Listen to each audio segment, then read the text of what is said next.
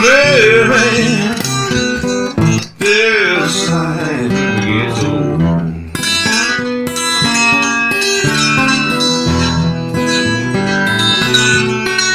Come on, wheelbarrows, yeah, burn with me.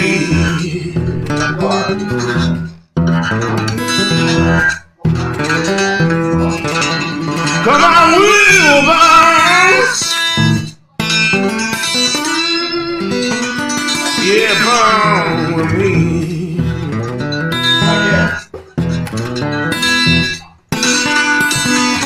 Okay, as soon as you kill it, Oh, take a ride hold on, now the from you because there's a delay.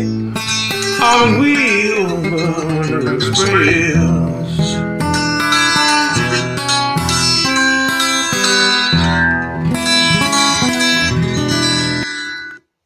Yo!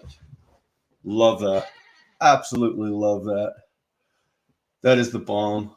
Here. What do you think of this one?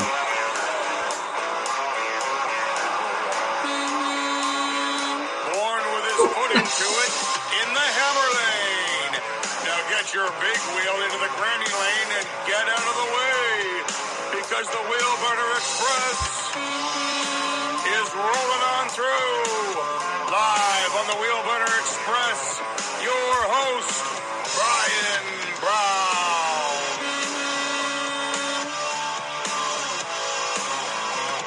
That is awesome.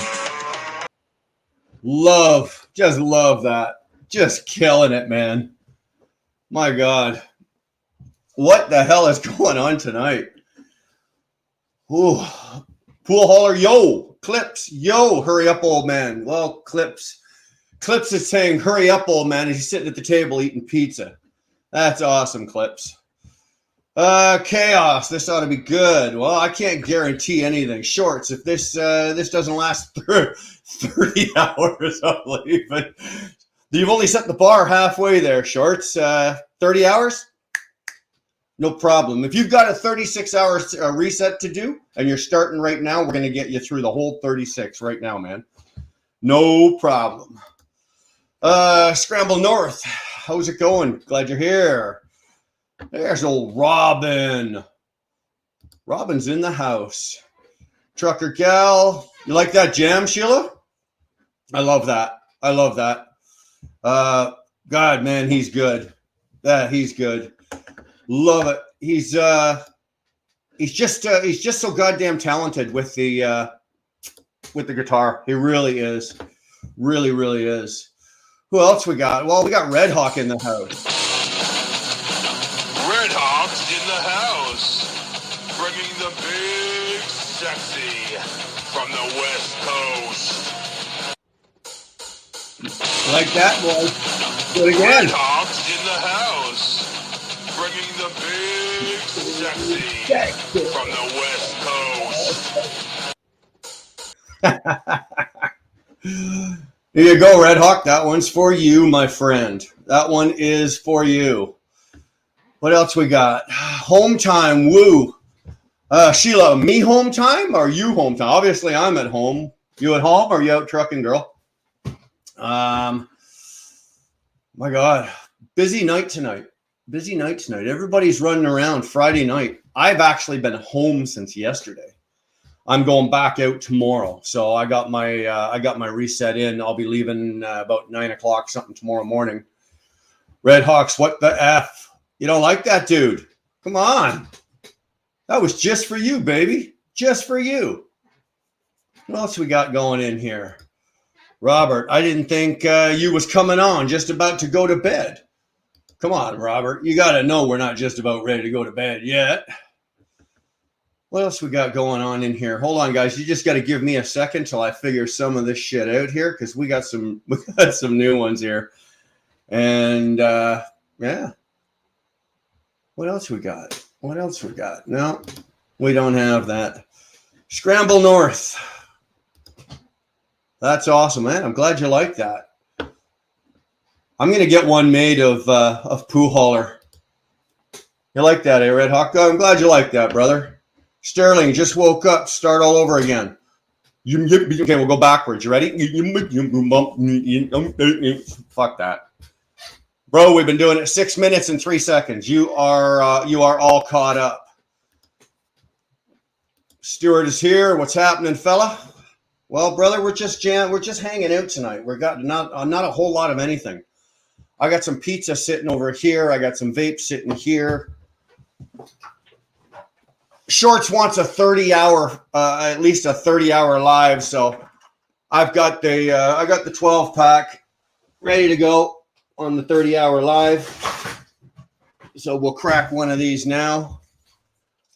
Oh, that's so damn good.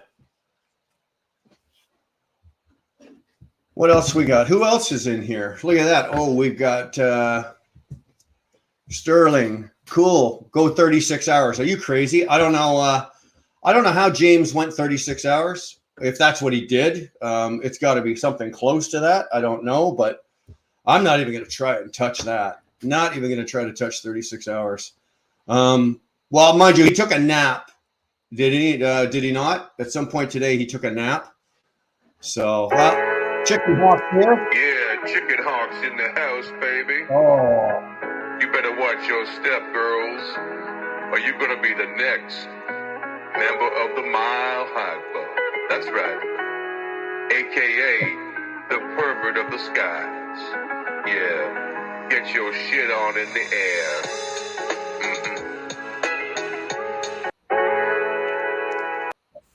And this one for you, Robin. When this guy's not slutting around the YouTube channels, he hangs out with the wheel burner. Is he high as fuck, or is that just him? Your guess is as good as mine. Robin is in the house. Sorry for the one. I'll get you a comment in a minute. Is in the house, stopping by for a visit and ripping it up with the wheel burner. Yeah. There we go, guys. There you go. I'm just about out of new ones. Every week I'm coming up with some new ones. We're throwing them out. Lady Boomer, yeah, he spent best had an overnight. Yeah, Lady Boomer said he spent some time snoring. You know what? I watched right up until the point who was left on the screen. Nevada had his argument with I don't know who the hell that was. So whatever. And then I think James hit the couch, and Havana was carrying the show. I think Red Hawk was carrying the show.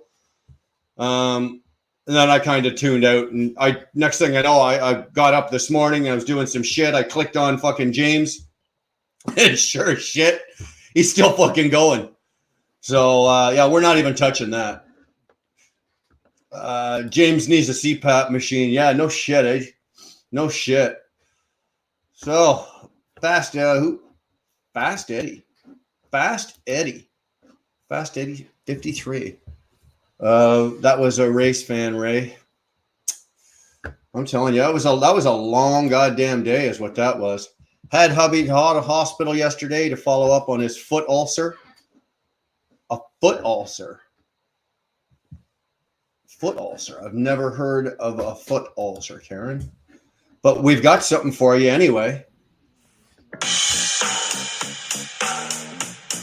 Karen forgot about you, Karen. When she's not cooking up a storm, she's serving it up hot on the Wheel Burner Express.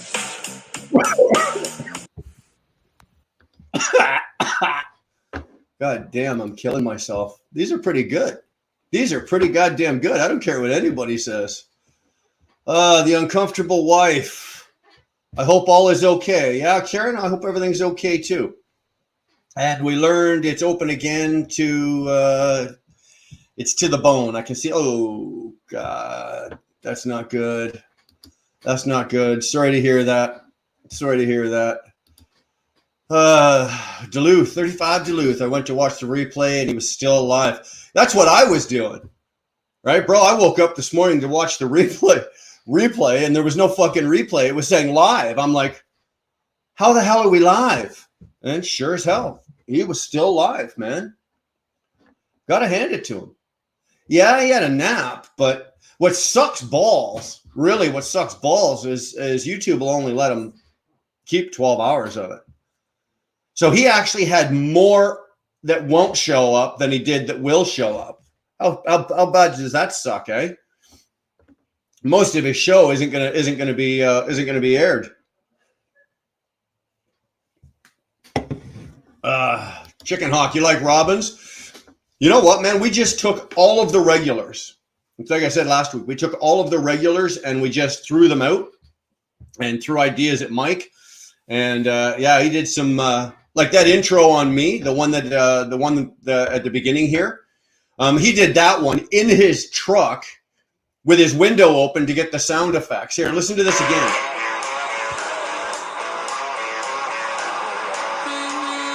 All those background noises are him holding the phone out the window. In the hammer lane. Now get your big wheel into the granny lane and get out of the way because the Wheelburner Express is rolling on through. Yeah, that's pretty talented, eh? When you can sit there and hold a phone out the window and do something like that. Not too bad. Sandra says our health care sucks. Well, you know what? You could have no health care. Not to be a dick, but you know, you could have you could be living in the States and be paying $900 a fucking month for your health care. I don't pay $900 a month for my health care, so Wayne Kruger, have you ever pulled containers? If you have, what do you think of them? I have, and Wayne, I don't like them. Usually because of the chassis. If you look at most chassis that containers are sitting on these days, the wheels are going like this. The locking mechanisms are all bent and twisted. The pins are fucked up. The frames are crooked, and I think the only thing usually that works on them might be the pin that you hook on your kingpin. Other than that, I'm not a big fan of containers.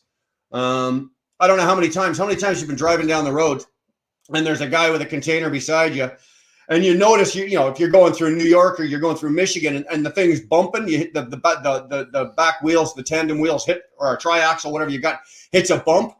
The chassis goes kaboom, and you watch the can literally come up and then go back down because you know that the locking mechanisms aren't secured properly. No, dude, I don't like them because the chassis, most chassis now are in what they call like a chassis pool. So CN, CP, Transx, a lot of the big ones have a chassis pool now. So they don't just have strictly their own to maintain, and they just can't. There's just too many. They can't be maintained properly. It sucks. It really does. So no, I hope that answers your question. No, I don't like pulling containers. That, and I don't like going into rail yards or ports. I don't mind ports so much. Let me not say that. That's not fair. I don't mind going into ports so much, but going into to rail yards, you take your truck in there, there's no guarantee what condition it's going to be when you take it back out again. So I'm not a big fan of it. Just not a big fan of it. I got to hand it to James Best for duration, but I'm not a James Best fan. Doesn't mean he's not good. Just not my cup of tea. You know what, Chicken Hawk? James is one of those that you got to have a taste for him. You got to have a flair for him. You got to hand it to him, though. Longevity. I don't think there's anybody out here that can do it the way he does it, or as long as he does it, even with the naps. But you know, he's got a niche carved out for himself, and he is who he is. I myself personally, I like him. You know. But you got to take James with a grain of salt, and you got to watch at certain areas and times of his lives as they get longer and longer. You'll notice they tend to get a little wilder, and that's just the way it is. And as long as you understand that when watching, you'll be all right. You know, I don't take anything too seriously. You got to remember, this is fucking YouTube, man. This is entertainment. 100% entertain. It's entertainment. It's entertainment.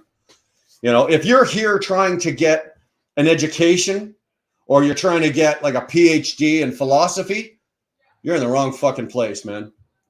If you want to watch James tear it up for fucking 36 hours, he's your guy. You want to watch me tear it up for 36 hours? Not going to happen. You know, I'll give you, I've done 5, 6. I think we've hit the 8, 9 hour mark a couple of times, but dude, guys, even James has said it. After the first hour, I'm out of shit to say, right? I'm going on comments, and when you guys come in and topics, and you know, I can carry this for about an hour worth of shit that I've got in my head that I've been formulating all day or thinking about or whatever, just dreaming. But I don't care. I don't care how good you are. You can't carry 36 hours, or you can't carry an 8-hour show by yourself. Not unless you got a team of script writers working for you and they're just handing you paper as your show is going on. It's just not going to happen. So,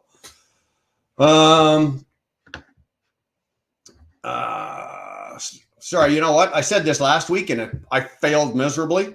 I'm going to try to keep up on the comments, but don't hold me to it, guys. It's just not going to happen. Ken Oath, hello. What's going on, Ken? Hey there, Wheel Burner. How you doing tonight? Well, you know what? Unfiltered, we're doing all right. We're doing all right. We've got pizza, Jack Daniels. We got Dr. Daniels, Dr. Pepper, and we've got vape. I do miss not doing these in my truck once in a while because I cannot smoke a cigar in the house. There's a lot of shit I can do in my own house and get away with it. That ain't one of them, man. That ain't, and it's not even, I can't even sit there and go, but I'm working on it, because I'm not. That's just one that's not going to happen. I know a guy who bought an old church just for the reverb. He records in there. Yeah, I would believe that. There's some churches that have some fantastic sound, especially the old churches. I think some of the oldest churches in Toronto, if you go in there, you go into downtown Toronto and you go into some of those old churches, you won't find better sound quality anywhere than any of those. Sterling saying his hellos, hi Dar, Chicken Hawk, and various others. Okay, so Sterling, it's hi Dar, hi Chicken Hawk, no hi Wheel Burner. I throw a song at you, and I can't even get a fucking high Wheel Burner. I get a high Dar, high Chicken Hawk, and various others. So I'm just clumped in with various others. Okay. I'm going to remember that. Hey, wife, how's things? Brian, you're right, but we don't have coverage to help offset medical supplies. You know what, Karen? You're right. We don't, unfortunately. We do have to pay for certain things, but all I'm saying is at the end of the day, there are other countries and other places that we could be that are in a whole lot worse shape than we are, man. I don't know how Mike caught my personality and style, got that soundtrack perfect. Right here. I wrote that one for him. But he nailed it. Just the way he did that. Like, if you listen to the flow of the voice, Chicken Hawk, the way it's going and the way he did it, most of these I threw ideas at him. I gave the names and threw ideas. A couple of these I did actually write out what I wanted said. Yours was one of them. I wanted that one nailed. But Mikey did such a good job with the voice. He really did. We got some more hellos. Chicken Hawk saying hello. Robin saying hello to Ken. Chicken Hawk saying hello to Sterling. Diabetes is expensive. You know what? Diabetes is something I am not familiar with. I don't have it. Nobody I know has it. So I don't know about the expenses that come along with it, unfortunately. I don't imagine it's cheap. 21's shouting out to Unfiltered and Ken Oath.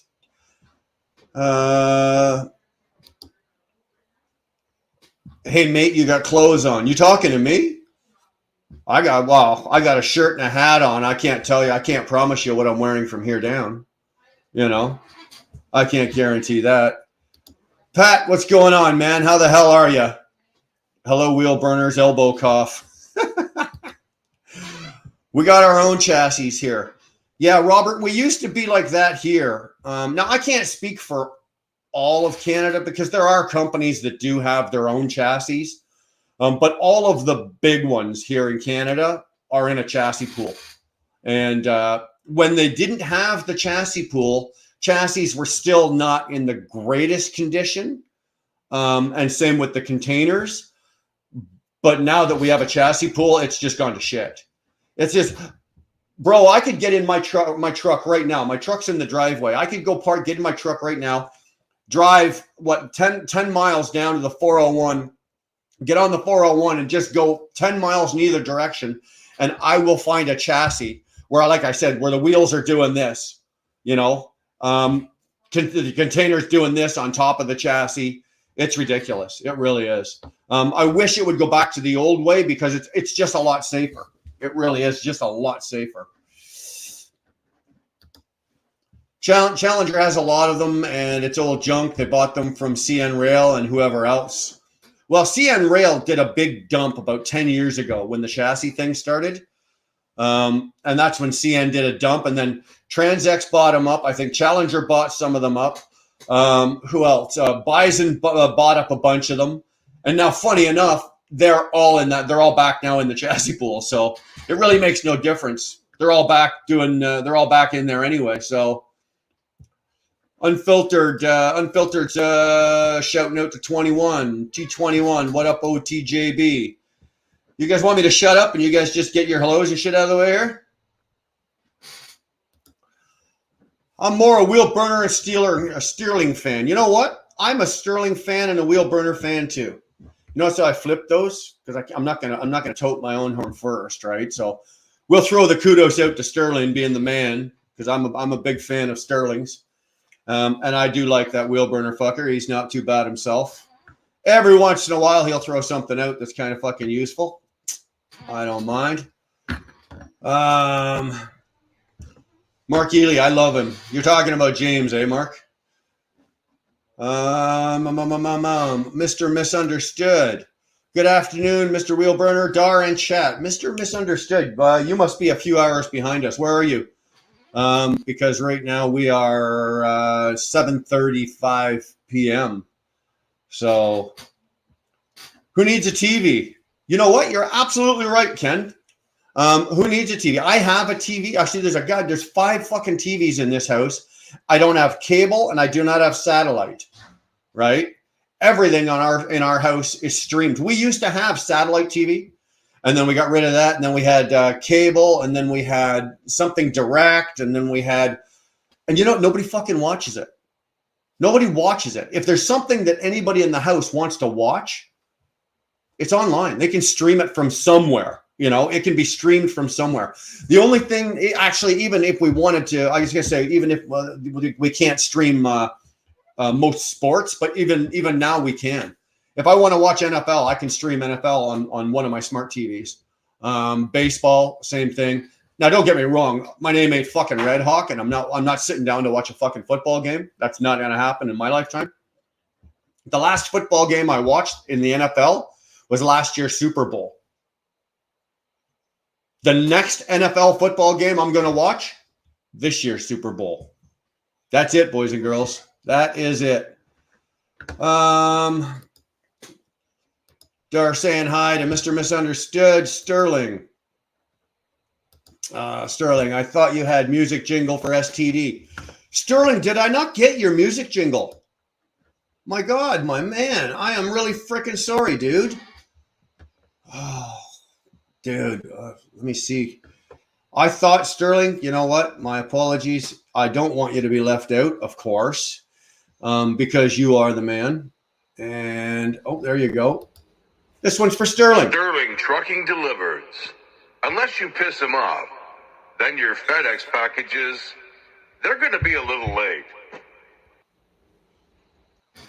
Here you go, brother. My apologies. I thought I had you covered. Won't happen again. Next time you tune in, you will be number one, okay? Unless fucking Chicken Hawk beats you to it. I notice it doesn't matter where I go. So there's some days where I'm sitting around just being a YouTube whore, jumping on everybody's fucking live. If there's 4 or 5 a day, and I'm jumping on everybody's live. And I don't know how it happens, but God damn it, doesn't Chicken Hawk beat me to every single one of them? Every single one. Ladies and gentlemen, Nevada Trucking and Trails is in the house. My favorite slave driver from Vegas.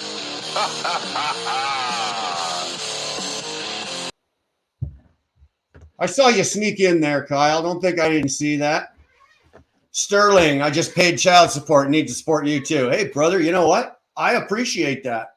I appreciate that. That is very generous of you, and does not go unnoticed. I appreciate it. Thank you.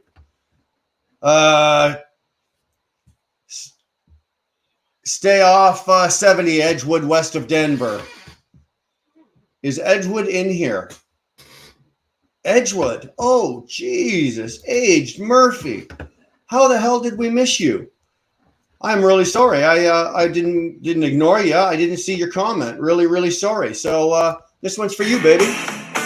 When this little lady's not chilling at the ranch, she's ripping up the roads in a slick black Peterbilt, showing the boys how flatbeds really done. Edgewood is in the house. Here you go, Dottie. That one's for you, babe. There you go. Sorry, I didn't see you slip in there. So let's get back to Nevada. Nevada's letting you know to stay off 70 Edgewood if that's where you're coming through. Play Havana if you haven't. Play Havana if I haven't. Again, you guys are flying through here, but if Havana's here, I haven't heard this one yet. Havana Holt is in the house. The only woman in history who can handle a bigger cigar than Monica Lewinsky. But she actually smoked it. Damn. I hadn't heard that one yet. That one there, Dar just loaded in. Damn, that was good. That was good. I like that. Stanley, sup, wheel burner? Stanley Cuban. Is it Cuban or Cuban? Or Cuban? Bro, you got me. Cuban, or Cuban? Stanley Cuban. I'm just going to go Cuban. We good with that? Havana, you like that? Hope you like that. Just for you. I think Nevada's laughing. I think we got some laughing going on here. There's my boy. Don't I have work to do? No, not till tomorrow morning, fucker. Don't be slack jawing me, Jeremy. You're sitting at home right now as well, so you know what you can do with that, Jack. Guy breaks my ass for not fucking working. He's sitting at home with a nice tall glass of 40 Creek whiskey and his woman sitting beside him. Yeah, okay. I'm going to work too, asshole. Good job. Dar, Mike is doing an amazing job on them. Yeah, he is. He's doing it really good. Havana, you're absolutely welcome. You know what? We're having so much fun with these. We really are. We're having so much fun with these. We're just throwing these out, making them up, having a good time with them. Nobody's feelings are getting hurt, and I don't give a fuck if they are. It's just all in fun. There we go. I saw you sneak in there. The TBTs are in the house. Looks like the Browns have both sides of the border covered. I saw you there. I saw you there, Brownie. You slid in. I saw you. Don't think I didn't see you. Good evening. Just finishing my 30 at Love's off I-65, headed for Dallas. I'd love to be going down to Dallas right now. I'm leaving tomorrow morning. I got to deliver first thing Monday morning in Cedar Rapids, Iowa. So hopefully it won't be too bad. Hopefully the weather doesn't reach there. Some of us put in a full week. You think you're funny, eh? You really think you're funny. Some of us put in a full week. Give me a break. I'm telling you. Hold on. I saw somebody. There she is. I know she likes it. Looks like Mrs. Nevada's in the house. When she's not teaching Mr. Nevada how to drive the Peterbilt, she's hanging out with the wheel burners. I saw you, Danny. There you go. He has totally misses me. Mrs. TBT saw someone get wrecked while we were there. You know what? The whole that whole Midwest out there is taking a shit kicking right now in weather. I am not looking forward to this winter already. So far, I've been lucky. I'll be honest with you. I've been absolutely lucky. I've not seen a lick of snow, and I don't mean to jinx myself, but I haven't. And I don't know. It might be coming. It might be coming. I think I might see some of it this week. So, what do we got going on? Sterling. Now every time a FedEx package is late, I laugh like a Girl Scout that sat on a lawn sprinkler. Well, buddy, I got your number, so every time my FedEx package is late, I'm just going to call you. Sterling. Hey, Sterling. Where's my fucking package? Sterling. Jesus. I'm telling you. Karen. Wasted 16 years with a narcissist abuser. Only good thing he gave me was my daughters. Well, that's you got me. I got nothing. First time in history, folks. I got nothing. Glad that's what you got. Glad you're not with them. Glad you're okay. Sorry. Edgewood, I'm parked for the weekend in Clearwater at D&E doing my 34. New batteries, new trailer wheels, servicing my truck. Thank you, sweetheart. That was so cool. I'm glad you like that, Dottie. Good for you. Good for you. Or maybe not yet, but let me find out. I don't know. Here we go again. You guys with your side conversations, and I don't have a clue what the hell you're talking about. Pooh Holler says, that's funny. Edgewood, hi, everyone. Hi, Dar. Chicken Hawk, hi, Dottie. Dar, hi, Edgewood. Robert. At Dar, hi. Okay, you guys are killing this, eh? Havana. We usually have more by now, but we usually have more by now, too. But, yeah, it's coming. I'm not looking forward to it. I'm telling you right now, I'm not looking forward to it. I'm not ready for winter this year. I'm not ready to get into it. You got to remember, in Canada, once it starts, we don't get unless you're out in the west, like Vancouver or parts of Alberta, where you'll get long breaks within your winter. You know, where we are here, usually once it comes full blast, you're in it till February, at least the middle of February. So the longer it goes, the longer off it gets put, like in the beginning, the better it is for us. So 23 with a narcissist tried choking me about 5 months before leaving. Oh, I'm going to start a therapy channel. I had to get a new set of chains. I think I'm ready for winter. You know what, Dottie? I've got them, but I'm not putting them on. I've got them. If it is so bad that I have to put chains on, I park my truck. You call me a puss. You call me what you want. I'm not putting chains on. It's not going down. Sorry. It's not going down. Like I said, if I got to put chains on, I'll park the truck.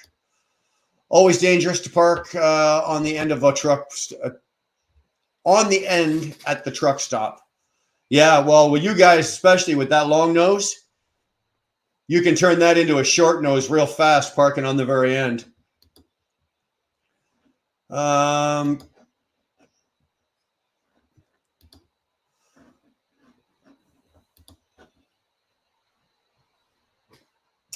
Janelle's in the house. No, we did not have one for Janelle. What part of Canada are you in? Man, I'm in Ontario. I'm in almost like the Ottawa Valley area of Ontario. I'm north. If you go from Montreal and Toronto, you go dead center and then go north. That's where I'm at. So yeah, we get snow. Yeah, that's right. Winter is here. Duluth, shut up. Winter's here. Fuck, you can keep it. I'm not doing fucking winter. I've decided to will winter off. It's just not coming. Havana, what is your YouTube channel? Dar, can we throw up Havana's channel? Throw up the link for Havana. That would be cool. Let's see here. Yeah, I can't do it from here, but I think Dar can do it. So, oh, no, Nomadic Brit. There we go. From across the pond, with a one-way ticket to the USA. Say hello to America's greatest tanker yanker, Nomadic Brit. Here you go, Brit. Taking care of you wheel burner style. There you go, man. Glad you are here. Yeah, the British are here. Yeah, you're both here. Yeah, I seen you. Oh, good Lord. The British are here. The British are here. Who else we got? Look at that. I saw Shannon Thomas trucking in there. Look at that. There we go. Let's hear it for Shannon Thomas, the hardest working woman in trucking. Keep on smiling. There you go, Shannon. We're just knocking them all out today. Knocking them all out today. Holy crapamola. You guys, you know what? I might as well not even just sit here. You guys are just killing it in the comments, but I saw Mike there.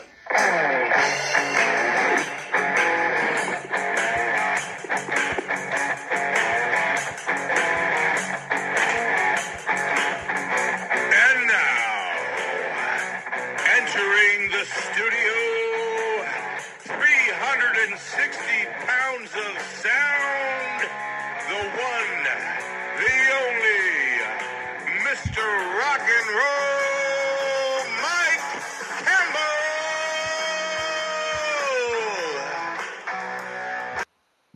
That rocks. That absolutely rocks, eh? I can't hear Shannon's name without thinking of her smiling. You know what, Sterling? You're absolutely right. You want to know something, honestly?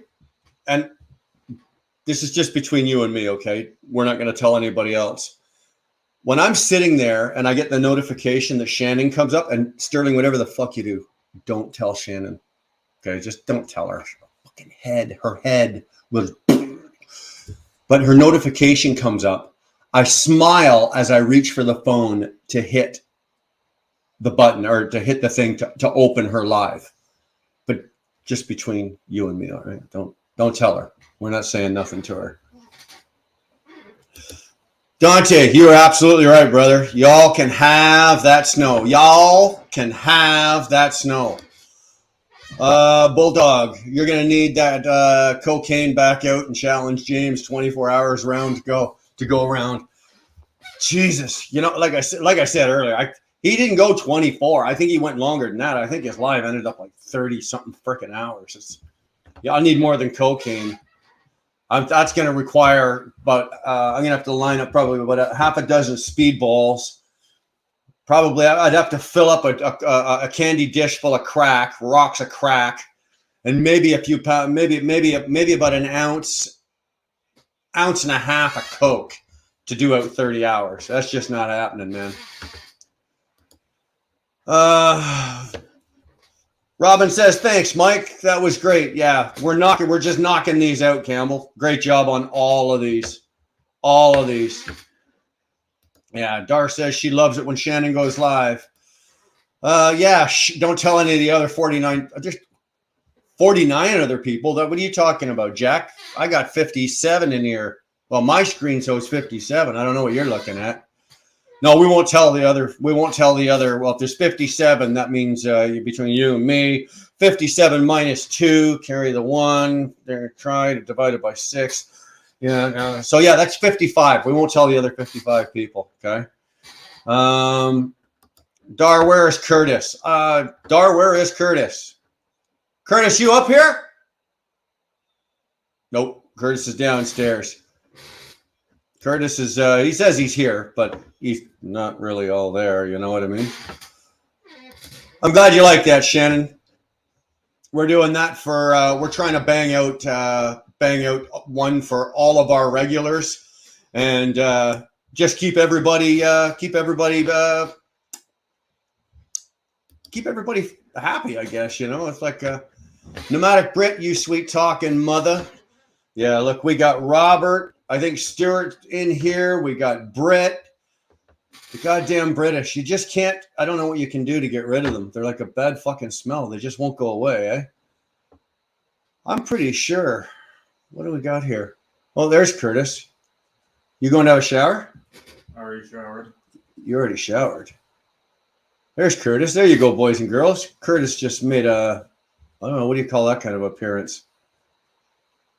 What do you want to call that? A come and go. Okay, he calls it a come and go. Yeah, that's what she said, Jack. That ain't a come and go. That's a came and went. Curtis came and went all in one shot. You guys take that for whatever you think it's worth. There you go. Curtis is the man, though, guys. You're right. Chicken Hawk, yeah. Chicken Hawk, Curtis. Vanna Holt, Brett, what's up? Oxyman. We have not seen Oxyman. Does Curtis live with you? Yeah.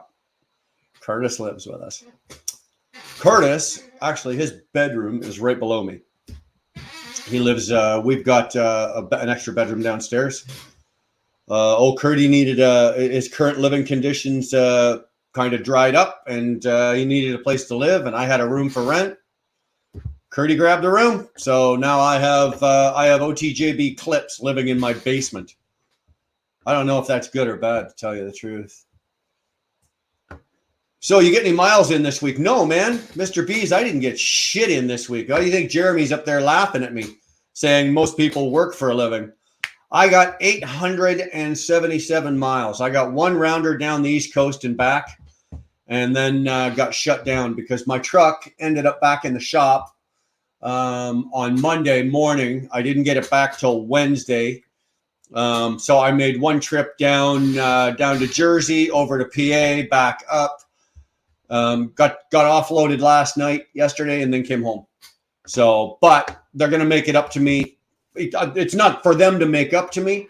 My truck shit the bed. It was just another issue with the tank. But they got it again. They got it straightened out. So they are going to not bill me for it. But the bottom line is I ended up with just one. I got 877 miles. But I'm leaving tomorrow morning for Cedar Rapids, Iowa, and those miles there will be on this week. So it's only from here to Cedar Rapids it's about 900 and change miles. So I can add those 900 and change, whatever those are, to the 870 I've got, and that'll give me a 1,700 mile week for this week, which still sucks balls, but you know what? It keeps the lights on. The bills are paid, and I might put 25 cents in my pocket. So it's not bad. You know what? It's part of the business. You're going to get weeks like this. There's nothing you can do about it. You know what? Carry on. Get your shit together. Get back to work. Carry on. Business as usual. Dante, Best is a rock star. I agree. Best is a rock star. Donald, hello from Northern Ontario, everyone. Love that moose, buddy. Love that moose. Dar says, hi, Donald, uncomfortable wife. Hi, Donald. Everybody's saying hi, Donald. Hey, Donald. Yes, Dar, I'm leaving you on the weekend. But I came home yesterday, so your weekend was technically yesterday and today. So... yes, everybody, hit that like button, please. Thank you. On your way in or on your way out if you decide not to stick around, but hit that like button. Appreciate it. Again, comment.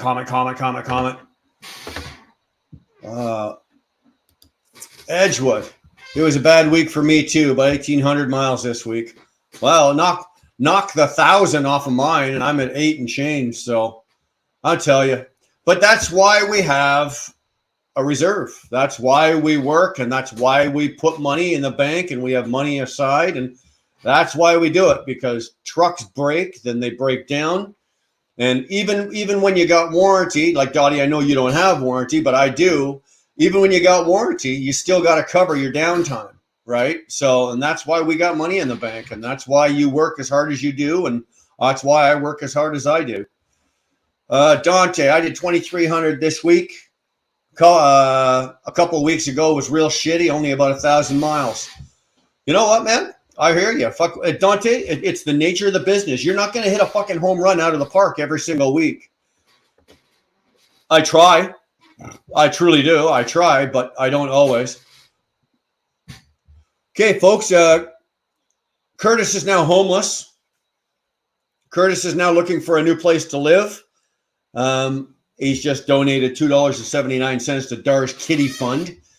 So you guys, anybody needs a Curtis to move in? You're good. Curtis will move in. Yes, of course. Dar thinks that's funny. Yeah, I made her lunch the other day. That's not bad. Brian, where's the flowers? Robert, shut the fuck up. You're going to get me in a lot of trouble here. Where's the flowers? I'm good, thank you. Sandra is good. Thank you. Sandra is good. Sandra, you shouldn't be saying Sandra is good. You should be saying Sandra is great. Come on in here, Robin. Sandra is great. Yes, she is. There you go.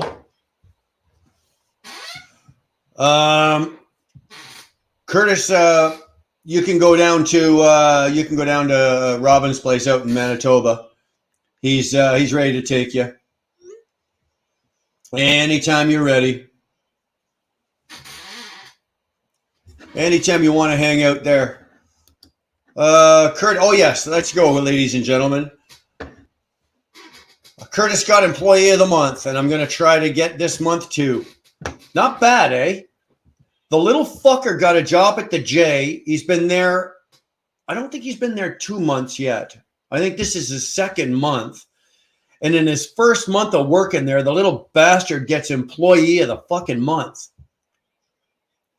I didn't know you could give out that many blowjobs in 30 days. Sitting in cleaning those bathrooms, taking the shots to the face. I don't know how he did it, but goddamn, Curtis, good job, man. Keep it up. Keep it up. As long as you're working and getting Employee of the Month, then that means your rent's getting paid. So, Crucial Negus. There's a new one. I don't know that. I don't know that name. I'm selling my truck now. My employer is not giving me enough miles. Brother, I hear you. That's rough. That is absolutely rough. I'm sorry to hear that. I hate to hear about anybody having to sell their truck because, an employee is got a stranglehold. Employer, sorry, has a stranglehold on you. But unfortunately, that's just the way it is. Oh, you really want to do this, eh? I see you there. I see you there. You want to do this? There he is. You're a sick fucker. I'm a sick fucker. I'm not the one in the J bathroom taking shots to the face. Neither am I, motherfucker. How'd you get Employee of the Month then? Silence. Silence. Silence. You're a sick fucker. Whatever. Fuck off. That's why I work for myself. Why, you Don't suck have- your own dick? Dude, if I could, I would. Give me a break.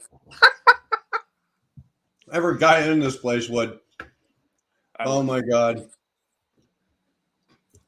Now, does So? that make you gay or what? Does it make you gay that you want to suck your own dick? Yeah, I don't know. Fuck. Well, If you're you- sucking dick. If you could, you would. I wouldn't. Yeah, you would. I'm knocking down 2755 miles on this load alone. Picked up on the 2nd in Sparks, Nevada. Delivering on the 7th, Saratoga, Florida. 2nd to the 7th, 5-day trip, 2755. Shannon, that's a nice little run there. That's a nice little run. We're not going to talk about the values or the dollars, but at least it'll get you out of Nevada. It'll get you back out onto the East Coast. I think that's where you want to be, between East Coast and the Midwest.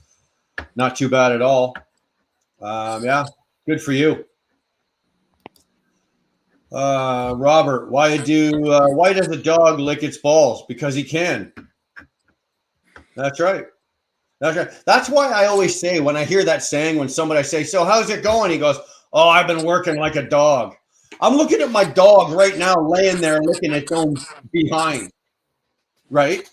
It's licking. So if you're working like a dog, you're telling me what? You're just sitting around licking your own butt? That's what I think. What are you drinking, Clips? Dar wants to know what you're drinking. Iced tea. There's an echo coming off of you. Is there? Yeah. It's probably the room. Chicken Hawk, wheel burner. Shannon put you to shame on Miles this week. Oh, dude, she buried me this week. But I did 33:22 last week. Last week was 3,322 miles last week. So the old man still runs. The old man can still run. I can still push almost 4,000 a week if I have to. I'll need to collapse for a day and a half and recuperate. But yeah, 3,300. But she smoked my ass this week. Uncomfortable. Only takes one, Brian. Shannon, yep, I agree. Works like an ant should be saying, or maybe a bee. Yeah, that's what the saying should be, Bulldog. Yeah, working like an ant. Havana, we'll be drinking jalapeno pineapple margaritas tonight. Havana, that's disgusting. Jalapeno pineapple margaritas. Fuck, you know what? I'm a recovered alcoholic and drug addict, but I used to drink a lot, and to me, that is alcohol abuse. Give me the tequila. I'll show you what the alcohol's for. Fuck, keep the rest of it. The pineapples, the jalapeno. Yeah. Just give me the booze. Give me the liquor. You guys are wasting too much time. Absolutely. I fell asleep with my earbuds in and woke up to James snoring. I thought it was my husband and thought I better talk to his doc and order him a sleep study. Yeah. Well, how bad is his snoring when that couch has got to be at least 15 feet behind where he's sitting, and his microphone's picking that up? His snoring, that snoring is serious, eh? He stops breathing sometimes. Yeah. Well, it depends on how much he drinks. If he's had a hard night and he's been hitting it pretty hard, yeah. Chicken Hawk, that makes me a POS. I do 2,200 a week, and Special K does half of that. We're not talking to you anymore. Clips, where are your fancy lights on, or are you going to show them to us? Yeah, guys, Curtis has his own little porn studio downstairs, eh? he's turning off his camera. Come on with it. What are we doing here? I'll hit 3,500 to 4,000 miles this week. Sunday is a maybe.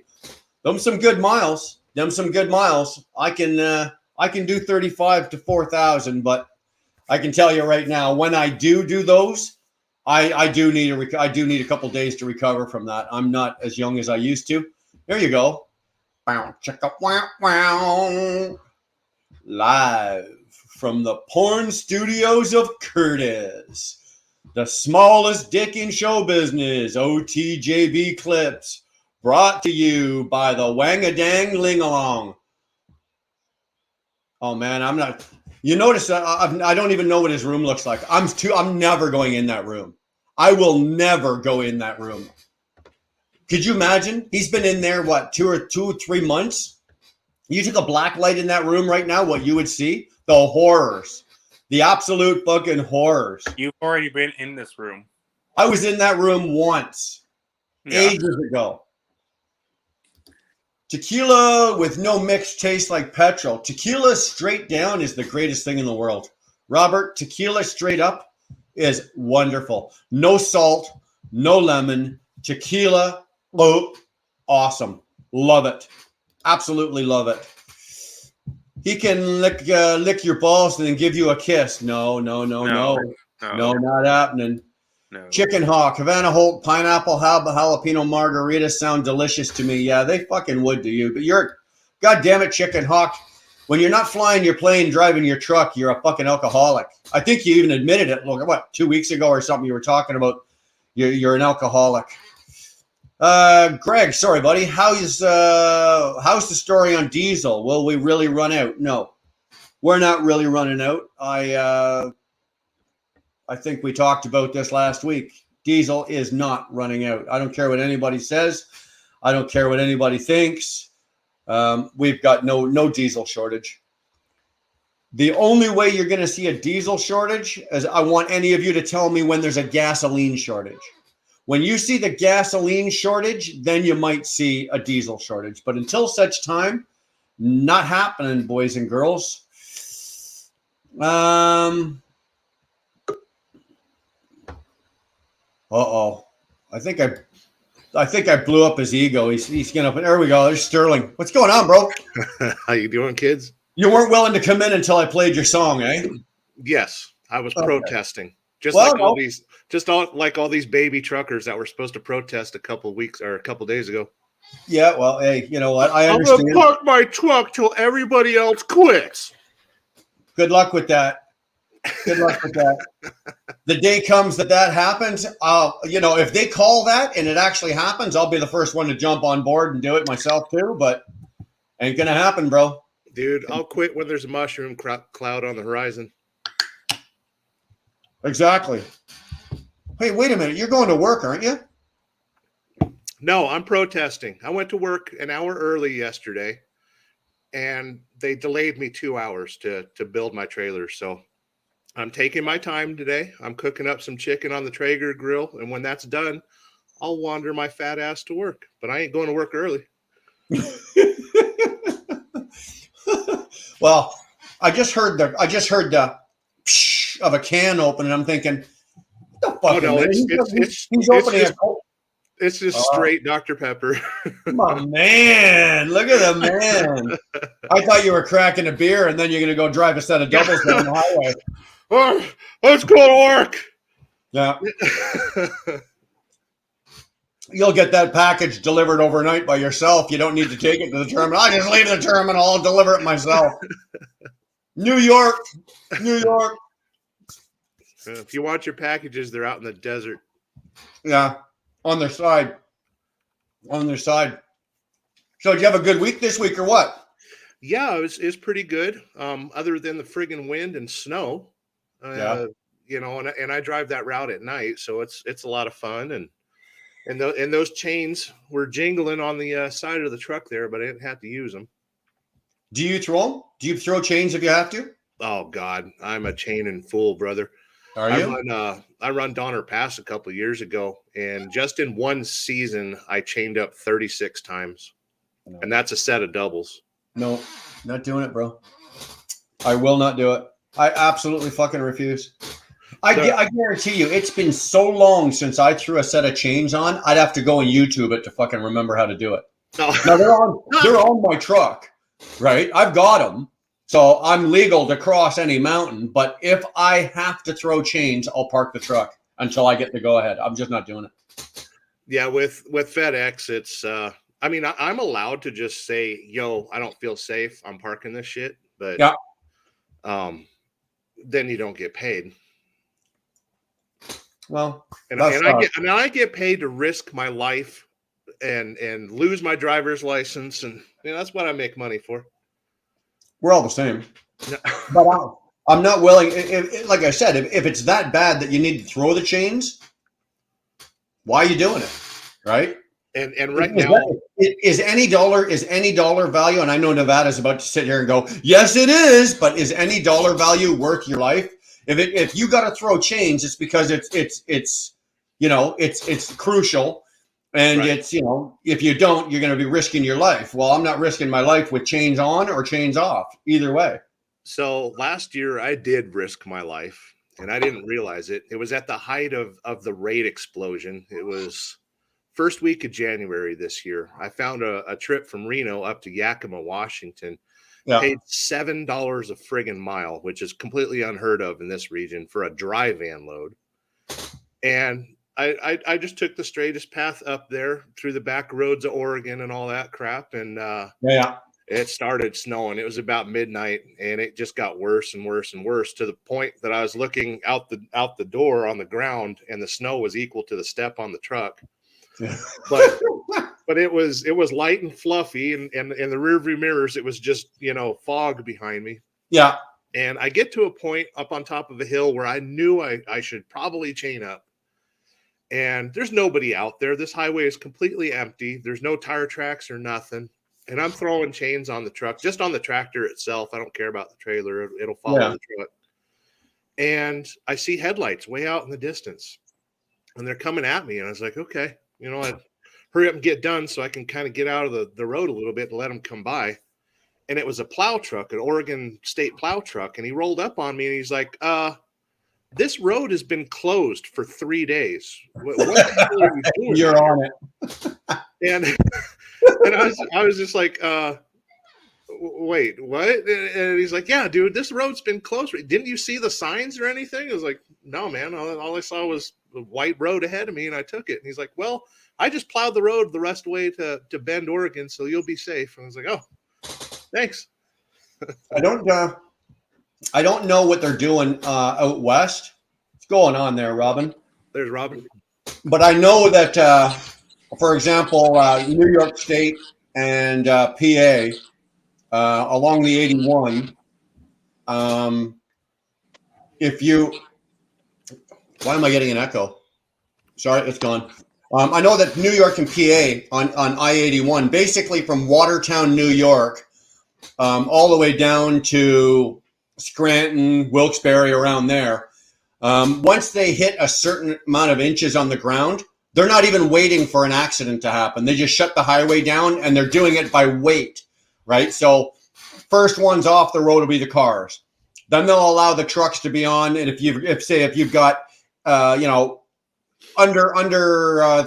30,000 pounds on, you got to get off the highway. If you got under, and then they keep as they go heavier, and they're not even waiting for accidents, because for 3 years in a row, the accidents were happening and accumulating so quickly that the state police, emergency services, they couldn't keep up with it. Plows, whatever. So now both states have combined and went, fuck this. We're not even waiting for an accident to happen. We're throwing you off the road, so we're not dealing with it. So yeah, and California, like Wyoming, Utah, Montana, or any of that yet, but that's what they're doing here now. Yeah, California kind of started doing that with Donner Pass and stuff. They'll shut it down if they see a little bit of water on the road, or they can tell, if it's a late weekend and they know every idiot with a front wheel drive car. Yeah. With tire chains on the back axle starts going up the hill. That's when that's California. That's California for you, right? Yeah. They drive around with a motorcycle with a chain on the front wheel. Yeah, they're pretty quick to close that pass if it gets any crappy. Yeah. I think they're just tired of having to send people out. I think the way the governor of New York put it is they're tired of putting their own people at risk and in danger to go out and rescue people that are, in danger. So they just wipe you out. They take you right off the road. The New York State troopers they'll sit right in Syracuse where the 90 and the 81 cross up there, and they'll just sit there at either spot and then just pull you right off the road, because there's truck stops or rest areas in that area, right? And they'll just detour everybody off the roads. They don't let you go. And to be honest, they don't have the staffing. No. I mean, Nevada's always hiring for snowplow drivers and all that. They don't pay crap, and it's kind of temporary, but Yeah. Do you really want school bus drivers out there plowing roads? No, absolutely not. Yeah. Some snowplow drivers out there starts having a flashback. Shut up, back! Oh, fuck yeah. Okay, never mind. Yeah. Drive my plow. Sit down. No. Oh, fuck. Okay, sorry. Drive my car. Who farted? God damn it! Oh, that was me. Never mind. That was me. I'm busted. Shannon's in Omaha right now. Is she okay? I have not checked the weather out there. I know that they're getting a lot of it. Yeah, she'll be okay. My brother actually lives nearby there. I should have him go over there and rattle her cage and say, "Keep driving. You drive too slow." I have somebody. You know what? Actually, I can probably do it from here. But actually, Dar wanted to talk to you, Sterling, because you know how when you're doing your live and you pull up the other screens, for example, you pull up like the Weather Network or you pull up all that shit. Yeah, on the bottom of your screen, there's the present button. Yeah. So you've got mute, stop cam, settings, present, and leave studio. Right. Present will allow you to share a screen. And then when you click on that, you activate it, and then you can share the entire screen, a window, or just a Chrome tab. Oh, I see. Okay, it's showing me this. It's saying slides, extra camera, video, share screen. Right. Well, you know what? I'm not going to fucking push it any further because I will screw it up. Yeah, but I will let practice. Dar play with it. I'll let Dar play with it, and then she can show me because I'm in the middle of doing this now. I'm liable to do something and wipe the whole live out, and then I'm screwed, right? So right. I just don't have. I don't have that. And you don't want to sit here 30 hours because you couldn't figure out how to friggin' do it. Well, yeah. I'm not about to try to break James's record just because I fucked something up, you know? He has every once in a gone while, longer. I will. I'll be happy to go have a nap, though. Like, you guys want to sit here and take the show. Hey, Havana, if you want to come in and take the show, I'll go have a nap just so I can break James's 30 hours. I did what, 9.5 hours when I broke 500 subscribers. Yeah, that was a good show. Worked. That was a good show. Yeah, that was a good show, man. That was really good. I need to retitle that. I don't want to work on my fucking master bathroom. Did you find after 9 hours though, when you went to bed, like your brain was tapioca? Yeah, and I slept really good. Yes, all the fucking thoughts that have been bouncing around between these years escaped finally. Yeah. Dude, I don't know what it is. Like, I do these, and I average anywhere, 4, 5 hours. I've gone 9, 10, or 11 hours before, but that's not my gig. But when I do 4, 5 hours, when I shut these down, I'm great. I go have a shower, have a little bite to eat or a nibble, and I go to sleep, and I sleep great, right? My brain is clear. It's empty. I got nothing left to say. Like I said in earlier tonight, after the first hour, I'm done, right? I'm done. And so I'm either bouncing off the comments or bouncing off you guys being in here, chatting. Right. But after an hour, I'm out of shit to say because I'm not about to sit here and read like the Globe and Mail or the New York Times, reading headlines. And with StreamYard, I can supplement my lack of showmanship by I can pull up extra screens and so that's where we're going with this, right? I'm going, okay, I'm watching Sterling talk about fucking weather and this, and he's pulling up restaurants, fantastic restaurants and menus and shit, and I'm like, yeah, like right on. Yeah, and I do that to try to help the kids out too, because I know a lot of times you're watching YouTube down the road when you're not supposed to, and it's like, hey, let me know you're 20, and we'll check on the weather and where you're delivering, and look up the satellite photos and all that. And yeah, that's really cool. Like, I'd like to be able to do that. I really would. Sorry, I'm not eating dinner, so you guys, I'm just nibbling. I'm trying to break off little pieces of my pizza here. Yeah, let me tell you something, Brian. The biggest thing that I miss about trucking is training. And I know a lot of people absolutely hate training or even the thought of training, but that's what I'm missing the most out of my life, because I love bringing somebody onto a truck and introducing them to a world that they know nothing about or they've heard about on the internet or friends or something like that.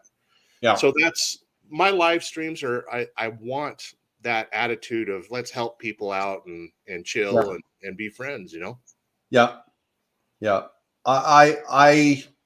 I can't say that I enjoy training, like having just to say, for example, bringing a driver into a truck and doing that kind of training. I'm all for it. I'm all for Sorry, I just got distracted. Snorlord just went live. If anybody wants to go check out Snorlord.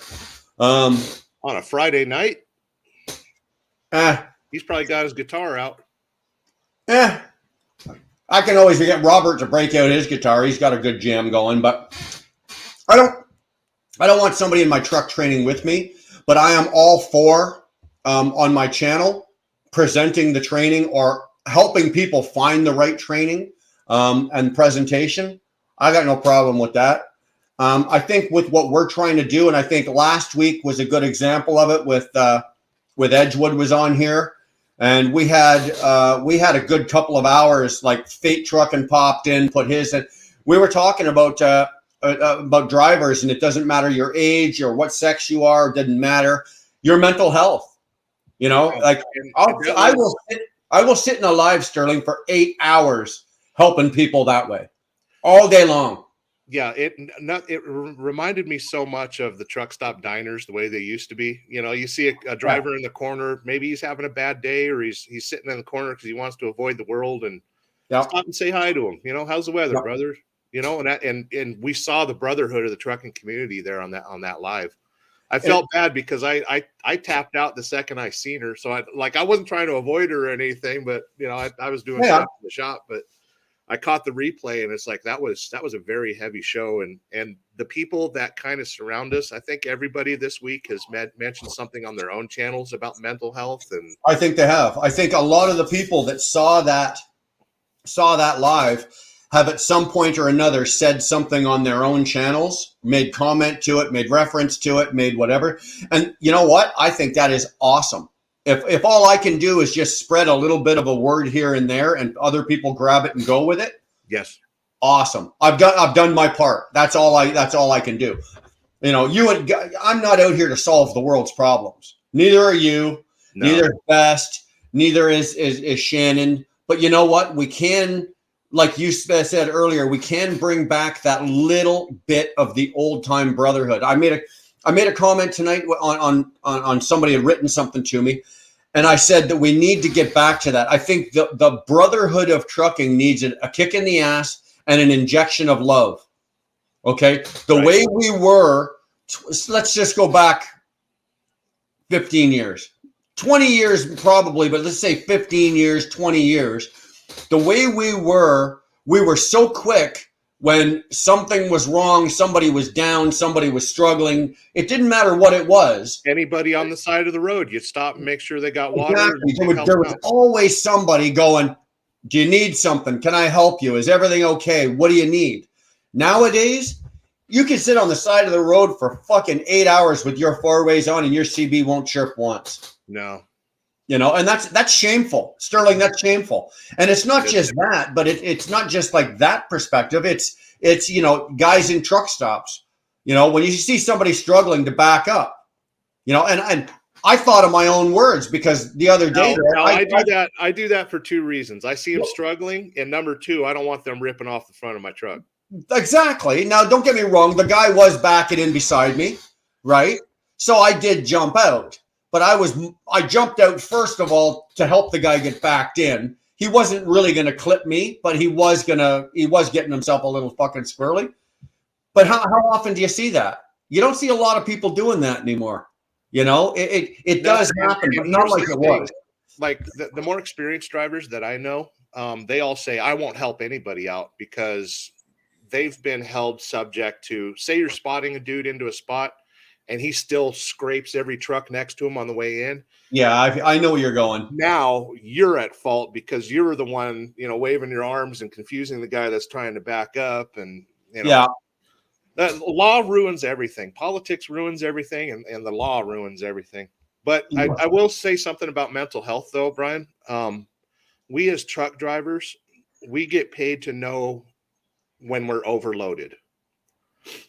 You know, we keep that truck at a certain weight. We don't go over it. And the same thing should go for the weight between the ears too. You need to know when you're overloaded. And, you know, either you go back and have the load reworked, you know, go talk to friends, talk to a therapist or something like that. You got to know when you're overloaded. You're right. You're right. The shameful thing, or the not the shameful thing, but the problem with that is people are too ashamed to ask for help. Like, you need help, but by asking for help, you're showing weakness. Right. And I've been one of those guys that, I'm this persona, and for me to ask for help for something would show weakness, and I'm not going to show that. I don't want that portrayed. I can't have that on my shoulders. And you know what? I've been crushed because I've had too much pride and too much ego to ask for help. I really have. And Right.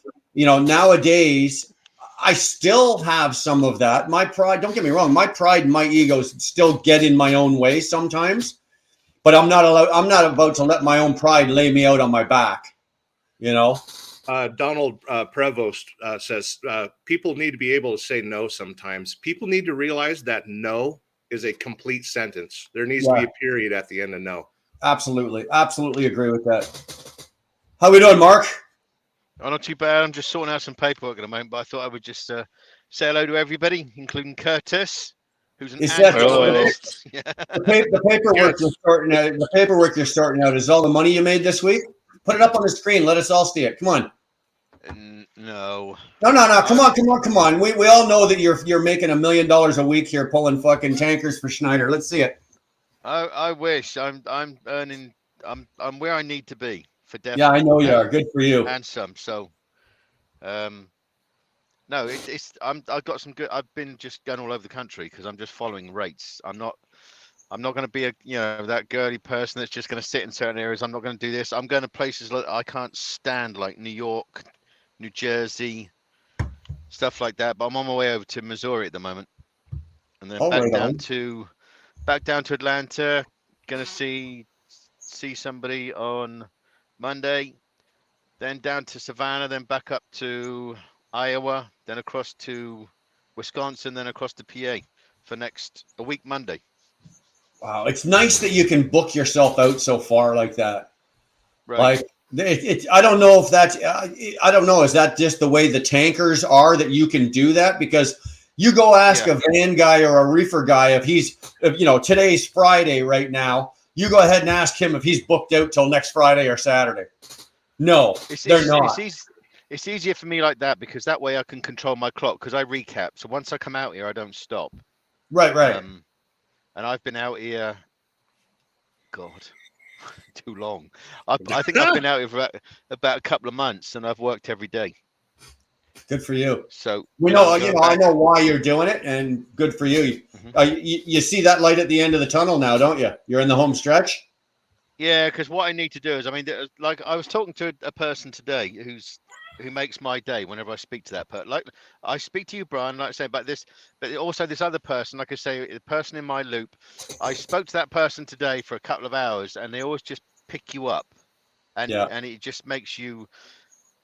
I don't know. Sometimes I lose. I'm very focused on what I'm doing. Occasionally I'll have blips, but that person puts me back in where I need to be, and realize that November's gonna be the last full month I ever work. December's going to be the last time I do, and then next year I'm just working 3 weeks on, 1 week off, 3 weeks on, 1 week off, and I'm slowing down. Yeah. Because I have no overhead. Trucks paid, everything's paid for, so I don't need. I need money. Yeah. And it's all a part of my, let's say, my 3-year plan that I'm doing. So. Yeah. And it's all going in the right direction. So I watch influential people like yourself and stuff out. I'm not the least bit interested in this negative garbage that gets on there now. That serves no purpose to me. I just want to get up in the morning and I've got a lot more zing in my step now doing what I'm doing because of just life. Life is a lot better now. So, and I'm, like I say, a lot more focused than I've ever been, and I'm getting to where I want to get a lot quicker than I thought I would do. And crikey, and that's amazing in the market that we're in right now, where a lot of us are, flipping the script and stuff. It's good to hear you're doing good. I'm averaging about 350 to 380 a mile. Unbelievable. What I do on all miles, Mark, everything. Yeah. Yeah. Good for you. That's so Good I've for cut you. it down to literally. I'm running about just 2 loads a week now, but those couple of loads can bring in about $7,000. Yeah. That's before my overhead. So I'm taking home about 4,500 average a week. Good. That's really good. That's a good, comfortable living right there. Dude, I'm not coming close to that. I Well, can tell you that. It's steady as well. I know people say that they'll earn like 6 or 7 in 1 week. I'm all about consistency with what I'm doing. I want Yeah. to know literally, because I sit down and I work out my charts from my scribbles. I don't like computers. I don't like all that technology. I just use pen and paper. Yeah. Works a whole lot bloody easier. Yeah. And Hey, and I work it out, and I know exactly where I should be on a specific date, and that's where I'm beating myself. And I set myself some lower targets, realistic targets, because I don't need to be fed up about certain things. yeah. And I'm blowing those out of the water. So Good. Good. Let me ask you, you said you still do everything pen and paper. Do you have the old school like 3-ring binder, or do you have the like I've still got the old paper, you can buy them at Staples, the notepads, and they come with the swirl, the swirl, I don't know what the hell you call that, the swirl binding, and there's like 500 and it just mine just looks like a doctor's notepad. It's just scribble all over the place. You do that? I'm a Timothy tight ass. What I use is my old Bivlet, because when we finish a job, we have to do, our tablet allows us to scan everything, so we don't have to use anything else. We scan it and it goes straight to Schneider up to Green Bay. Right. So then, and we're only supposed to keep them for like a month, and we can throw everything. So I just write on the back of those. So I got endless supply of paper. So, but these specific sheets, I'm gonna get framed because they are everything to me with what I've done. Yeah. They are what they are, It's like writing on the back of a cigarette packet, but I'm writing on the back of used paper. But I got a big file, so when people ask me something, I just live through the pages and I know exactly everything and anything. It's all indexed, as they say. How many guys can remember writing addresses and phone numbers on the back of their cigarette pack? I used to do. I used to smoke, but I gave up smoking like 20 odd years ago. I gave up smoking. Yeah. 2000 in England. No, I used to have the hot girls' phone numbers on my cigarette packs. Yeah, and then you'd finish the pack of cigarettes and throw the fucking pack. Yeah. You'd be like this, scrambling on the floor on the passenger side, trying to get that fucking cigarette pack. Right. Yeah. And then find out she gave you a wrong number anyway. Well, yeah. Then you phone it, and it's Uncle Bob's Fry House or something like that. Yeah. Or her dad answers. No, Yeah. That's when you say that. Yeah, this is Dr. Ralph, the gynecologist. Can I speak to you, please? No, I'd say it in my broken, puberty voice. Oh, is Sheila there? Oh, do geez. that, but Wow. no, but yeah, this life is good, and people shouldn't, and I do listen to some lives where people are getting down their feelings. I appreciate that it's hard out there, but where there's a will, there's a way. You just can't get down in your feelings. You just got to pick yourself up, dust yourself off, and move on. Yeah, life is one big challenge. It is, but it is harder for other people. I've always been able to boost myself, energize myself, refocus myself without a lot of outside, go Brian, go help. But some people can't. Some people can't, and that's not a sign of weakness. That's not a sign of you're not good enough, smart enough, bright enough, or whatever. Some people need that boost, and you know what? That's kind of what I'd like to try to do with this channel, and I like to see that. Shannon is a great example. Shannon is a great example. If you want to be smiling at 9 o'clock in the fucking morning, before she even opens her mouth and goes, "Hi guys," before she even does that, if you want to be smiling, you got to watch Shannon first thing in the morning. Right. Love it. Yeah, she was on a live a couple days ago with me because she was right here, 20 miles from here. Yeah. And to hear her laugh when I told her the day of the week She totally didn't realize it was Tuesday, and her Yeah. pickup was on Wednesday. To hear her laugh, oh god, it was so funny. You know what though? To see her go through what she's gone through, and to see her killing it the way she's killing it, like talk about focus. You want to see somebody that's focused, like talk about a laser focus. Here's the goal. There's the target.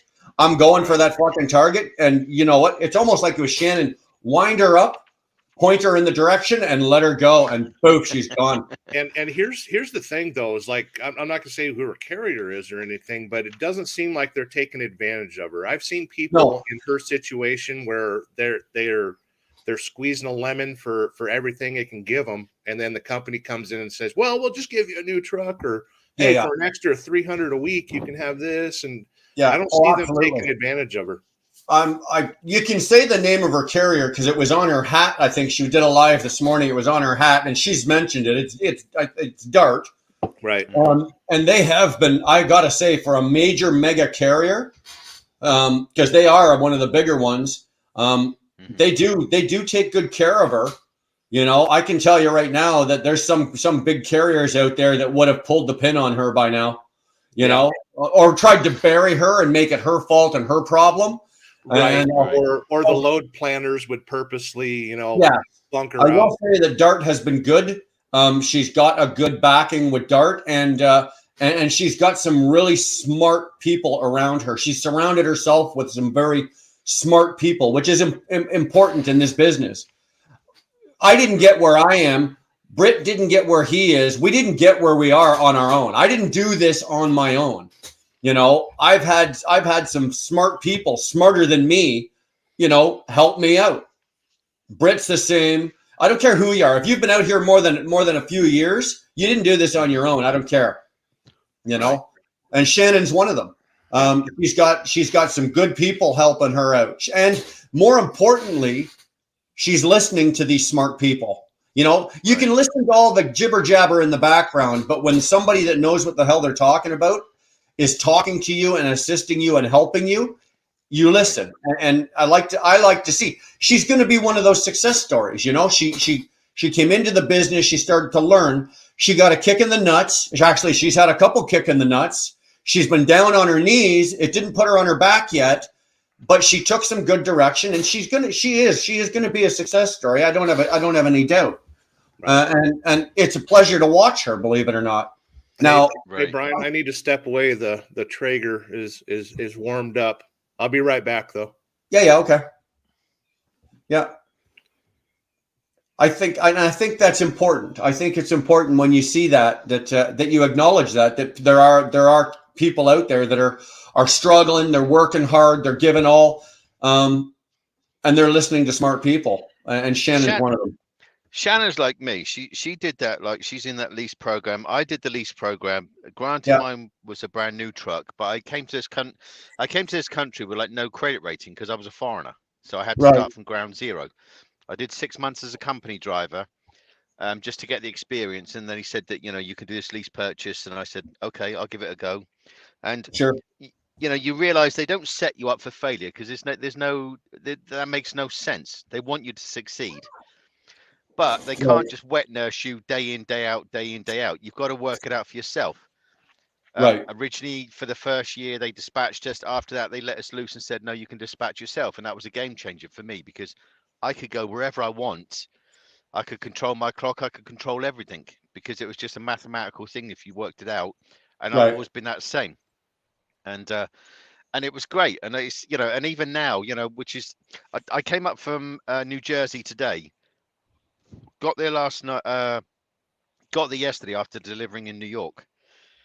And again, like I say, I can't stand New York. I was delivering in New York. I'm not a fan of it. I do a lot of it, but I'm not a fan of it.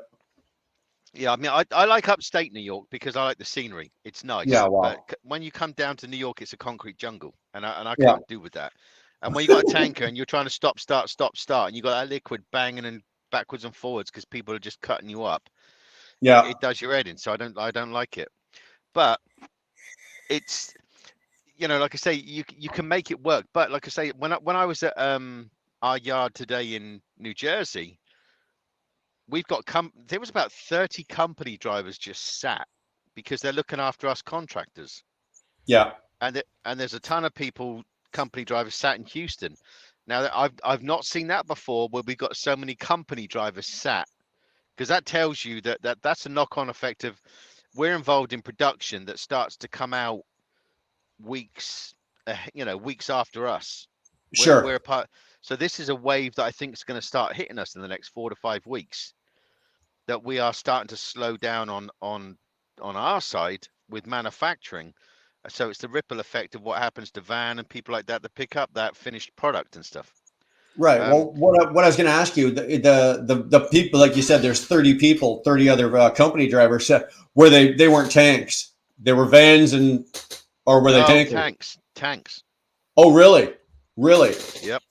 And there was a couple of drivers that came up to me and asked me, because I while I was sat there, I did an oil change on my truck, and I had to do a change a coolant hose.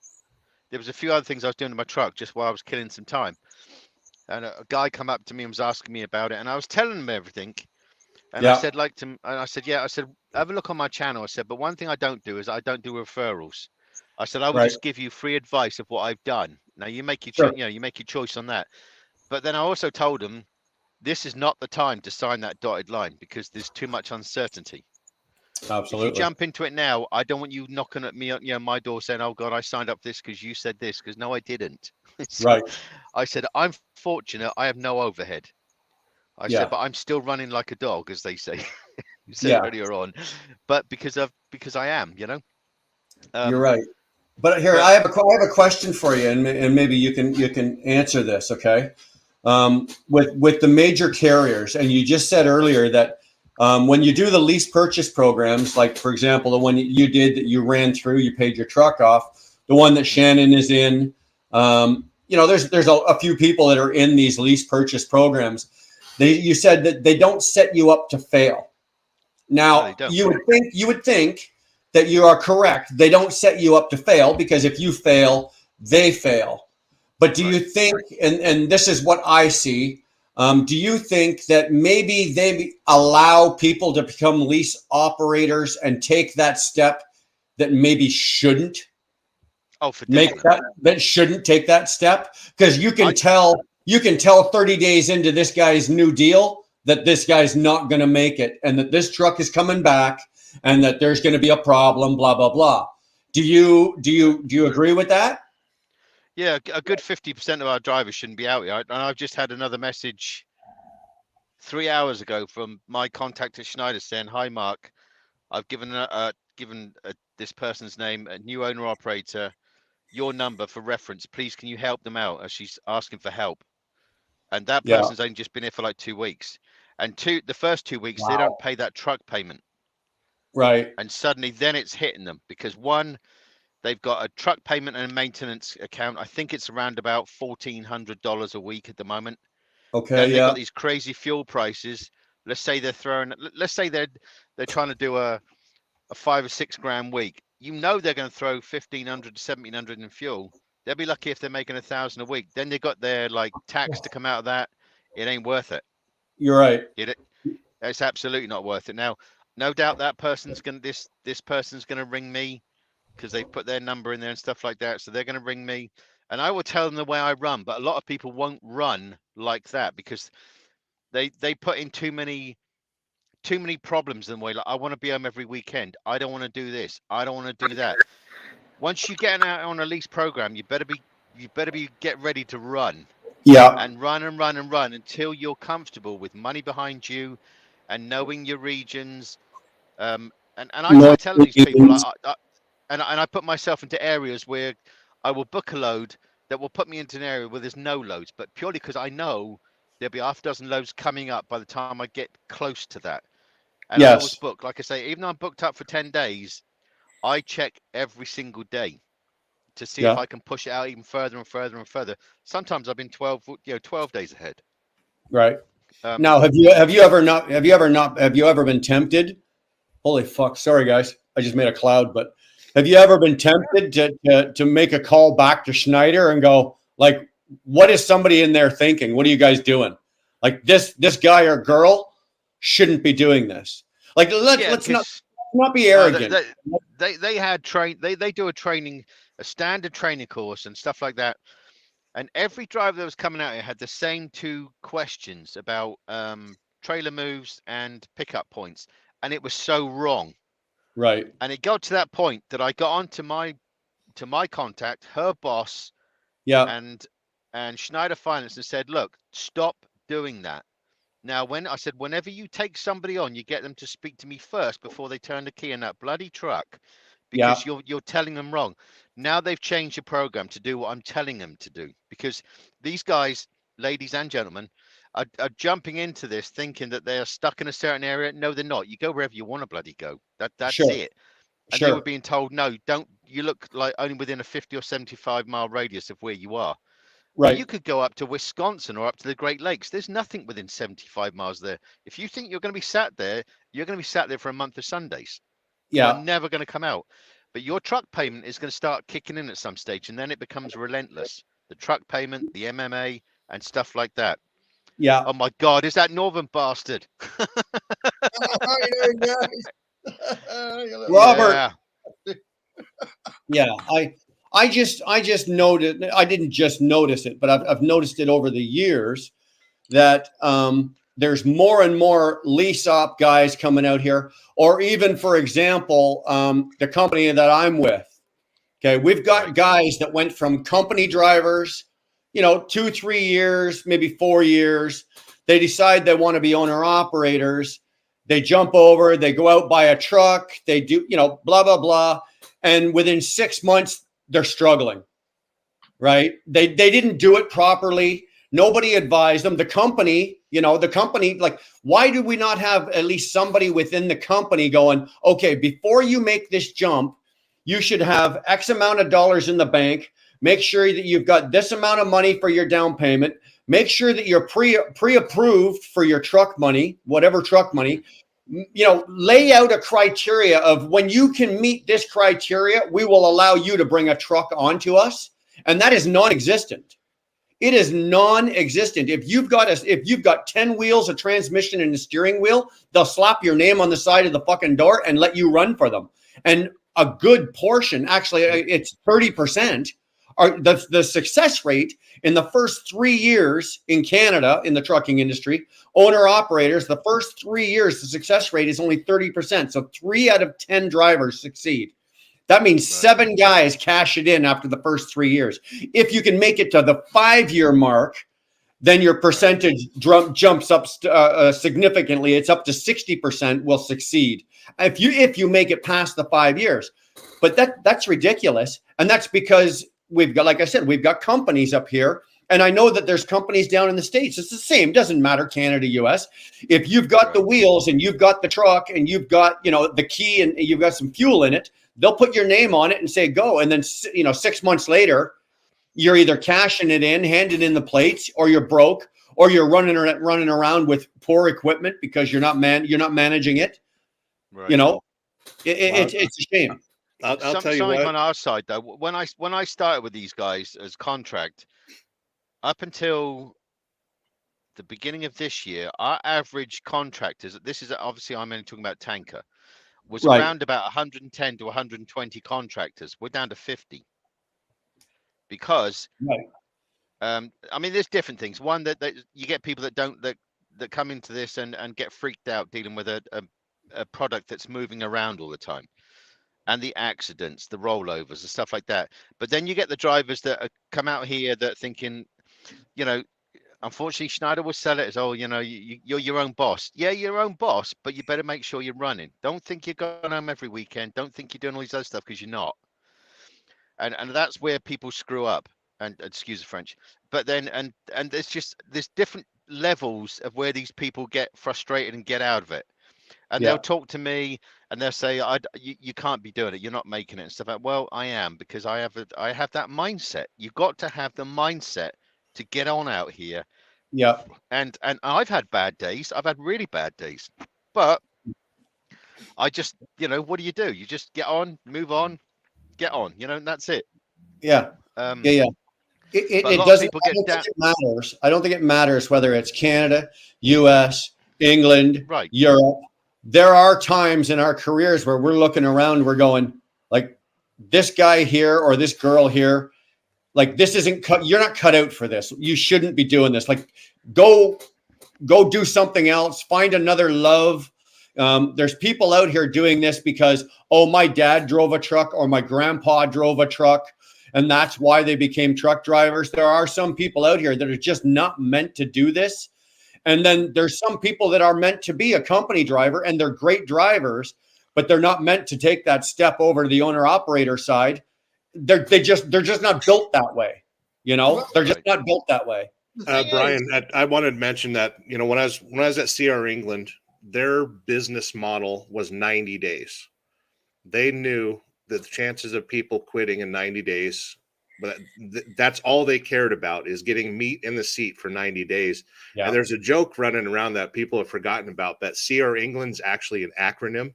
It's call recruiting. Every new guy lasts about 90 days.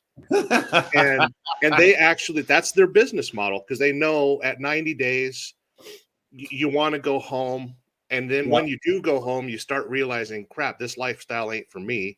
Yes. Why am I leasing a truck? Why they won't put me on a dedicated account? Why am I doing this? And then, you know, you're either hooked at that point and have to go back to CR England and try to make your 6 months or your 1 year before you can get something better, or bounce to a different job. That's their whole business plan. They don't care. Yeah. Yeah. And that's shameful, dude. That's shameful. You know, knowing that these people are going out there and they are going to lose. That's But shameful. they've already made their money. They've got, you know, they run that school. They've got, you know, the government pays for a lot of it. So they run basically a meat factory. Yeah. The Greyhound tickets paid for, the shuttles paid for. You know, we make everybody go to their little, there in Salt Lake City, they've got a diner where the cheapest thing on the menu is like $14. Yeah. You know, they're making their money. In addition to that, they sell all the driver information. So like the little mobile eye on the dashboard that watches the lines on the road and stuff. Yeah. CR England's been selling that data for friggin' 10, 15 years now. So that they're making money no matter what, if that truck makes it to the destination or not. Yeah. Yeah. I understood. And when you wreck it, they'll sell the parts off the truck. I mean, it's yeah, absolutely. They'll strip it down to the bare frame and they'll make $1 off every part. You know who I heard was really bad for that is TMC. You guys all know who TMC is, right? Yeah, the U.S.'s largest flatbedding. They're out of Des Moines. They, first of all, well, kudos to them for this. They do hire a lot of vets, right? But, and this is, I don't know this for sure, but I was talking to a TMC driver. First of all, TMC gets money from the government to hire these vets. And then the government pays TMC to train the vets. And then the government gives TMC a kickback for hiring the vets after so many such days. No wonder goddamn TMC is driving around with the nicest equipment on the highway. The government's the government's paying for it all. Right. And you know what TMC stands for, right? But a lot of vets get the money from the government as well through whatever that different program Correct. is on top of that. Correct. So. Do you know what TMC stands for? You're going to tell us. Two Marines cuddling. Yeah. You what? He's going to get funny threats now for saying that. You know what though? Every 3 years, TMC puts those Peterbilts up for sale, and if you can't get your hands on one, they are a hot commodity, man, because they're usually not they're not mileaged out. They've all got warranty on them, and they are well maintained. And they're owner operator spec too. When was the last time you ever saw a TMC truck on the hook? Right. But they're also clean because they have to get them cleaned by I think it's bi-weekly, isn't it? That all no, it's have weekly. Weekly, Mark. Yeah. See, it's the same with like Schneider. We have two training schools for tanker. One's in Coriopolis, and one is in Houston, in Texas. And from what I understand, I mean, from like when I did it, it's this 2-week classroom thing. You got computer tests, you've got driving with empty trailers, half empty trailers, loaded trailers. You got to do air offs, pump offs, blah blah blah. You got to stand and feel comfortable walking like 12 feet up in the air on the back ends of these trailers and stuff like that. Yeah. Then you are put with a trainer for 2 weeks.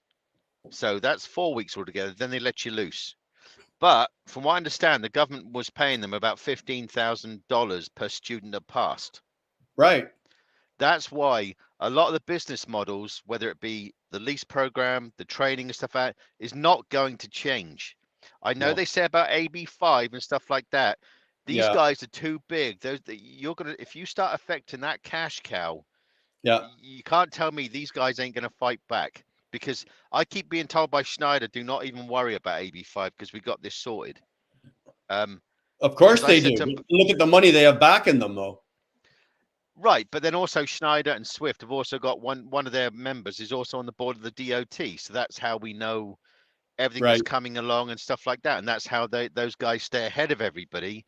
Yeah. But I was told the other day, which people might think, oh, think nothing of it, but I've been here long enough to know that suddenly I've got a work order on my truck to have the wording changed on the side to operated by Schneider. Now I've never had that before. And so to me, for somebody, that something's going on. So, I know it might be a few words, but they ain't stupid. When did that happen? Within the last 10 days, I got told, I went in for some to do some new batteries, and the mechanic told me at Coriopolis that no, for us to do it, it's only like $500 to fit the new batteries, and he'll do it. I said, just do Yeah, it. yeah. I said, I don't care. And he said, you got a work order out. I said, well, why? He said, we've got to change the lettering on the side of your truck. I said, what do you mean change it? He said, we're supposed to take off the leased on stuff and now change it to operated by Schneider Bulk. Or no, Schneider National, because Bulk is a part of National. Right. He said, but I ain't got time to do it today. He said, but I'm just letting you know, you've got to get it in and they've got to change the lettering on the side of your truck. And I said, that's weird. I said, because that probably rings true with, I said, it's just made me think, because to me, like I say, I noticed subtle changes because I've been here too long. Yeah. And it's Yeah. like, why would you want to suddenly change that? Because to the normal person, that would mean nothing, but they're starting to set things up, Yeah. And I Yeah. think they're starting to adapt in case anybody even talks. It's like with California, they pulled out about 18 months before California had the AB5 put into place. Yeah. Schneider already pulled out of there. Because none of these big megas, even though when we refer to them as megas, they think they're colossals company.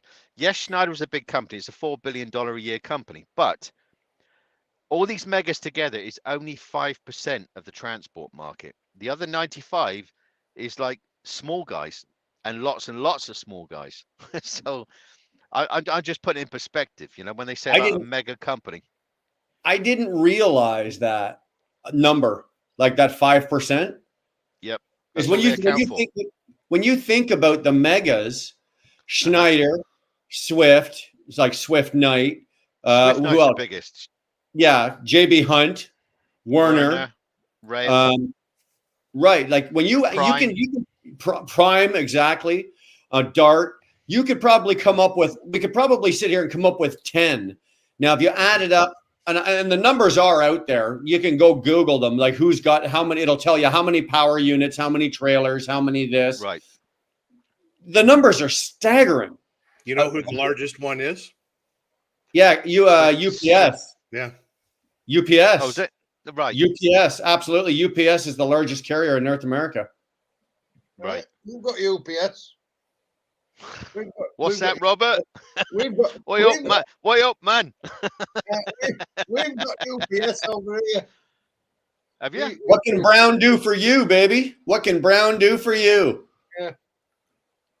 Wow. Yeah, but when you think about the numbers of like the fleet numbers, like tractors, like what does Schneider have? Like 16,000 or 14,000 power units and 22,000 trailers. And then you throw Warner and all of those all in there. You're talking about a couple 100,000, and that's only 5%. I think they got. Shit. I think they got 11,000 company van drivers, 2,000 contract van drivers. Obviously Schneider, they got van, Right. flatbed now. They started getting involved with reefer. They tried getting involved with fracking, but that died a death. What else do they do? God, tanker. They start to get into everything. And Well, they got the into problem is with gravel, they Schneider. got into bulk, right? I know, but Schneider a few years ago, they bought a company up from somebody in Montana. They spent like about $250 million buying this company. That company didn't come through with the figures after 12 months. They just shut them down. They are Yeah.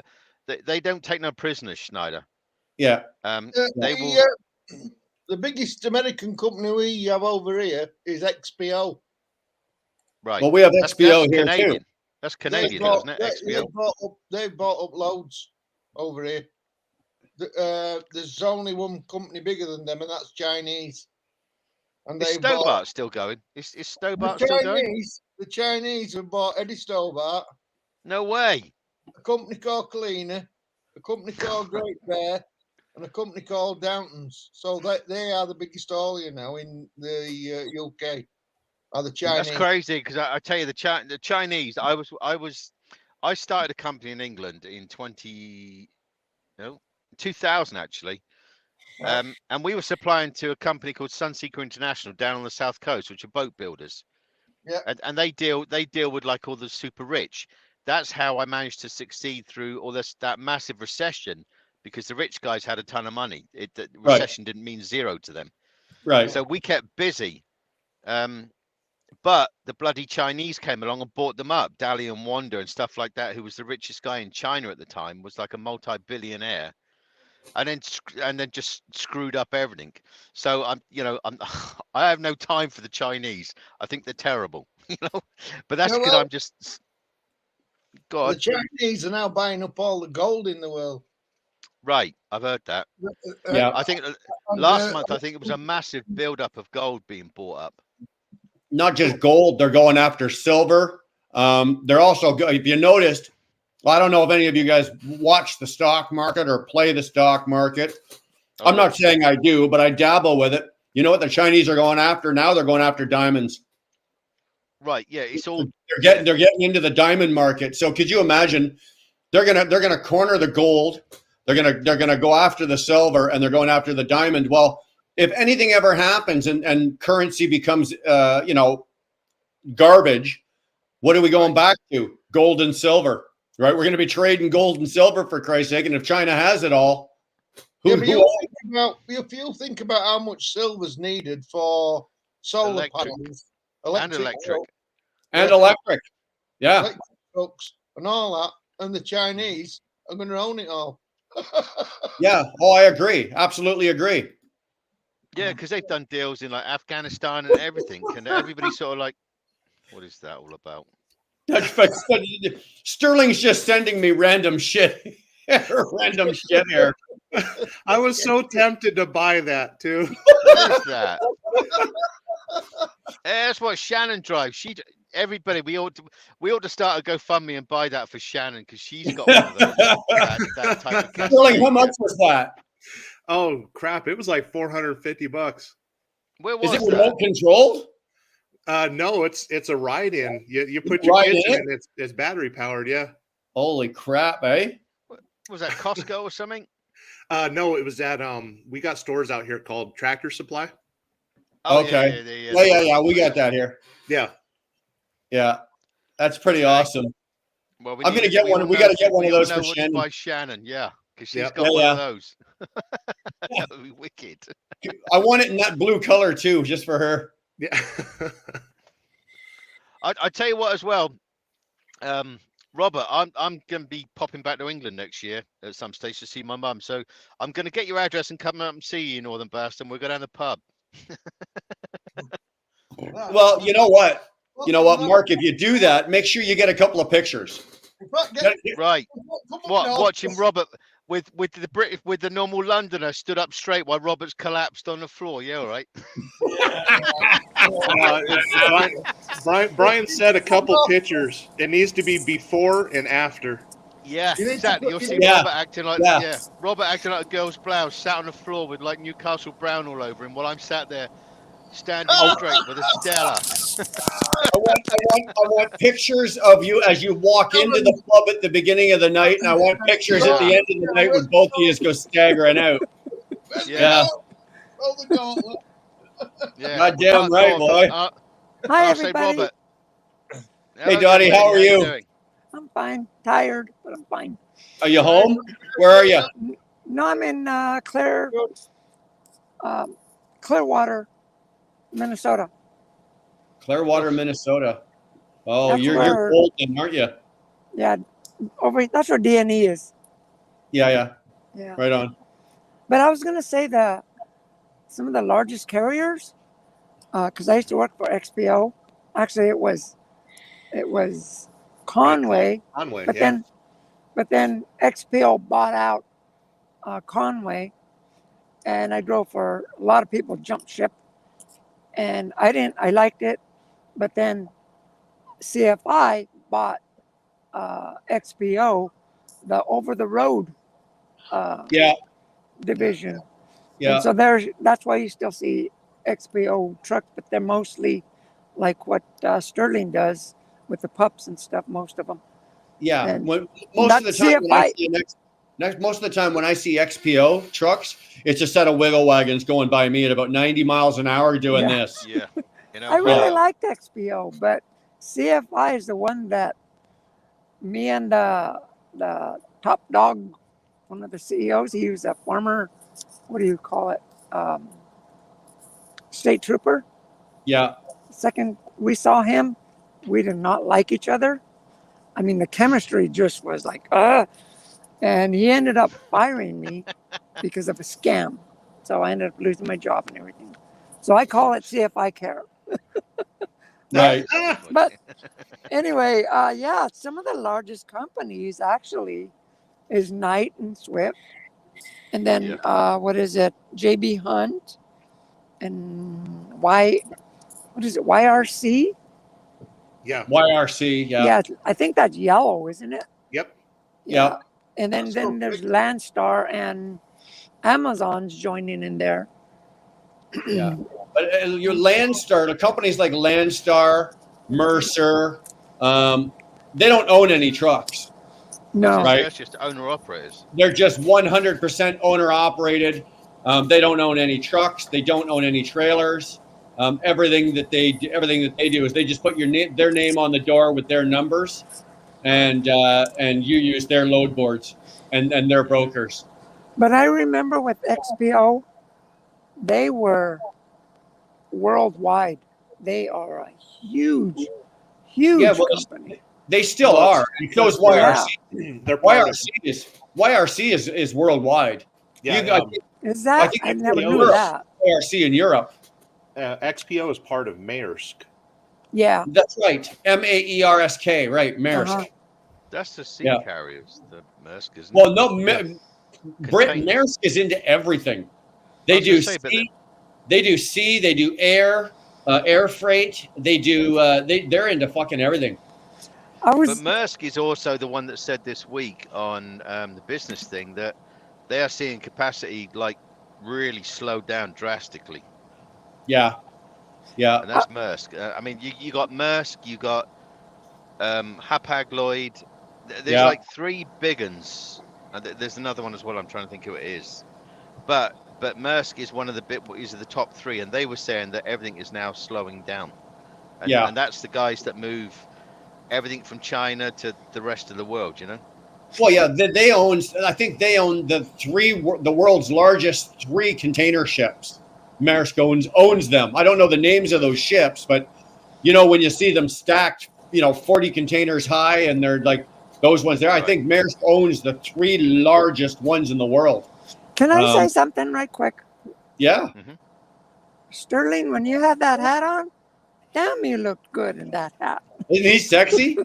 Yeah. Isn't he sexy? That's like a nice Stetson hat. I mean, I got the little smashed up one, but I'm not Yeah. classy enough to pull that off. I think Sterling's got it nailed there. yeah, he got it down. I mean, he's He like, does. I'm not good-looking guy. classy enough. I'm not classy. I'm actually looking for one. Funny enough, I was out in Alberta a few weeks ago Gotta at my get a brother's, black one. and that's There the you place. go. There you go.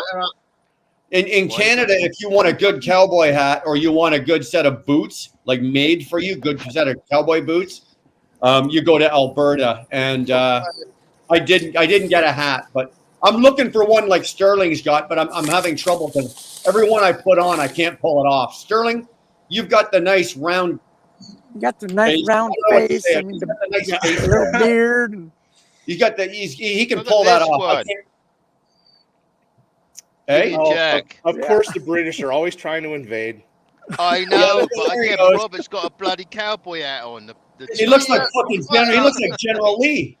This is what does? it's Beaver brand. This from America. that's an expensive one. Yeah.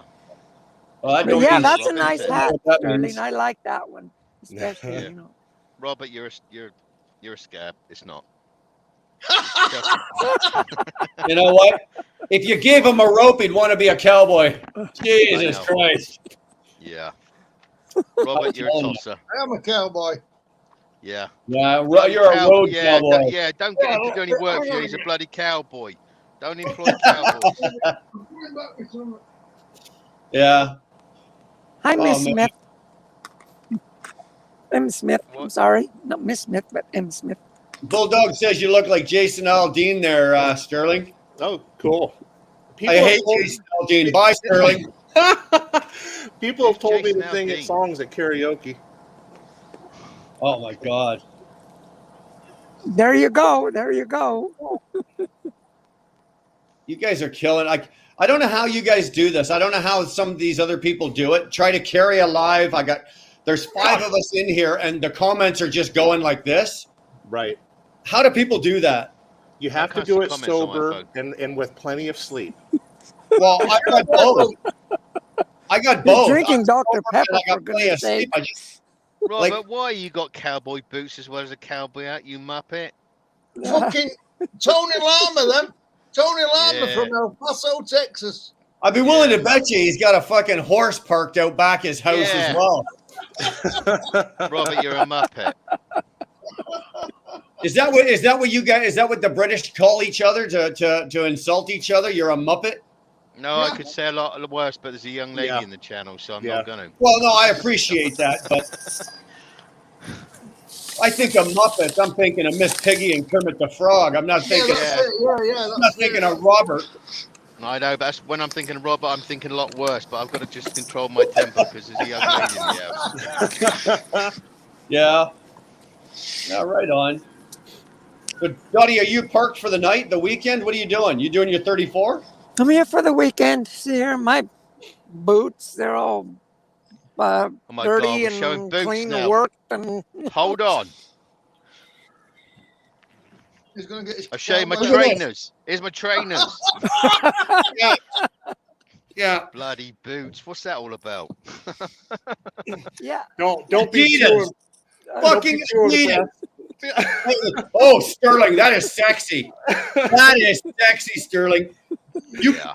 You make sure you're wearing your hat when you're wearing those. That's just sexy. I want to see you get out of your truck and walk across the truck stop We're wearing those and your hat with a pair of jeans. Wearing what you're wearing right now. I want to see you get out of your truck and walk across the parking lot wearing that. in a pair of sweats Well, Yeah, in a hoodie and a pair of sweats. Exactly. and a Volvo for life T-shirt. Breaker 19, white Volvo back row, no panties. Yeah. Yep. That's too much information right he there. needs a jacket like this, you know. Can't Breaker see 19, Breaker 19. Can somebody help me back up on it? Yeah. Yeah, You need a seat 10-4. You need a seat cover like that. Holy Yeah. fuck. That's, Yeah, I'm what here the hell for is the that? weekend. I'm here for the weekend. Didn't do much this week at all. And my battery kept going down on me, so I had to leave my truck running. And even in nice weather, like I was in Omaha, and it was nice weather for the night, and I had to leave my truck running, otherwise I wouldn't be able to start it. And that was just like, I hate to do that. Yeah, be So- careful about doing that because that puts a lot of stress on that alternator. I Yeah. know, and I just got a brand new alternator, and I got the truck running right now just to warm me up for a little bit. But I got 4 new batteries on today, Good. and 4 new tires on my trailer. and How not much much do you pay for the four miles. batteries? How much do you Dottie, pay I for thought four you batteries, put, young lady? I thought you put new batteries in that already. Well, 2 of them were on warranty, so really I'm just getting, but Oh. but I got all four of them right away now. Yeah. You know what I mean? And the 2 that were beating up the other 2, they just got rid of those, and those are on warranty. So, How and much I did don't it have a cost you, lot of Dottie? miles to pay for all this. So this next week is going to be a real kick in the butt for me. I'm Yeah. sorry. How much do the batteries cost you? With D&E, what I'm paying, what was it like? Let me see. I'm trying to do the math divided by 4. It's like about $82, something like that. Because That's a they got good a, price. yeah, they got a discount. So that's why, No, that's a good price. like you, Brian, I wouldn't be able to do this without, being, because I'm contracted to D&E. I wouldn't be able to do it. There's no way, Yeah. Yeah. And, but anyway, yeah, and then I was supposed to get my tarp done this weekend, but that didn't happen. Like no way. Yeah. That would just throw me off the cliff right there. Yeah. But I can't believe even though with the price of with the cost of the exchange from Canadian to American dollars, for example, for me to buy the deep cycle batteries for my truck, one battery for me is $155, and that's a good price up here. But if I convert that to American, that's still $110, $115. You're paying $82. That's a but damn price, 82 Dodd. or 86, something like that. Yeah, It's, we're looking at £80 here 80 pounds. for a battery. Yeah. Yeah, It's about $90. Yeah, there's, but not- that's there's a lot of the dollar isn't too different than the British pound at the moment. no, they're I need to get pretty touch close with them. right now. But Yeah. it's funny though that for some reason in Canada, like our batteries are like stuff like that you guys get cheaper. It's always better. Like for example, the last time I put batteries in a truck, I haven't had to do this truck yet, but the last time I did, I bought them in the States. Even with the exchange, and depending what state I'm in with the state tax, it's cheaper for me to buy shit like that in the US. Rubbish Right? like that. Did you say rubbish like that? No, I would never say rubbish like that. I'm not you. There's a lady in the house. Okay, rubbish like that. Yeah. I didn't hear anything. Yeah, see, she didn't hear it. It's just cheaper for me as Canadian. A lot of the Canadian guys, because we have what's called the GST, right? The goods and services tax. And that's 13%. So when you guys are complaining about your state taxes, your state sales tax is 6%, 8%, 5%. Our sales tax, our goods and services tax in the province of Ontario is 13%. But over here, it's different in each state. Well, it's Like different. VAT. It's Ontario, you're talking about like VAT, aren't you? That tax you're talking about is probably set right across Canada, isn't it? No. The goods and services tax is actually because we have what's called a provincial tax, and then we have the GST, which is on top of that. So each province has a different provincial tax. So Ontario's, I think, is 8%. And the GST, the government, the GST is 7%. So if you live in, say, for example, you live in Manitoba, I think the provincial tax there is 9%. And then you add the GST, which is 7% or 8%. Then you're, 15% or 16% would be the tax. So our goods and services taxes in Canada are way, way more than what you guys on your state taxes pay. Hey, Robert, what's the VAT in England at the moment? Was it 20? I mean, when I left, it was like 17 point. No, was it 21%? It was 17. They upped it to 20. Right. And the income tax was at 20%, and now it's at 21%. Right. So it hasn't moved that much. Okay. I was looking at Shannon's live the other day, right? Yeah. And this one, what is it, Mama Her Nipple, that came on. She was thinking that was a, I don't know, like a, what do you call those, bot or something? I don't know what they do. The bots, I yeah. was thinking that was Sterling kind of playing tricks. Oh, you thought Oh, Mama no. Her Nipple was I thought it, Sterling? No. yeah, No. I thought it was him. you No, thought my- it was a troll? Because they're always joking around them too, you know. Right. No, Oh, I see what the picture is. Oh my Yeah. God. Yeah. No, my What a name. Oh, my. I just see what the silhouette is. Right. Yeah. No, Who my, just said that? Sorry, somebody just said Yeah. in It's just- Alberta it's 7% because Alberta, I think, is the only province in Canada that has no provincial tax. Right. 0. Wow. So the HST is 7%, so they pay 7% because the GST is the federal tax. The HST is the provincial tax. So if you have no provincial tax, then all you pay is 7%, which is very good. Truckers Anonymous that said that 7% in Alberta. They have, I think they have the lowest because I think if you ask Karen, I think in the eastern provinces, New Brunswick, Nova Scotia, Newfoundland, I think they have the highest. I think they're about 19%. Hi, Right. Truckers No. Anonymous. What is it? 16. 15, sorry. I'm being yelled at from the other end of the house. 15%.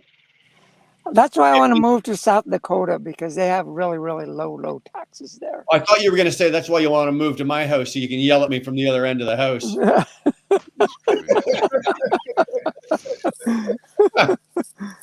Yeah, I'd like to live on Truckers a desert Anonymous, island, actually. just the GST. That's right. So Alberta has no provincial tax. It's just the federal, which is good. It's good because like it's ridiculous in Ontario with the price of shit. I can buy something. I could buy, for example, I could buy this microphone in Ontario, and it's let's just say it's $100 plus tax comes to $113, right? You can go to Alberta, it'll be $90 for some reason. It's cheaper in Alberta, and the tax is cheaper. So I don't know if the states do the same thing. You can buy the same product in a different state, and the price is different, and the taxes are different. Do you guys have different counties over there? Yep. Well, we don't Okay. we do call them counties. In Canada, we have like major cities, right? Metropolitan cities. And then we have townships, counties. Provinces. Well, yeah, our provinces are like your states, obviously, right? So, but yeah, we have counties, we have rural divisions, we have everything like that. It's pretty much the same as the states. We have all of that. Here, And the other thing, I've never known so much taxation here, though. In coming from England, our taxation, and Robert can speak on that. Our taxation is very simple, and like in England, we pay into our national insurance system. If you're, when you're direct employed, we have direct employed and self-employed.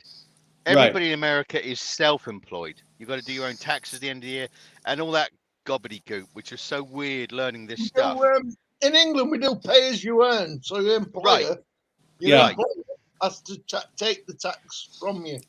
You wait until you come to America, it's gone out the window. Like madness has like prevailed. This whole taxation, even though they fell out with us over taxes, I bet if Washington was here, he would say, stuff it. Let's just leave it there. These guys have got it right. I think growing up, I always heard that in England, you guys had at that point in the world, you guys had the highest income tax. Yeah. Like you Well, guys, yeah. if you lived in England, you were given back 50%. You were taxed almost over 50% of your income, depending on what your bracket was. No. We pay 20%. We pay Right. 20% income tax, but then if you fill your car up, you're paying 80% tax on your fuel. Yeah, so are we. But it's paid And there. then you're Here. paying 80% VAT on everything you buy. Right. But here on So fuel, they got at the end of IFTA the and day- everything else. This, At the end of the day, we pay 50%. We pay 50p on every pound that we earn. in tax. Right. They Right. want to just something. Right. Lots of little stealth taxes that they've built in. So then when you guys over there, if you're in England and you're self-employed Mhm. and you're only paying 20% or say 21% income tax, do you guys still, like, for example, here we strive to get our income as low as possible being owner operators. Do you guys still have to do that? Do you still do that over there? Uh-huh. Yeah, that's what we do. Yeah. If you're self-employed, you fiddle it. Well, yeah. Well, we do the same thing, right? Yeah, I'm not. I'm going to ring up the IRS because Robert just said fiddle it. I'm not the IRS. I'm going to ring up flipping Her Majesty's taxes. Hey, Kimsey. I know. The problem is I've been here too long now. Now I start to lose track where the hell I am. Am I in England or am I in America? I start saying, Her Majesty's Revenue and Customs. I know. Yeah, I used to pay way too much to them, but I used to pay about 21% there. When I had my company and I had a decent accountant who knew how to work the system, I was there like 21%, 20%. Right. On revenue and stuff out. But England, to be fair to England, and Robert might be an arse and say something different in a minute, but to be fair to England, they do go after the rich and the big companies, and they like to tax them. Yeah, but here, I know, but here they don't want to offend anybody. They just want to go after the working class, and it's just daft, Right. The middle class is the hardest hit, right, in North America, and I think that's Canada, U.S. It makes no difference. The poor are that's poor, what I am. The rich are rich, and they write the rules, and the middle class, they get fucked, right? And it doesn't matter Canada, U.S. Who was it that was? I was reading it. I was reading an article. I think it was in Rolling Stone magazine, and it was talking about Mick Jagger and how, because he's such, let's talk about him, Paul McCartney, all those English guys, because they're residents of England. If they chose to be a resident of, say, the Virgin Islands, they'd save themselves $20 million a year in taxes because they're so heavily taxed because they're so rich. And I never got that in being in England, that the more money you make, they actually come after you for that, because in Canada and the US, they don't. They hand out every tax break and every loophole that they can get for the rich down out here. But in England, they actively go after them. Right. I gotta get going because my battery's about at 1%. So I wanted to thank you guys, and hi everybody on the chat and everything. So you guys drive safe and stay healthy and strong and all that stuff. See you guys later. Bye. Looking good. Well, but take that hat off, you scab, because I tell you what, you're letting the side down here, mate.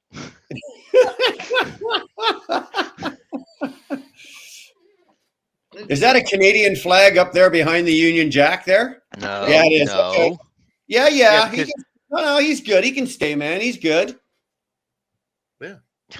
Yeah. Because the British are in front of the Canadians. So at least Robert's got that one worked out. No, we're not gonna start this bullshit again. We're not starting this. I know. I'm more interested in the guitar. No, Robert does a James Best. He just suddenly loses it and sits on a bloody piano, on a bloody guitar for hours and for 30 hours. Yeah. He's the James Best standard. Bestie fell asleep on his channel. Nomadic, you gotta admit, Nomadic, he put on a hell of a concert that night. I know, like today. No, but James's live that started yesterday. I was checking out somebody today, and suddenly it said James is live. I go on there, and James is like, as loud as you could hear it. I'm thinking, oh my! And yet there was 40 odd people listening to him snore like a mother. Yeah. I'm thinking, yeah. What is that all about? And I couldn't listen to it because James snores loud. I've not slept with James, but he does snore loud. Because if you listen to him, he snores loud.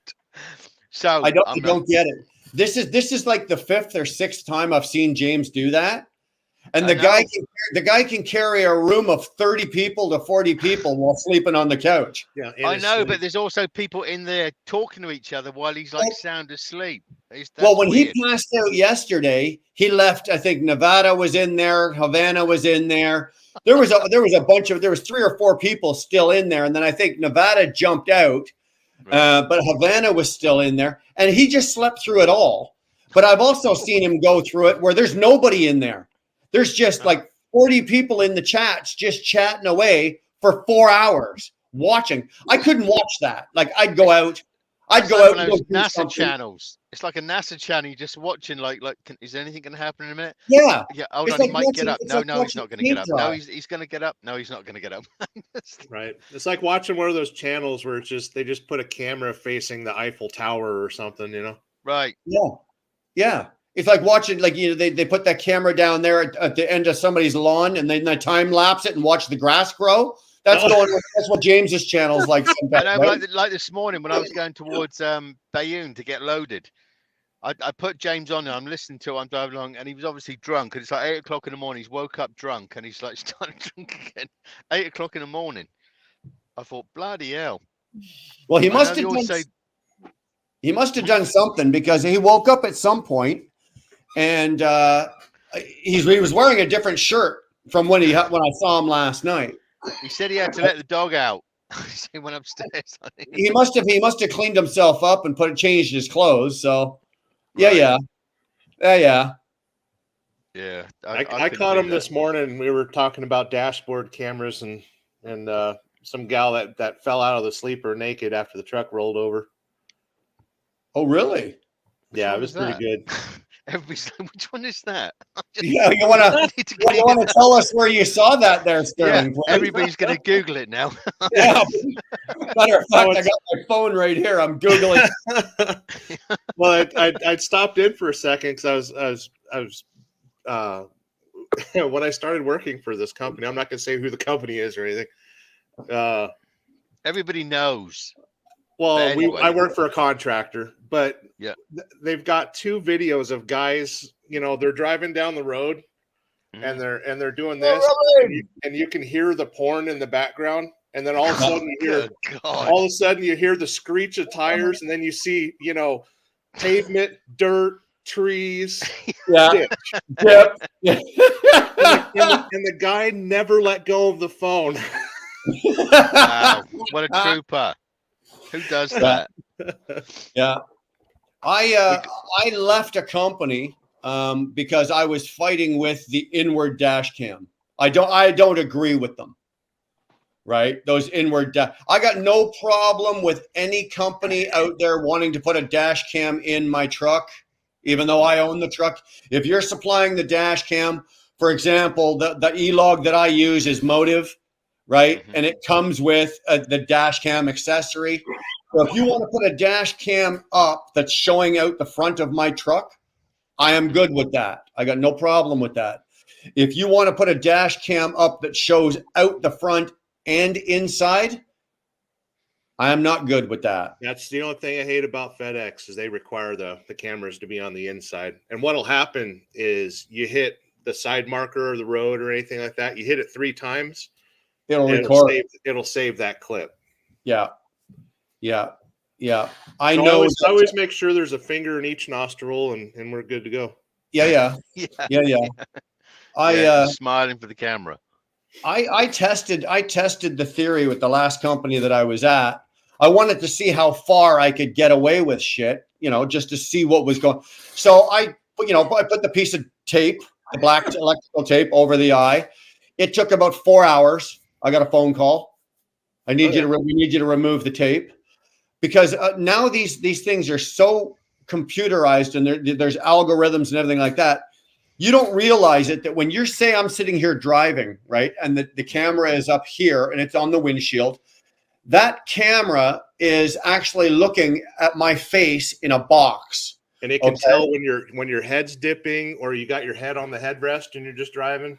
Exactly. But it's also looking at your eyes. So let's say, for example, your phone is over here, right? So my phone is over here on the dash on the mount, But that thing there will pick off if I go like this and look over and dip, like you said, dip your head. And as soon as you do, it triggers the camera and it starts recording. Yeah. They call it a coachable event. Exactly. And the last month that I worked there, I was pulled into the office no less than 4 times, and they showed it to me. Right? They turned the monitor around and said, "Well, here you go. There's this. Here's this. Here's this. What do you have to say for yourself?" Fuck you. Yeah. Fuck you. How do you? It can't see my cell phone, but I drive a Cascadia, and where my cell phone mount is right where the radio is. Right. So how do you know I wasn't just going and turning the volume up and down on my radio? Right. Right. Right. You can't prove it. You can't prove otherwise. But I got to clock out of here. My Traeger's done. The chicken is done. I go grab it. All right, man. Get ready for work. I really appreciate you guys hanging out and saying hi and everything. And Yep. hope to see you again soon. I'm going to be busy this weekend. We're going to go check out a ghost town called Bodie, California. Cool. I'll be making a video, and that'll I was pop gonna out say, on my take video. channel. Make sure you post it, man. Yeah, because my channel has nothing to do with trucking anymore. What's your name? Sterling Sterling God, Trucking Delivers. it should be Sterling Delivers now. Sterling Well, just delivers. Subscribe, Sterling. So I'll be watching. Yeah. Yep. Yeah. All right, man. Well, Okay, drive safe for now, eh? I will. Latest. All right. Be good, man. See you, buddy. See, Well- see on this truck, right? When I bought this from Schneider, because I bought it from them, this truck is grandfathered in. I could keep it until the end of time, till I retire, and Right. she stays with Schneider. If you bring your truck from the outside in, once it hits 10 years old, it's out.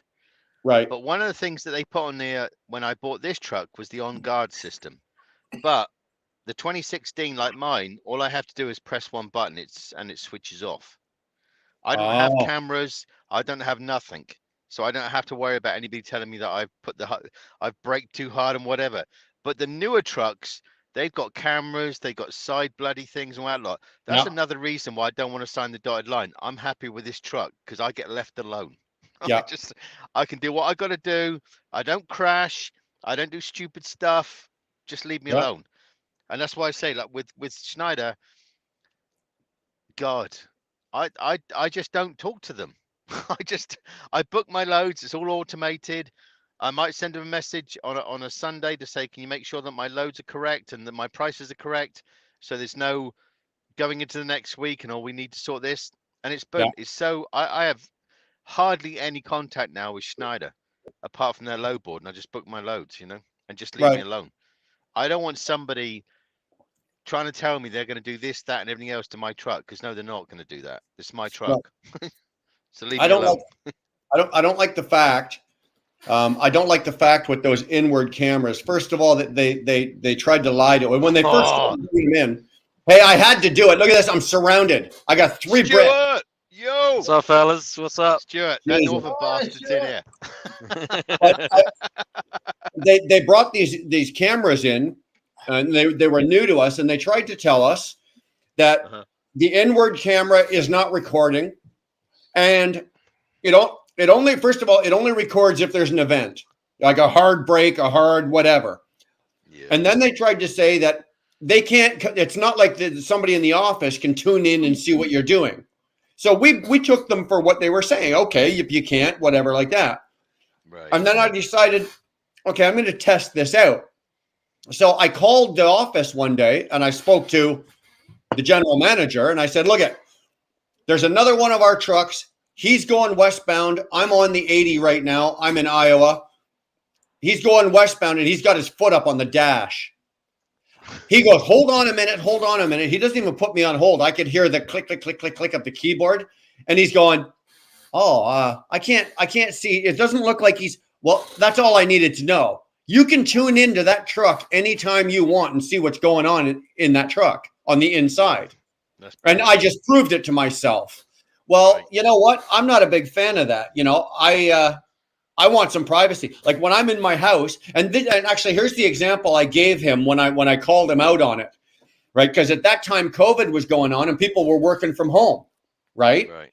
So I said to him, I said, okay, so you've got people at home or you're at home working, the president of the company is going to come to you and go, okay, where's your work area? Oh, you're using your dining room. Okay.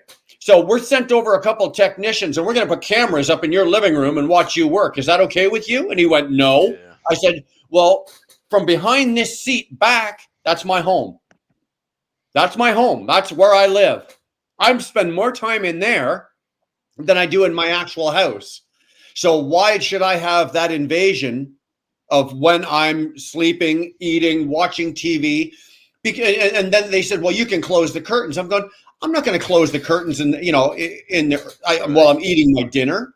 I'm eating my dinner. I clean myself up. I strip down after a hard day at work. I'll clean myself up, whatever.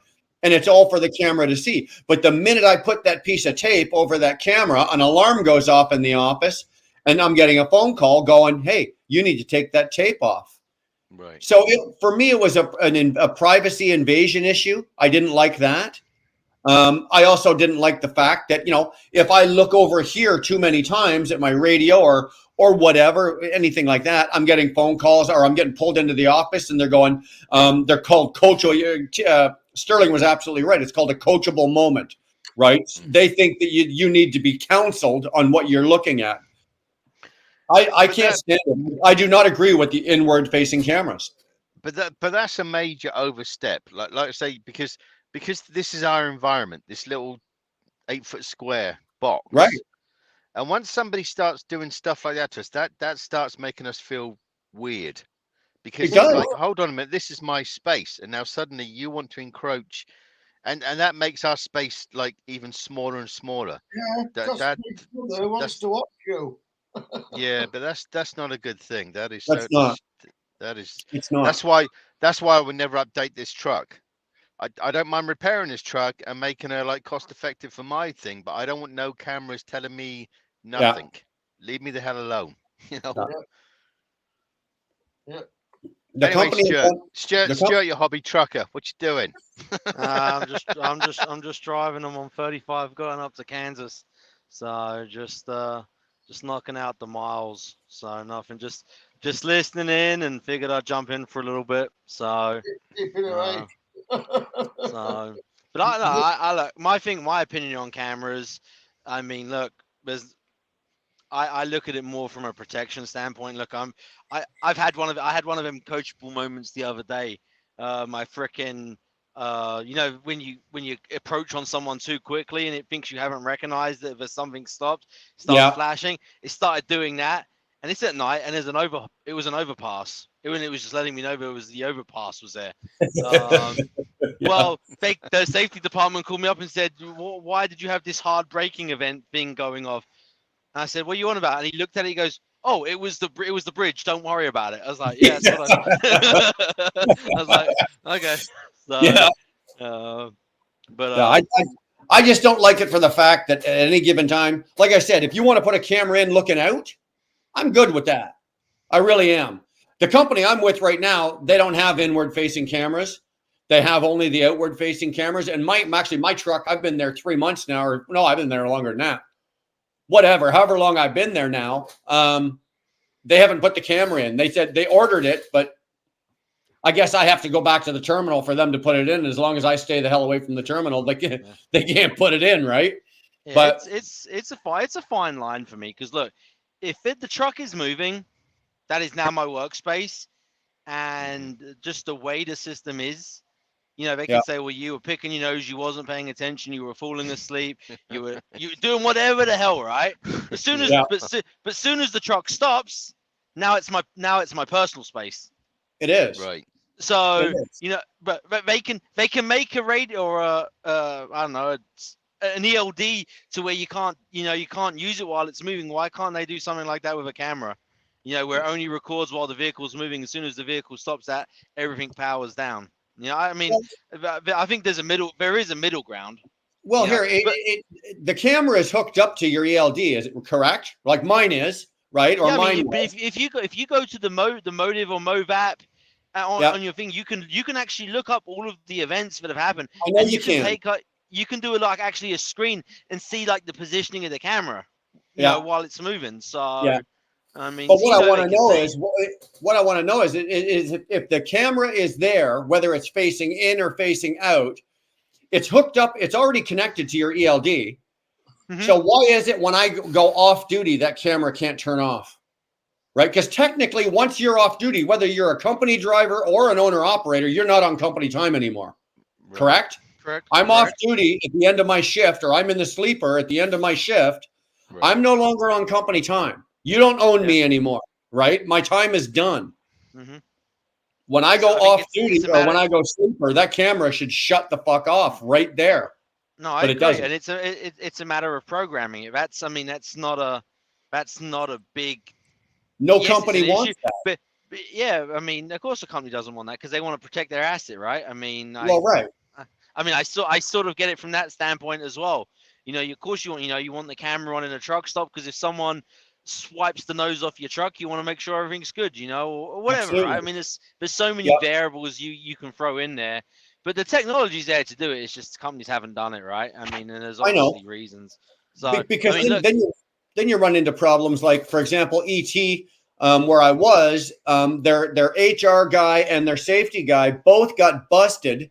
They were sitting there watching what was happening the night before in some guy's truck. The guy that was in the truck didn't close his curtains and decided to, It's true. and they're sitting there watching it, right? They're Ay, sitting ay, there, ay. they're sitting there watching it. Well, regardless whether you are or you aren't, who cares, right? But that camera has no right to be recording that. Right. if End of the day. no, I agree with you 100%. But if it's okay, so if that's your argument, right? If that's your argument, it's an invasion of privacy. But it's okay for him to watch me while I work. Okay, at night when you pull over, put a piece of tape over the camera at night when you stopped, and as soon as you start driving, pull it off. If Right. that's your whole argument, is the privacy argument? I did that. Why isn't that an acceptable middle ground? But okay, look, I'm off duty, I'm not moving. They can see when the vehicle's moving. If that camera's covered, hey, can you move the tape? I agree, You know, Stuart. 100%. I agree. There is a issue that middle I ground. had is when I put that piece of tape on, it automatically triggers an alarm in the computer. Right? It's not somebody at the office. The computer triggers an alarm.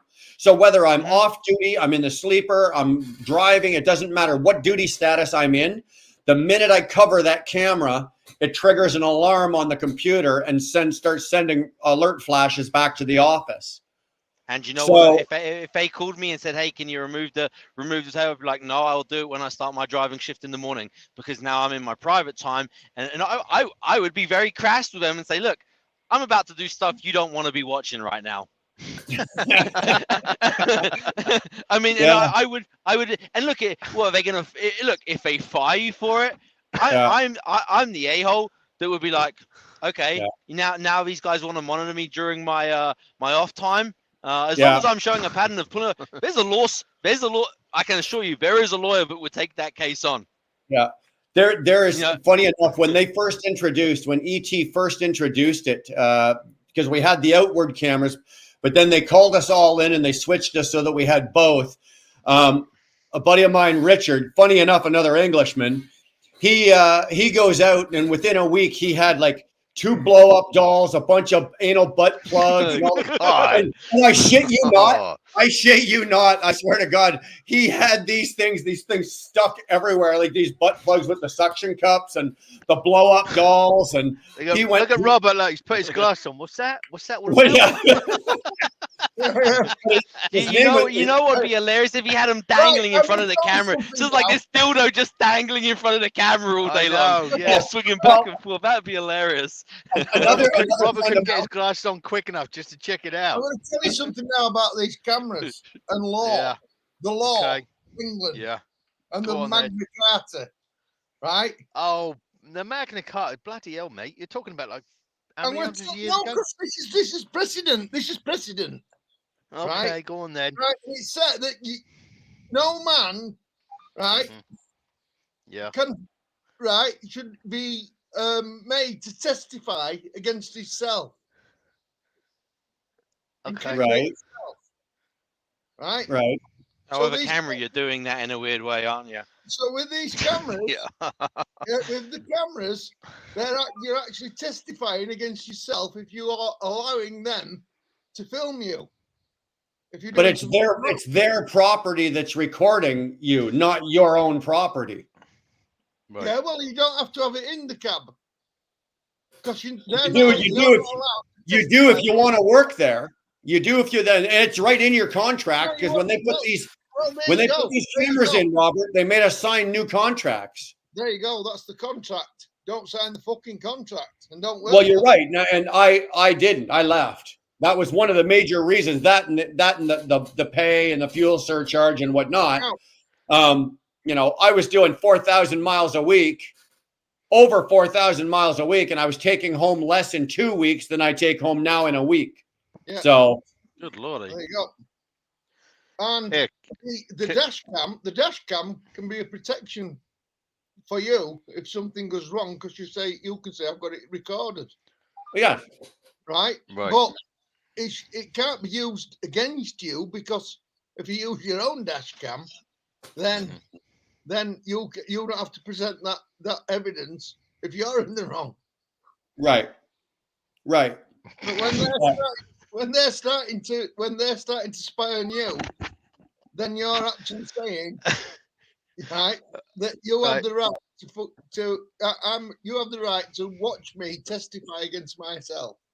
Right, but what I'm going to say to that is Robert's talking weird, and Robert's beard is rather grey. So Robert, let's get some grease in 2000 on that, mate. Let's get it darkened up a little bit. You're looking a bit old under the chops. I've got to go and get. I got to go and get a couple of cold drinks. So I'm going to put you guys on hold. If you guys are on hold when I get back, I'll talk to you then because I've got to. Yeah, okay, I know. Rubbish. So Actually, Robert. What? Oh, hold on. Who's this? Oh, Stuart's coming back. I don't know what happened there. It just booted me out. Well, here, do me a favor, Stuart. Talk to Robert for a minute because Mark had to go grab a couple of drinks. And I got to go change the battery. So you two Englishmen talk to each other, but be fucking nice. I'm warning you. If I come back and you two are fucking fighting, I'll be angry. I'm not a fighter. I'm a lover. Remember that.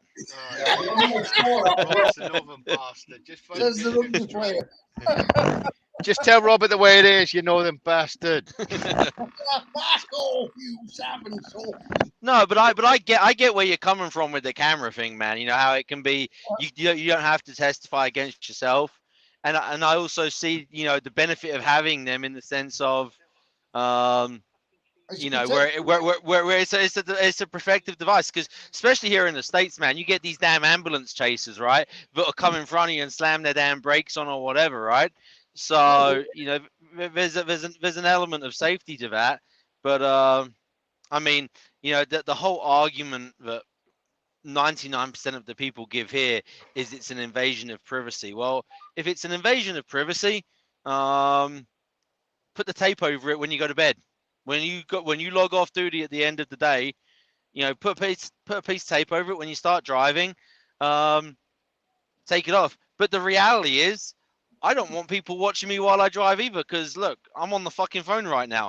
In a court of law, a lawyer is going to have a field day with that, right? I pick my nose. They're going to have a field day with that, right? I pick up that soda to drink. There is so many things that we do throughout the day while we drive, subconsciously most of the time, that they would absolutely destroy you on and say that you wasn't driving in a safe manner. At the end of the day, we can do that because we've been doing this job that many years. We can smoke a cigarette and we can take a drink and we can glance over there and look there because we know we've already assessed what's going off on the road. When it's busy, you don't do any of those things because it's like, oh, it's fucking busy. Watch out for them bastards. Yeah. But if something goes wrong while you're having your thingy or lighting up your cigarette, then they'll use that against you in a court of law. Mm-hmm. And no, for sure. That is testifying against yourself. Yeah, and I'm surprised. I'm surprised a lot of these bigger companies have actually even gone with the forward-facing camera. I mean, obviously, I get insured. I mean, even still, a lot of them are self-insured. But how many cases are out there where they've got, these big companies have got forward-facing or inward-bound cameras, and the driver's actually doing something he shouldn't have been doing and is incriminating himself? Yeah, I mean, but- I mean, you don't hear about them stories, right? Too often. I don't know, man. I mean, Yeah. are they really that practical? Inward I facing think, cameras are not for the driver. They are for somebody who wants to blame the driver if something I goes. think the outbound cameras, I think the outward dash cameras have saved companies and drivers Yep. absolute millions in lawsuits and, like, for example, like people doing stupid shit in front of a truck and trying to collect, and it wasn't the driver's fault. That dash cam has got more of us off the hook than it's burnt. So for that, I have no issue, right? For that, I got no issue. It's just, my issue is only strictly with the inward camera. The outward camera, you can put one on my truck. I got no issue whatsoever. That's just the way I feel about it. So okay? let me ask you, Brian. Do you think inward-facing cameras are saving companies millions, or are they costing company millions? I think what they're doing is, especially with the self-insured companies, I think what it's doing is lowering their insurance rate for the carrier that's backing up their self-insured. I think they're doing it for that, but do I think it's saving them? I do think it's saving. I think it's saving the company, because if you can find on a dash cam that's looking in at you that driver is at fault, it's now taking that's taking the company off the hook and putting the onus and the responsibility and the blame on the driver. So do I think it's hurting or helping? I think it's helping the company. It's hurting the drivers. Yeah, no, that makes sense. I never even looked at it from the perspective of shifting the blame. It's 100% shifting the blame. If there's any goddamn way that ET Transport, if I get into an accident and the dash cam out there shows that somebody did something stupid, but based on what the inward camera is, even if for that exact moment I was reaching for my sunglasses, I was doing this, they're going to turn around and find a way to blame me for that. Okay. Or it can be a combination, but one way or the other, it will take the blame and the heat off of the company, put it on the driver and put it on the four-wheeler. Company's off the hook. And I know for a fact that they do get better insurance rates, right? If you've got a fleet of 1,000 trucks and they've all got an outward facing camera, then you're going to get a break on your insurance. If you've got an outward camera and an inward camera, you're going to get an even bigger break on your insurance. And that's just the way that is. Yeah. I mean, I'm not surprised it isn't regulated yet. I mean, I'm not surprised FMCSA or DOT have said, hey, each truck manufacturer has to be fitted with a camera and a hard drive, to record, record outward facing. I don't know. In Canada right now, it's not mandatory. Companies have them, but it's not mandatory that we have. I work for That's what I'm saying. companies I'm not surprised it isn't. I mean, because at the end of the day, someone's going to lobby for that shit. If they can prove, if there's money to be made off of it, yes, they're going to push for it. It's where it's going to come out of. It's going to come out of California. Oh yeah. And everything else. Yeah, I won't work for a company with an inward-facing camera. Neither will I. I left. I left. And if this company here that I'm working for decides that they want to go with an inward-facing camera, I'll leave again. Or I will before I sign a new contract, because they'd have to make you sign a new contract, and before I do that, I would have stipulations put in there that, like Stuart was talking about earlier, that when I'm off duty, I have the right to put a piece of tape over that camera. And the other thing that I didn't like, and this camera that I had in my truck, it also records your sound. So, for example, I had somebody else in the truck with me. I was training somebody, And little did I know that the people like in the office, not only were they recording me visually, but they were recording what I was saying and talking about. And, you know, I had let it slip at one point that there was something about the company. I was talking to this guy. There was something about the company that I wasn't happy about. It came back to bite me in the ass. Yeah. That's not Yeah, cool, that, man. that's I don't know Yeah, legally if you're aware of it, because you're aware the camera is there and you're aware that it's recording. That Shame on me. but yeah, but and that's that because that there does become a point. Like, look, I'll be straight up with you. I got in some serious hot water because I recorded a conversation. Like, I had a 2nd-degree felony try to be pushed on me because I recorded a conversation without the other person knowing. Now, the reason it got dropped was because what was on that recording protected my ass. But because I recorded it, it opens the door to a lot of gray areas, and depending on the situation, it can get you in some hot water. And that depends where you're recording it. If you're recording it in the person's property, it was on my cell phone. Well, you're on about the camera situation. No, we're on about your recording, right? It was a cell phone, and someone was talking to me. You're recording it in the street or on your own property, you haven't committed an offence. Not true. I was in my house. I was in my house recording it on my cell phone, and the other person was in my house, and they were making threats towards me, and when it all came out, because I had recorded something without their knowledge, that's where it. First of all, Stuart, I want to know, why were you allowing somebody in your house to threaten you? I don't care who you are. If you make it through the front door of my house and you lay a threat, if we're standing in my front foyer or my living room and you threaten me, you've got about fucking 2 seconds to turn around and grab that door handle and get the fuck out. Because if you don't, you're not leaving. Why would you allow somebody to threaten you in your own home? Because they were a minor. They were a minor, and my hands were tied. So that's a different story. And I had to be very careful how I handled the situation. So so I was like, I couldn't kick their fucking ass like I wanted to. You know what I'm saying? Yeah. Yeah. And so I was like, you know what? I'm recording this, and you're gonna dig your own hole. So and that's why. But when it comes to the truck, in England, you can record anybody in a public place and on your own property. You can't record anybody on private property. In Canada, you're allowed to record as long as one side of the party knows that they're being recorded. Right. Now, we can record anything in England as long as it's in a public place or on your own property. So I couldn't come to your house and without you knowing, say, for example, if I came to your house, we were sitting there having a couple of drinks and I was recording the conversation in your house on your property. I can't use that because I was in your home, correct? Yeah, because that's private property, yeah.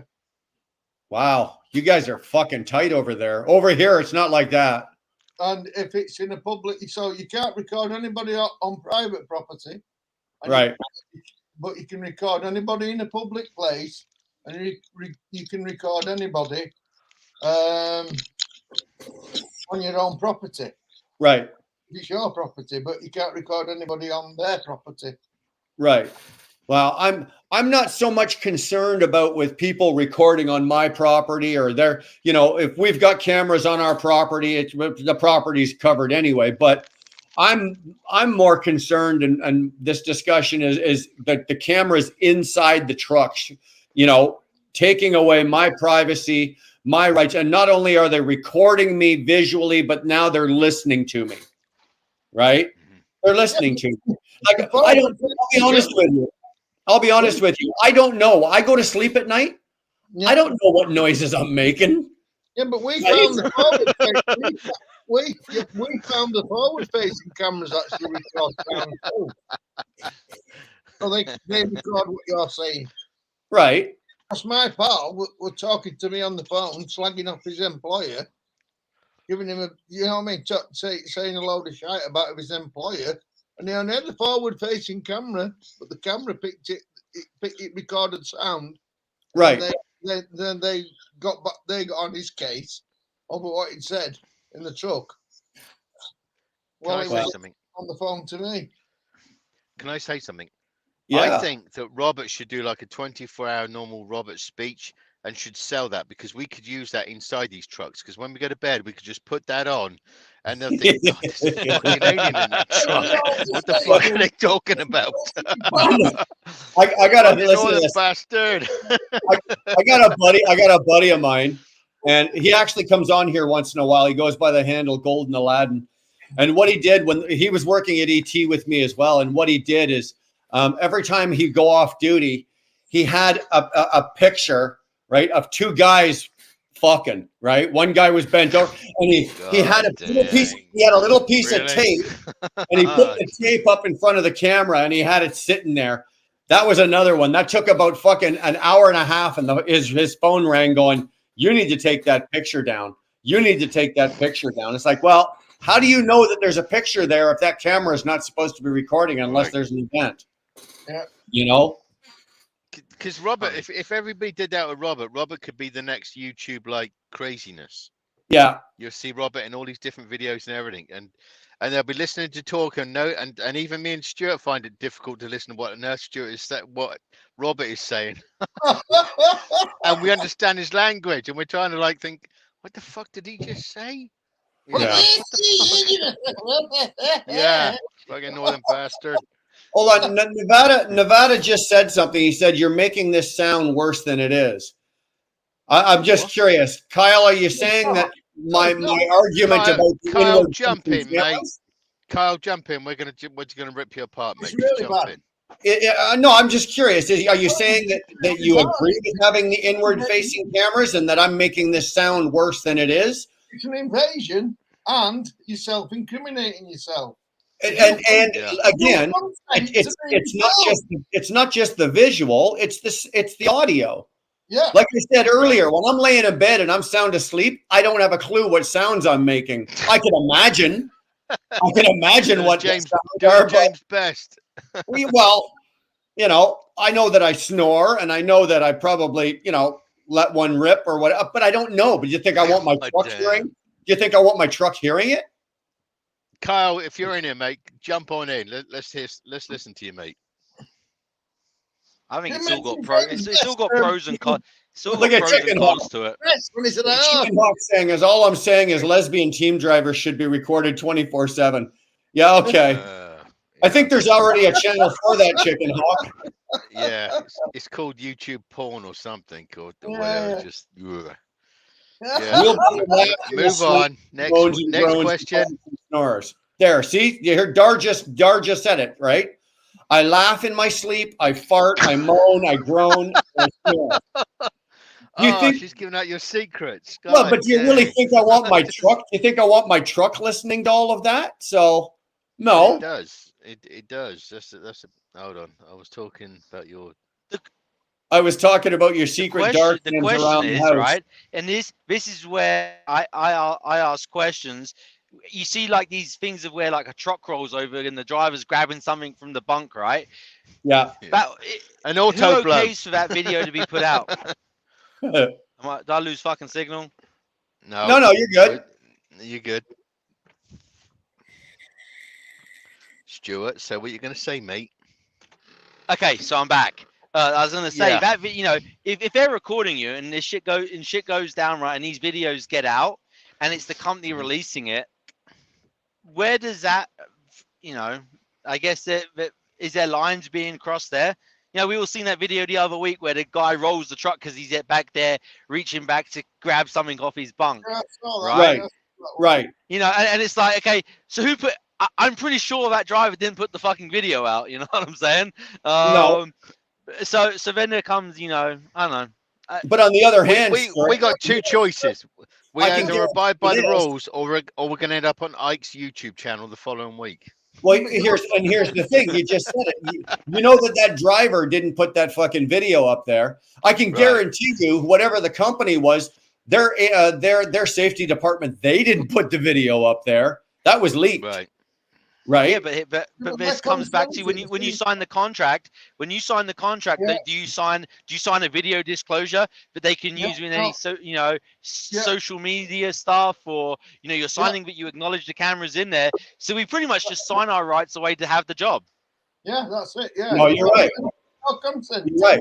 To incriminate yourself.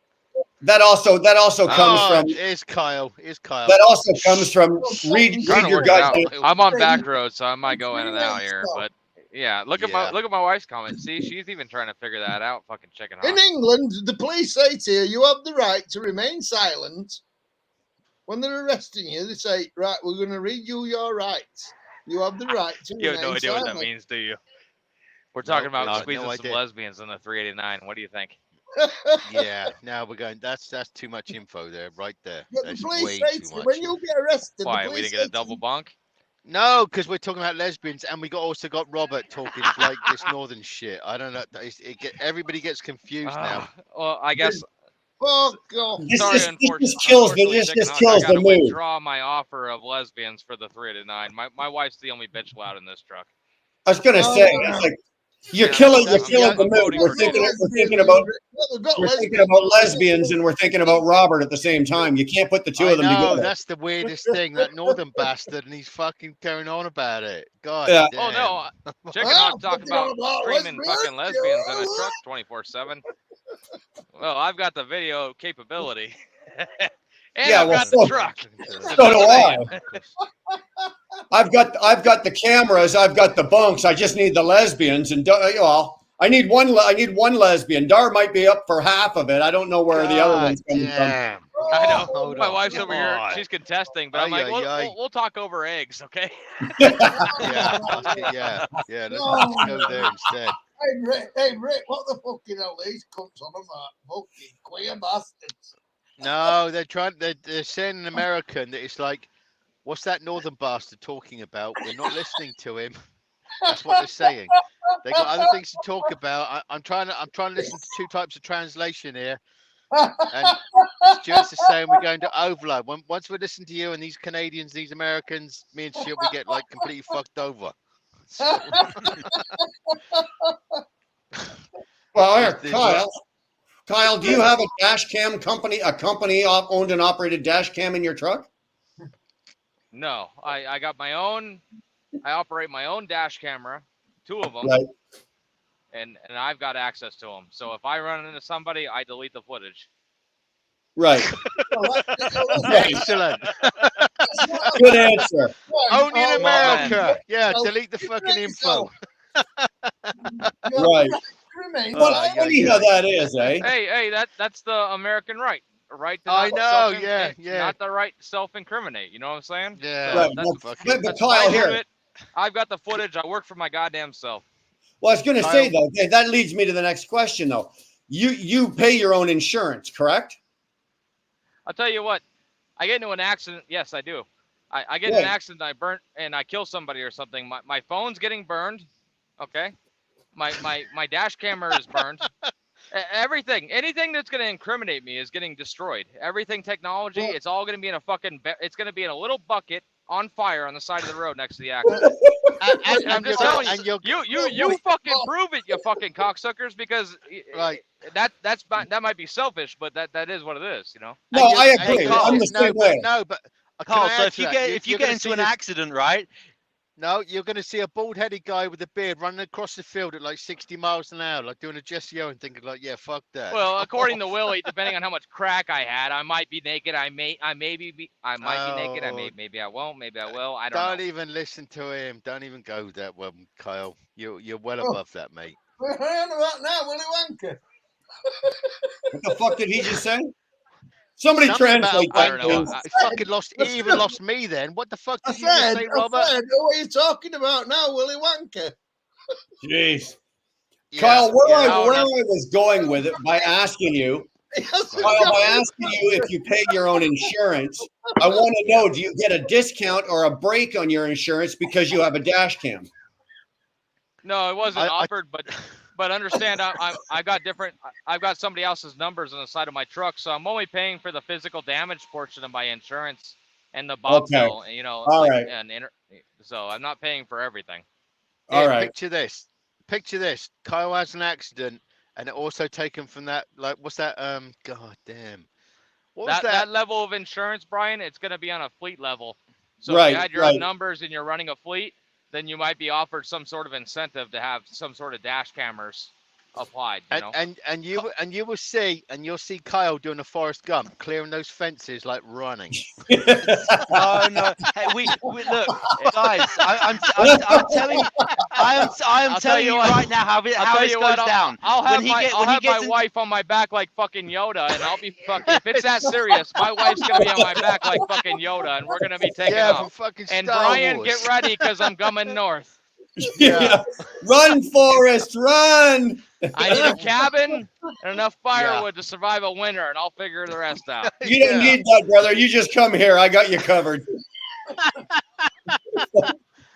Oh damn! Only in America does that happen. That just happens in America, not Canada or in England. In You know what America. though? It doesn't matter, dude. You can take that you can take all your cameras and you can take all your fucking cell phones. You can put them in a bucket and you can light it on fire. Somehow or another, they will get what they want out of it. No, I don't know. I don't No, know. don't tell me about the told NSA. people- because you know what the Matrix it doesn't. was. It doesn't. It doesn't matter. None of this matters because if Carl gets in an accident, he's going to send the footage to James Best, and James Best is going to put it up and decide whether you drove into someone backing up or you didn't, and let public opinion decide. James will I would make like it. to straighten out this. Does that exact sound situation familiar? You're talking about. I was ruled not at fault in that accident. Okay. So, Not according to James, you weren't. Not according to Hold on, fucking James, you weren't. I know Kyle's put his skirt on now. Now he's getting a bit of a diva. Yeah. yeah, getting a bit of diva voice. You fuck you, Brit. Oh yeah. I just want to see Kyle run. That's all. I want to see him run. I That's know. it. Yeah, watch Forrest Gump run, Forrest, run. It's like how he does it across those hedges. Oh, damn. No. I So put a what- little what weight we on talk- over the years. No, I'm talking about like third trimester. So I mean, Oh, you getting heavy there? Are you there, Chubby? All right. Oh, that is Yeah, so right, below the let's- belt. let's- oh yeah. Even the mechanics that are serving my truck, they want to know how far along I am. So yeah, I think I'm getting a little heavy. Oh, that's Oh, yeah. Then again, I think I was outgrowing my fucking clothes, so I was like, all right, time to upgrade to a large. God damn it! Yeah, Those yeah. medium shirts, I used Large. to like those things. Dude, I haven't worn anything in large since I was like 15 or 16. Right? I've been a double X since I was now, I don't know, early 20s. I've been wearing double X. A large, I don't even know what that size is. I have an extra large because I'm probably the shortest bastard in this thing because I'm like 5'10". All you other fuckers, you're like 6 foot and whatever. Yeah, you're I'm- 5'10", but I've seen you, dude. You're 5'10" standing up, and you're 5'8" laying down. So fuck either way. Hey, Tony. You gotta make steady. Well, listen, Brian, we don't need to listen. We don't need to hear about Britt's fucking arch of his fucking, I'm not even gonna the London Bridge, okay? Yeah, exactly. It Here might we add go, a few here we inches, but go. it's all about leverage and only lasts a little bit. So Fucking hell. Let me get my violins out. Yeah, what the fuck? Oh, come on. Oh, come on. you know, You know- can T-Bone's play that in the tune over house. and over again. T-Bone. Hello, mate. T-Bone just walked in. What's going on? Buying new, bigger clothes is awesome. And everyone asks if I've lost weight. Actually, I went that way. I'd start buying T-shirts that were like XXX. And the next thing I know, I got people going, hey, did you lose some weight? No, I just bought bigger fucking clothes. I'm I've expecting. got to say, T-Bone's got the biggest truck in the world. His truck does like weightlifting and everything. He's got a massive truck and a massive trailer. When I met him in Kentucky, I thought, oh my God, that truck is like huge. He's got a Western Star thing, and it's like Yeah, like a house Western on wheels. Stars they are comfortable. They got a lot of room in them. I will say. And Is they it got, a new it's one? got and it's got proper wood cabinets inside. Like it's the shit. It's like real nice mahogany Proper. wood cabinets. Say it again. Say it Stuart, again. Proper. Stuart, what are you doing? What are you doing inside his That's a truck? proper fucking. That's a proper fucking truck. It's got wooden cabins in it. Well, he was showing I showing me the truck, and I popped my head in there. I'm like, dude, I said, you got fucking mahogany cabinets in there. I'm like, what the fuck? I said, I got fucking this plastic shit that's falling apart. Dude, I reckon we should just call him T for like Trump, like Trump T-bone or whatever. you go back and you look at all the older Western stars, and especially the ones that had. If you're saying the T-bone has a big one, then he's probably got the Stratosphere bunk on it, which those are massive. Like The whole that's truck was massive. Even the black trailer, I thought, what the It's a heck? He's got, fucking like, the apartment. biggest trailer in America. Yeah, but I love the way they look inside with the proper wood, as Stuart likes to say. But man, that's a lot. That's a lot of weight. That's a lot of weight you're carrying, man. When you think about the cabinets and all the shit in there, that's a lot of weight you're carrying around with wood instead of plastic. I will stand corrected. I didn't go inside. I don't know why Stuart was inside that truck. So I need to be. I think like distance myself from that conversation. Maybe Stuart was more impressed with T-Bone's T-Bone than fucking T-Bone. Exactly. That's what I'm saying. Britt's getting a hint of fucking Irish from the fucking Stewart down at the bottom. Oh, fuck no. The fucking Irish can go fucking burn, mate. No, fuck it. I feel a little outnumbered here. You know, I got a bunch of Brits and the fucking Canadians, and you know, you all stand together. So yeah. Hey, let's not get carried away. Let's not get carried away. We threw the fucking British out of here a long time ago. We're not standing together. I don't know about that, man. Okay. We allowed them. The cards dealt. You're like, you know what? Okay, we're gonna go with the Queen. We allow them to stop in here on their way down to the United States. That's all we do. That's all we do. I do want to declare, I do have a blue passport now. My passport is a nice blue passport that says United States of America on it. Just for the there you go. Just for the record. Yeah, but that passport, because somebody even asked me about that today, because there was, I can still retain my British nationality, can't I? Yes. Okay, because I'm not prepared to give that up. I'm absolutely not prepared to give that up because I'm a British. I have both. I do have both, just so I actually have, and it was for sheer travel purposes. There is no other reason. And I mean, and since the whole EU thing, I'm about ready just to give it up because I was like, bollocks. Yeah.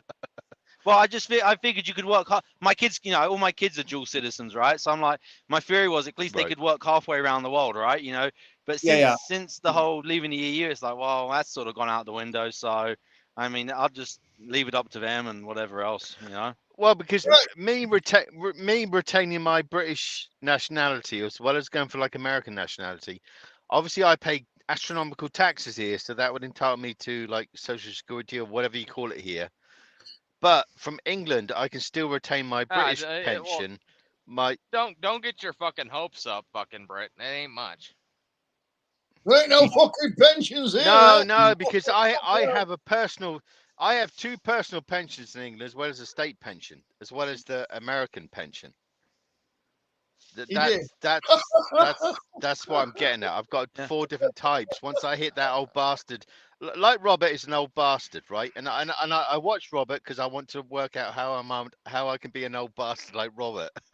You want to hear something screwed up about the pensions? So my mom's getting her British pension sent here in her American bank account, and she gets an inflated pension because she's living in the United States, and they say the cost of living is more in the States than it is in America.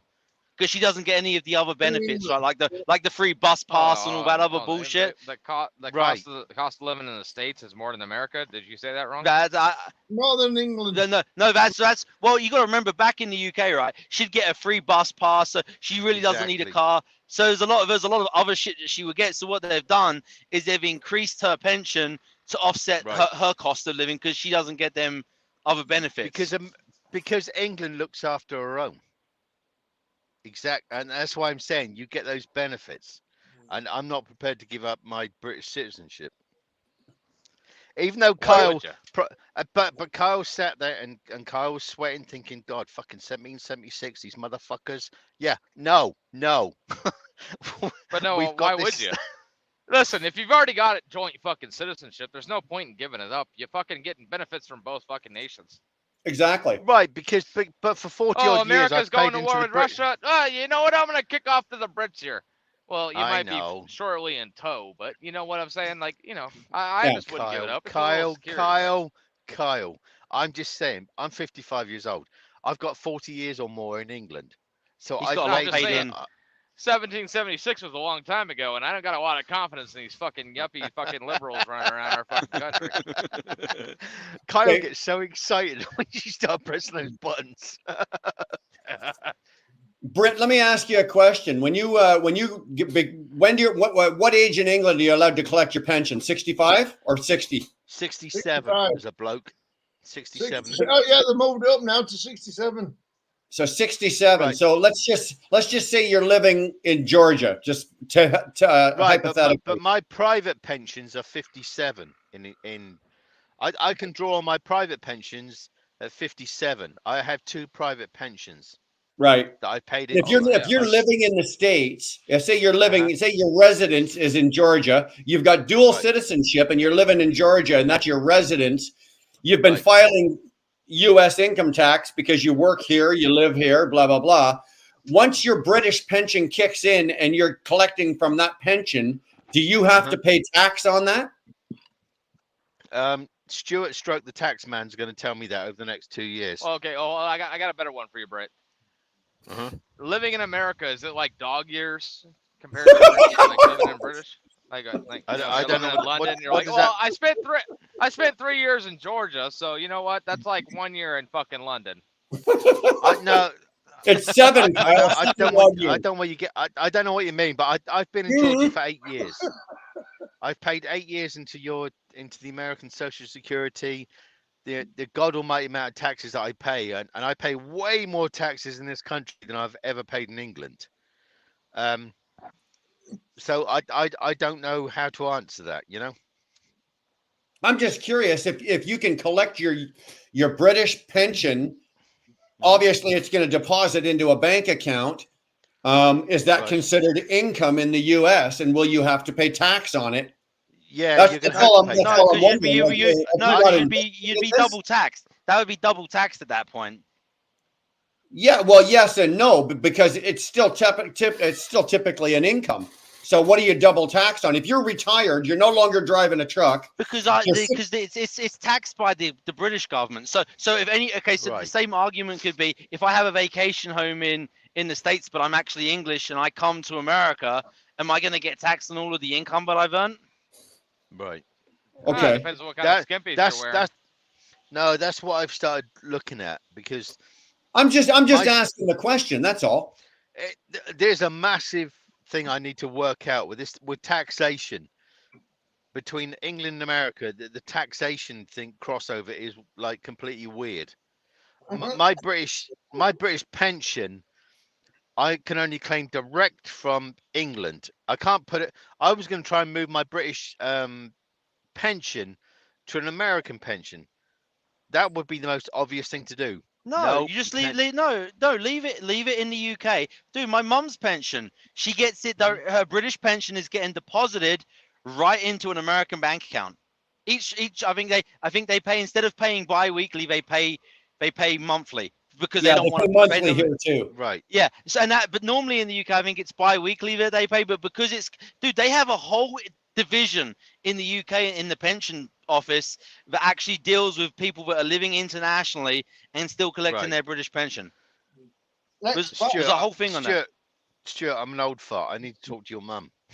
Because well, I had to help her with it as well. I did all the legwork, so hold on. That's why I'm kill the saying. vibe, Stuart. No, because I'm meeting up with Stuart. Stuart's going to help me out, and I need to talk to his mum. Stuart, how old is your mum? Say again. How old is your mum? Why do you want to know 68. that? Yeah. 68. Why do you want to know Stuart, that? your mom is 68? Yeah. Yeah. Oh man, she doesn't look 68 there. No. Yeah, what I'm saying- She certainly acts like it. She acts like she's 87. Fucking Oh, constantly no. complaining. Yeah. Oh, Yeah. So what? so does One of Britt those though. lives. No, I don't, you motherfucker. Listen, I'm just saying. Your mum was going to jump on and you guys were going to do that live. What was that all? Why did that die a death? Kyle, did he just call me a motherfucker? Kyle just told been me to busy. say that. You, you heard that, right? Kyle, you heard that, right? Yeah. Britt actually called me a motherfucker. Kyle texted me and say, "Tell Wilburn he's a motherfucker." That's why I don't think so. I don't fucking think so. He did. I'm not saying, but Stuart, why isn't your mum on your channel? What happened there? What was that all about? So we just busy, dude. We've had so much going on. I mean, just had a lot going on. We just haven't had time, dude. So when I meet up with you in December, am I gonna have a giggle with your mum? Yeah. Oh no, she'll be in Florida in December. She's going back down to Florida the weekend after Thanksgiving. I'm taking her down to Florida because she wants some warm weather. So I'm pawning her off to my brother for a little bit. Oh, hold on. She wants some warm weather. Fucking we got fucking Britt over here who's in fucking Georgia. Oi, it's always steady. warm. This is starting to sound like a dating website. Yeah. This is BritishMatch.com. That's what If this is. you want to take her off my hand, you're more than welcome. Canadian. If you want to take her off my hand, sticking it to the British. Hey Stuart, you'll be calling British nomadic Brit their stepdaddy. Dad. Stepdaddy. Hey, daddy. No, Hey, stepdaddy Brit. no, I'm 55 years old. I'm still that old. I'm not. Yeah, whatever. I'm fucking 55. Whatever. You're only 55, dude. I'm 50. Dude, I'll be 53 next month. You're not that much older than I am. You're still a youngster then, because you're younger than me. That makes you a youngster. Oh, please. Well, please. I'm just saying. And I'm 58. Well, then See, you're a that makes you an old grandpa. bastard. Yeah, Robert's an old bastard. In here. He's the oldest bastard in here, Robert. Yeah, Robert, you got some nice chrome going on there, buddy. That's some nice looking chrome you got. I know, but he looks like, if you look at Robert's, like he's got like how much grey under there? Fuck me. We should all chip in. Let's buy Robert some like Grecian 2000. Let's darken up a bit because Robert looks like an old bastard. Yeah, this is fucking extinguished. Did anybody understand a word Robert just said? I don't know. I wasn't sure if it was extinguished or extinct. I wasn't heard sure which one it was. I heard a fucking I'm holding up my what he phone to just the said. speaker. I'm holding up my phone to Google Translate, and the fucking Google just shook there going, I don't have a clue. Don't have a fucking clue. Yeah, because Google just says translate to English. Well, he's a fucking northern bastard. How Yeah, do you exactly. Translate that. Mine just came up with Swahili. It was just Google Swahili. has that little Google has that little spinny wheel going in the middle, going. It still can't figure it out. Doesn't have a clue. Yeah. Yeah. I know. See, what did he just fucking say? And we're British, and we don't understand what the fuck I he's said saying. Google said. Well, I heard turn right on road pile. So Yeah, and Google. Yeah, let's Google it. Whatever. Robert, you fucking idiot. I'm telling Only you. America. Yeah, only America. We got Robert the fucking idiot. Come on with it, says United States Tax Solution. Form an LLC and find an EA tax professional who's familiar with trucking. This is probably the most valuable paragraph on all of YouTube trucking live shows. I beg to differ. Come on with it. I spoke to a person today about, and we were on the phone for like a couple of hours talking about lots of different things. Your taxation here is weird. And I am very reliant on talking to Stuart because Stuart's a British guy. I can understand what the fuck he's saying and what he's talking about. I don't understand you, Robert, because you fucking talk Northern, mate. Just fucking. I'm gonna fucking send you a book, how to translate Northern into fucking London and the overspill. Then we can understand what the fuck. You know what, Britt? You know what, Britt? You're full of shit because you know what? If you put half a dozen pints into you, put half a dozen pints into Stuart, and a half a dozen pints into Robert, me and Kyle would be sitting here talking to each other because we wouldn't be able to understand what any one of yous were saying. Fucking exactly. You guys will be collapsed, and we'll still be walking to the next fucking pub.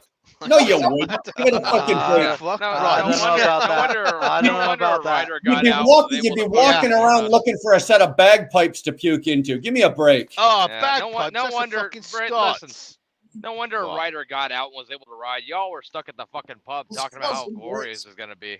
Yeah, Kyle, exactly. Kyle, do I need to ring you up at the early hours of the morning just to piss you off, mate? So just no, fuck it. I'm gonna ring Kyle at 2 o'clock, 3 o'clock, 4 o'clock, 5 o'clock, 6 o'clock, just to piss that guy off. That's good. That's what time I'll wake up. I'll be up then. Okay, I'm gonna do it. I don't care. I'm gonna get the better of you, youngster. So don't even fucking go there, mate. So, Oh, bring the eggs. oh, the United States. See how quickly he turned, eh, Kyle? All of a sudden, you got real spiteful. All of a sudden, No, I don't get bitchy. No, fuck me. No, that's what it is. I'll tell you what.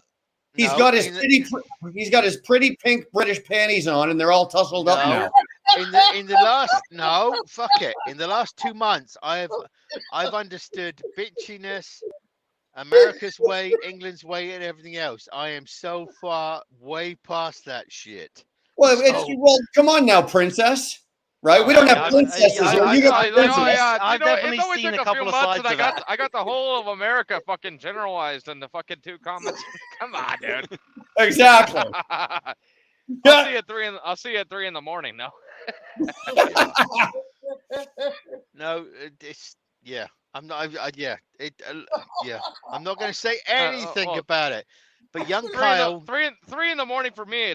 I mean, they're just waking up in Ukraine to kick them fucking Russian fucking dudes' asses. So I mean, something's always going on. I'm up for it. Yeah.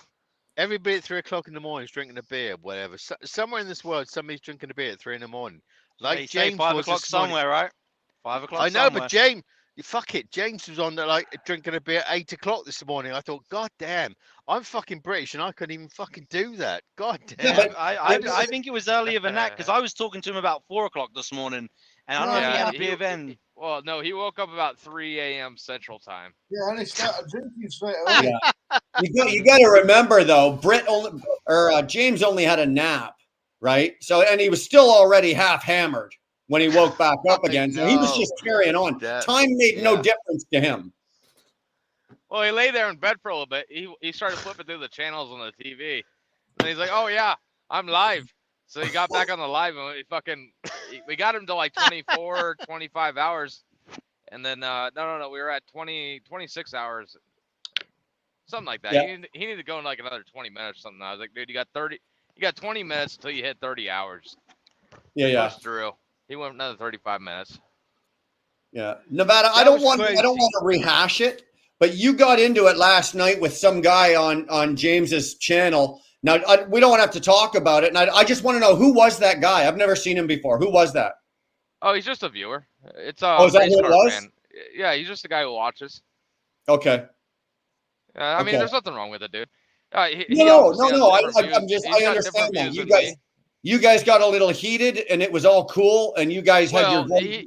He did the whole typical liberal shit where he can't fucking argue a point about fucking energy independence, so he turns to personal attacks, and that's what it became. So.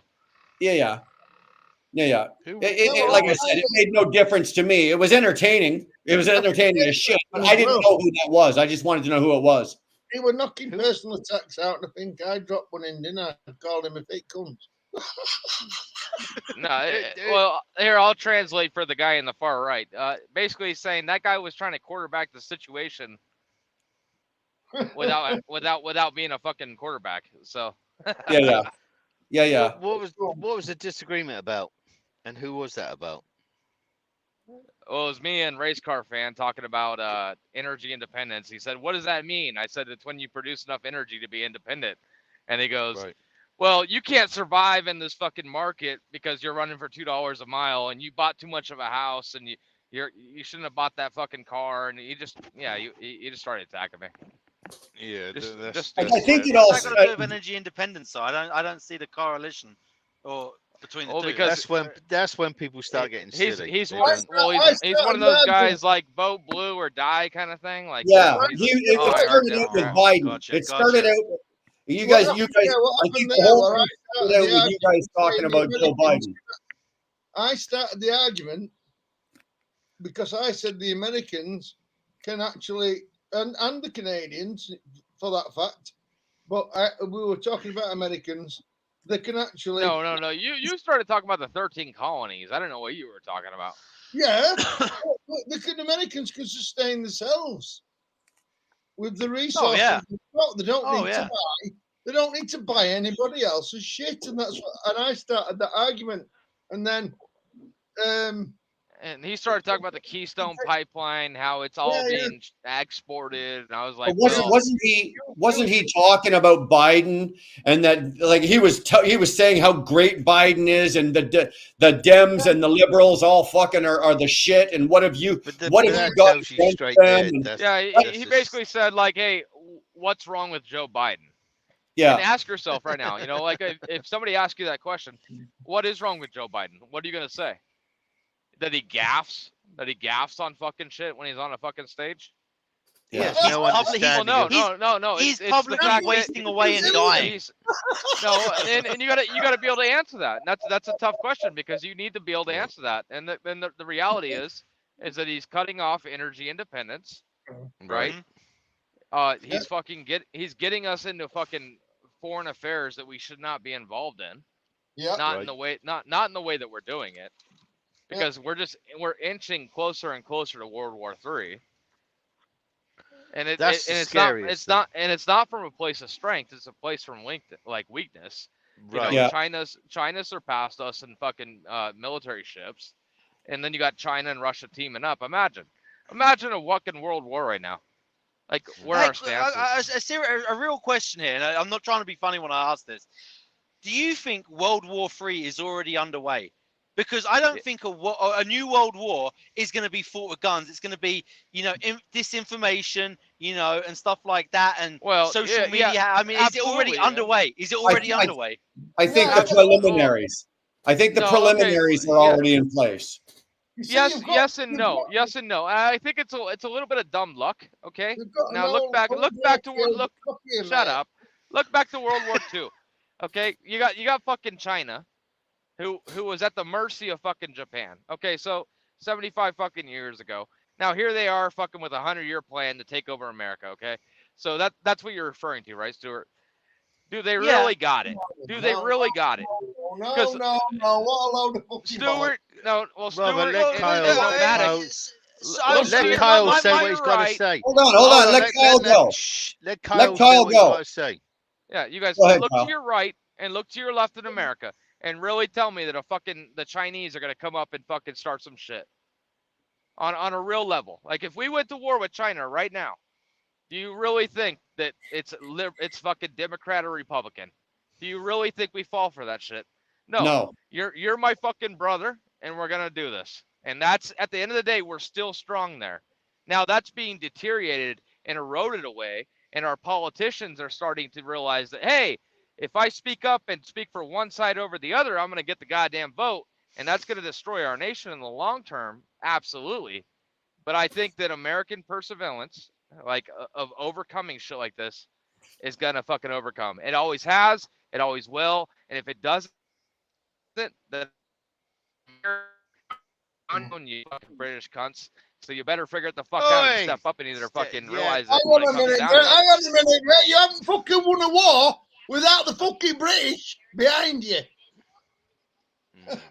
Okay. But as far as the Chinese buying up our land where we can't buy their land, absolutely. Are they It's not fucking just the tapping in Chinese. and putting? They got computer chips in our fucking phones. They got computer chips in our TVs, TikTok, everything. So they're Yes. inserting themselves at a rapid level. And if we don't get some fucking politicians with some goddamn fucking backbone to stand up to the Chinese, I mean, we're already on track. No matter what, we will be number 2 economy in this fucking world. And there's nothing we You're can do already about that number right 2 now. economy. Kyle, you're already a number 2 economy. There you go. The Chinese have already surpassed you. So If- the reality is if- just setting hold in on, for if the the Americans. Chinese right now right now, if the Chinese called in their note on what the U.S. owes, like the U.S. debt to China, Oh, if they were to here's call in that's that not how note it goes. right now, You're done. You're lacking to understand how the global economic financial situation goes, because just like the Federal Reserve, which is not so much very federal, the Chinese No. have the same goddamn system, and it doesn't work like that. Okay, Brian, I know we are all fucking about, like, exposing and seeing the fucking reality of the situation. It's a world economic fucking view. Okay, and just like the Chinese, they have their world economic. They're starting on their world, like their fucking marketplace and their fucking Wall Street, right? And they're competing with the United States. And the fact is, debt makes the fucking wheel greased. Okay, Yeah, but they're whether not it's competing with America the or United States. Chinese, whatever they've already fucking infiltrated the currency you United decide to States. use, it's one or the other, and it's going to be backed by debt. But Right, does anybody know? But Does Japan. anybody know No, what yeah, happened in hold on, Robert. 1971? Listen, Japan is the biggest debt holder of American debt. Not China China. is. No. Japan. No, No. Japan is. No, Robert, China don't is. argue with me. Robert, the- if I have the- to ring the you up Chinese- and the tell you to Chinese- like fucking stay Oh, back. Brian, now that the British are catching up, what do you got to say to that? I'm letting everybody go here because you're saying that okay. The Chinese, like I said, if they call in the note, you're done. You couldn't pay it. No, Now you're saying the world economics, and they're trying to they've got the chips, and Kyle, they've already infiltrated. It's already done. They're already in Oh, place. Yeah, and They're that's just why you're waiting. seeing stories in the public about the What I was- spies and the No, I'm not the- reading the- any of that. I the, asked, the World War embassy III All in they was have to do is Texas. pull the trigger. The They're embassy already in in Texas was do it. considered a spy network, and we shut it down here in the States. Yes, What they I are was- fucking what taking I over. was- Yeah, but for every one that you find that they shut down, Kyle, there's 4 more already up and running. It's a never ending. It's a fucking circle that's never going to stop. What I was going Oh, to I know. say is in 1969, Oh, for Christ's sake, what? in 1960, history doesn't repeat, but it rhymes. That's an old saying, right? In 1969, and all the gold from Europe was in America because of the Second World War, Okay. right? They didn't want the fucking Nazis. If the Nazis were going to win, right? Okay. They didn't 69. The war was 69. lost. Wait a minute. The fucking Second World War ended in 45. Yeah, I was Yes, gonna say all the 69. That gold was a was long still one. in America. In I think you're talking 1969, you're we were- talking they were- about you guys fucking were playing Carter Vietnam. and the Robert, fucking Robert, gold standard, Robert, Nothing. okay? In Finish. 1969, Let Robert the finish what French, he's saying. in 1969, the French sent a warship to America to get their gold back because they realized, because the American dollar was backed by gold then, yeah, they wanted their gold back because they realized the Americans had printed too many dollars. They got more dollars than they had gold. Yeah, well, Right. you know what we told you when So you the came to French get it went- back. Yeah, we the told you to French get. went and Kyle, the Kyle, French went- Kyle, let the Robert French just went finish a minute, mate. with the warship and got their gold back, and then the Germans went for their gold back because actually Germany had gold there as well. Hang on a minute, what were with them? How does that make sense? Anyway, anyway, President Nixon, they call him Tricky Dicky for this reason. He said, right, President Nixon said, we're not going to honor the gold. You're not having your gold back. Well, and then he created the petrodollar, saying you can have oil instead. Okay. That's where petrodollar came from. So what the Americans are going to do again is if the Chinese come for the dollar, they'll just fuck off. You're not having it. Just like Nixon did back in 1971. Robert, you just fucking lost me, mate. Have you had one too many beers? No, 'Cause no, no, no, you just fucking he- goddamn he's- lost me. Well, he's talking about getting off the gold standard, where like Yes. everybody came back no, for their no, fucking no, dollar. we're talking about a They fiat were like, "Give us currency. back our fucking gold," Hang on a and minute. we were like, "Fuck you." No, because you started Oh. a fiat currency that's not backed by gold anymore. It's called, look it up, it's called fiat. It's backed by nothing. Right, fiat. It's backed Which by, they talk about nowadays, yeah, fiat. backed Fiat by currency. clay. Yeah, it's backed by faith because there's no fucking backing, There he is. right? So What if up, the TJ? Chinese, if the What up, Chinese, everybody? we want as value for a fucking load of paper that we bought off you. Try to Or get we- this fucker set up here. We've sold you the goods and we've got all this fucking paper. They'll just TJ. they'll just Go say, on, oh, just like we did with gold fucking standard. Hold on. There's no fucking paper anymore, mate. God damn it. But it's a lot more. The Chinese will be fucked. The Chinese But will be it's- fucked, and but that's it's a lot where more. there might be It's a lot fucking more war. complex. It's a Okay, lot more it's a lot more Well, Stuart, complex but than that. listen to Stuart. Because Listen to Stuart. because Mate, look, you no one, Robert, listen, Stuart. no one is coming up to the shores of America, right, and attacking America. You look Right. Yes, how many sir. guns there is, and the world fucking hates that. Okay, number one.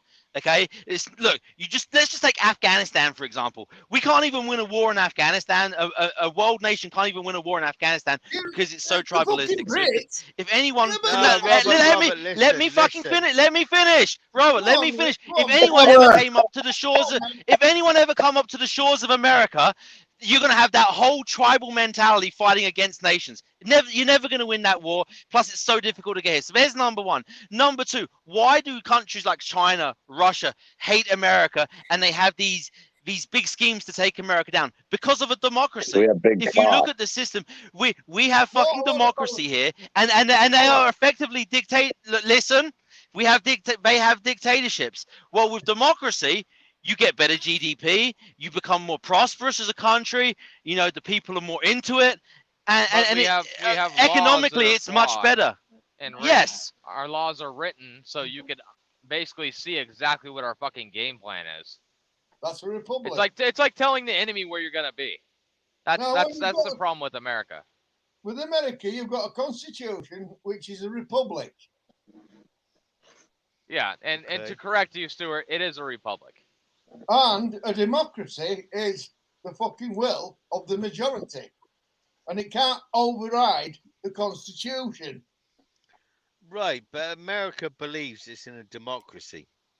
So No, it's Oh no, well, no, we're no, it- no, we're no, a no. blend. I back We- what we- Stuart we- is saying. So we are a blend. We're not a straight republic. We're not a straight democracy.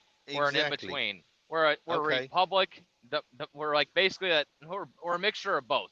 So we got Well, democracy isn't and it in republic some blended. sense it's called a democratic republic, is it not? Yeah, we're actually Democratic a republic. or Republic Democrat. Constitutional democracy. wise, we're a republic. Yeah, Right. No, it's a not republic. a democracy. We're a republic. They brought in democracy to fuck you up. That's what's fucked. Democrats have fucked up Well, America. look at the political system. We got senators, right? Just like the Romans, just like the Republic of Rome. Yeah. Okay, but we're a mix of democracy, where it's for the people, by the people. But It's a it's not mix. For the people, baby. Has been that went in Supposed to be anyway. 1912 when fucking Brits came and took over fucking Washington. Well, we DC. lost that with amendments of fucking congressional districts and fucking representation. So I Well, mean that- we've been on a well, long time spiral of what's been going wrong in the United States. We can go down that fucking rabbit hole, but Yeah, to be yeah. honest with you, we need a How- we need to How much of that is because of reform to modern times. disinformation? How much? And my point is, how much of that stuff that is happening, and we're going down this spiral, is because of things with disinformation from countries like China, Russia. Then you look at the whole social media thing and how that Right. stuff's being influenced. And this is that, Well, and that's why I no, come no, back to listen and I here, ask Stuart. the question: Uh, Has World War based- III already based on- started? Has World well, War III based already on- started on that? Okay, Yeah, so yeah. based on All right, Stuart, Stuart, you're right, based, yeah. oh god damn it, you fucking Brit. Hold on. Based on how fucking Russia has performed in Ukraine, I'm not worried 1-2 fucking cents about fucking what the fuck Russia's doing. I'm way concerned now. My focus is on China, and China. Why? The type of discipline that they have in their fucking schools. We're up against a very fucking sophisticated and disciplined fucking adversary here. And Agree make 100%. Make no sense. Like, don't get comfortable in your fucking lazy boy here in the United States, because China is our number one adversary. Absolutely, hands down. Going into the future, 100 years from now, China will always be our number one adversary. Agreed. Right. And because but there's That's a 100%. however, economy. however, Absolutely fact. when we're competing against China, understand that fucking $2 a fucking day is minimum wage to the Chinese right now. Imagine what fucking 50 or 75 years is gonna do. So we need to start fucking thinking about the future of our country now and start looking at our adversary now, not fucking 100 or 75 years from now when that catches up to us. We should have been looking at it 75 years ago, in my opinion. Yeah, I but mean, that's what politicians do. They fuck shit up. Well, but we like, understand, Stuart. We're talking about fucking dealing 75 years ago with fucking Russia. Okay, so it was a completely different thing. Who have obviously overestimated everything they've ever done. It's been proven in the Ukraine war. They're not fucking. They're boasting everything they fucking do, because they can't even fucking take down fucking Ukraine on their goddamn border. Now I'm telling you one thing, Brian, I fucking love you, but if you're up there in Canada and you're our adversary, we'd have you guys fucking mopped up and fucking chopped up like firewood. Fucking, I don't know. What do you think? A year, maybe two? No, I'll take Hold it out, over to a you. couple holdouts matter in of 18 weeks. months. That's a matter of a You week know. deal, right? It would be No, I don't think so. a month max. It'd be a yeah, month. we all need to I be mean, careful that's about never what gonna that goddamn was. happen. I mean, Canada has been standing with us since fucking World War One. So, I mean, Well, we if the made- Americans go to war on a world level, you're gonna need the Canadians to invade at least one beach somewhere. So Oh, absolutely. you remember Absolutely. that. That's a fact. I've trained with Canadian soldiers. I know. Granted. Our J2F guys are as good as any of your SEALs. Well, I'm Oh, looking absolutely. forward to having 100%. okay, so Sweden has this fucking moose cavalry from back in the day. And now, if we're bringing them in the fold, you guys are fucked. I don't care if you're fucking Chinese, Japanese, fucking Russian. We get the fucking Swedens on our side. Yeah, you guys are fucked. The Swedes and the Finnish both have teams like that. You know, Yeah, the good thing the United States does have is Israelis. Them motherfuckers are badass, core hard. Yeah, badass. That's a fact. These, The if the Chinese are going to go to war with you, you guys are going to take a massive tech hit before you take anything else. They're going to come at you with every little Chinese guy sitting in his basement in his underwear and a laptop, and they're going to bomb you that way. They're going to destroy you with tech. And that's how they're going to come at you first. The Russians or the Chinese, neither one of them. Yes, they have more. The Chinese have more ships than the U.S. in their navy, but their navy still cannot compete with the U.S. Navy. Their Air Force cannot compete with the U.S. Yes, they have numbers, but if you take 300 shitty airplanes against 50, I don't know what you're fucking talking about, because we're talking fifth fucking generation fighter versus fifth bullshit. generation fighter Dude, here. hold on, stop, Kyle. But stop. No, Kyle. I'm not going to stop, because that's a Kyle, statistic. Stop, Kyle. Let The Brian Chinese have the same thing that Russians have. They have toted fifth generation fighters, but they don't have them in the numbers or the fucking technologically advanced numbers that the Americans have. No, Yet they haven't. Okay, so just like the Russians, yet they haven't been tested. Now, I'm much more concerned about the economic power of China over the economic power of Russia. Right. That is nothing to the United States when it comes to economic. Yeah, but that's why I'm saying, Kyle, a war with China, a war with China is not going to be done on the ground with arms and bullets and wars or even nuclear warheads. The first wave of the war with China is going to come through technologically, right? And through the internet and through everything like that. We're actually dealing with that shit now. Actually, you think about it. And that goes back to what Stuart was saying. Are we already in war? Well, and that's where I was going. Yes, you are, because in some way, sense, or form, the Chinese have been here for they're not just the U.S., dude. It's Canada as well. The Chinese have been here for fucking years. They've infiltrated, and I don't mean they've infiltrated physically. They're not here physically infiltrating. Property. Well, actually, you're wrong. They have tried. Hold on. They tried to put their own police force here in the States and shit like that, and then that's got shut down by the FBI. Right. But we're talking about they're here. You look at the whole province of British Columbia, pretty much. Okay. I don't know if any of you know how much about geography about Canada, but the province of British Columbia is a big fucking province. No, I was The gonna say, Chinese it's pretty own massive. most of the like property, Wyoming is a big fucking mountain. and they've done the same thing with the U.S. They've bought up vast amounts of property, real estate, so they've infiltrated that sense. But if the Chinese want to come in here and hurt you, they're not going to come in here with fucking guns. They're not going to come rolling up on the U.S. shores. They're not going to come rolling up into. You're not going to come rolling up into the harbor in New York City. Fuck that. They're coming at you fucking with cyber war. That's what Stuart said. Can I tell you how they do it? Let me tell you how they do And it. they've already They started. shut down the fuel lines. They shut down the fuel lines. They shut down the water. They shut down the sewer. They shut down the electric, which is all done electronically. I mean, Right. we already saw an It's getting attack right started on with the electrical fuel grid lines, first. and they Well, and yeah, they caused pandemonium.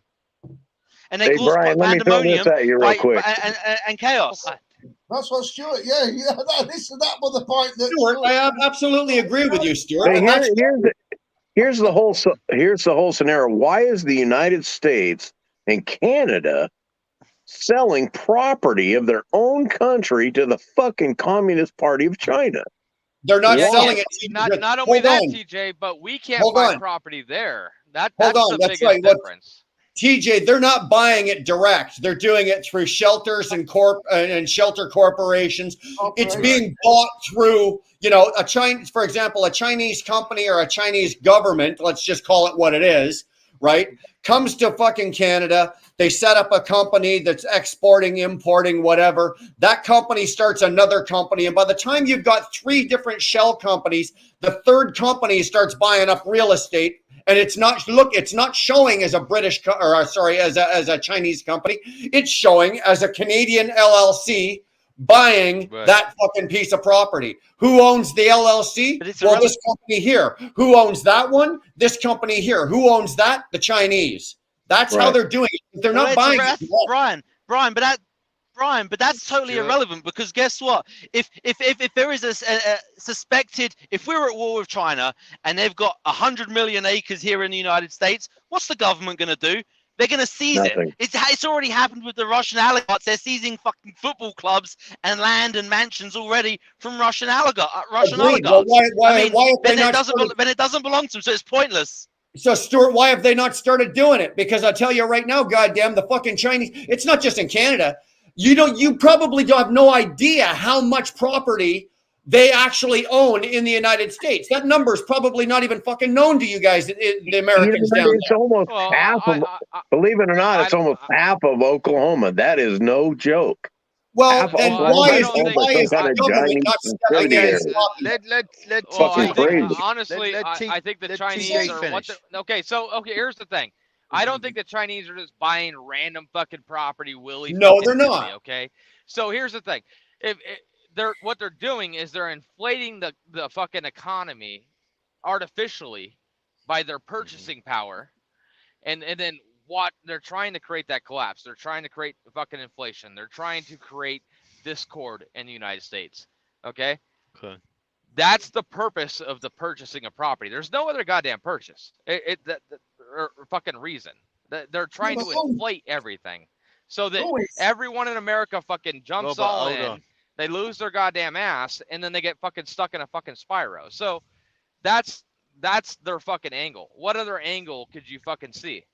Other than fucking strategic fucking property, maybe next to a missile base, or maybe next to something that they want to place some sort of infiltration.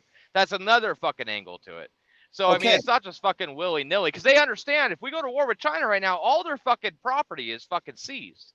Like, we're not going to just say, oh, yeah, that's fucking, that's Chinese property. Don't fucking why is it being allowed to happen? Kyle, why is it being allowed to happen in such That's large...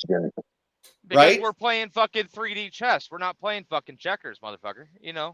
Yeah, but why? Why would you want to play chess with them? Why give them that foothold? Because we're a fucking republic, a democratic republic. Well, the problem is we owe the Chinese so much fucking money.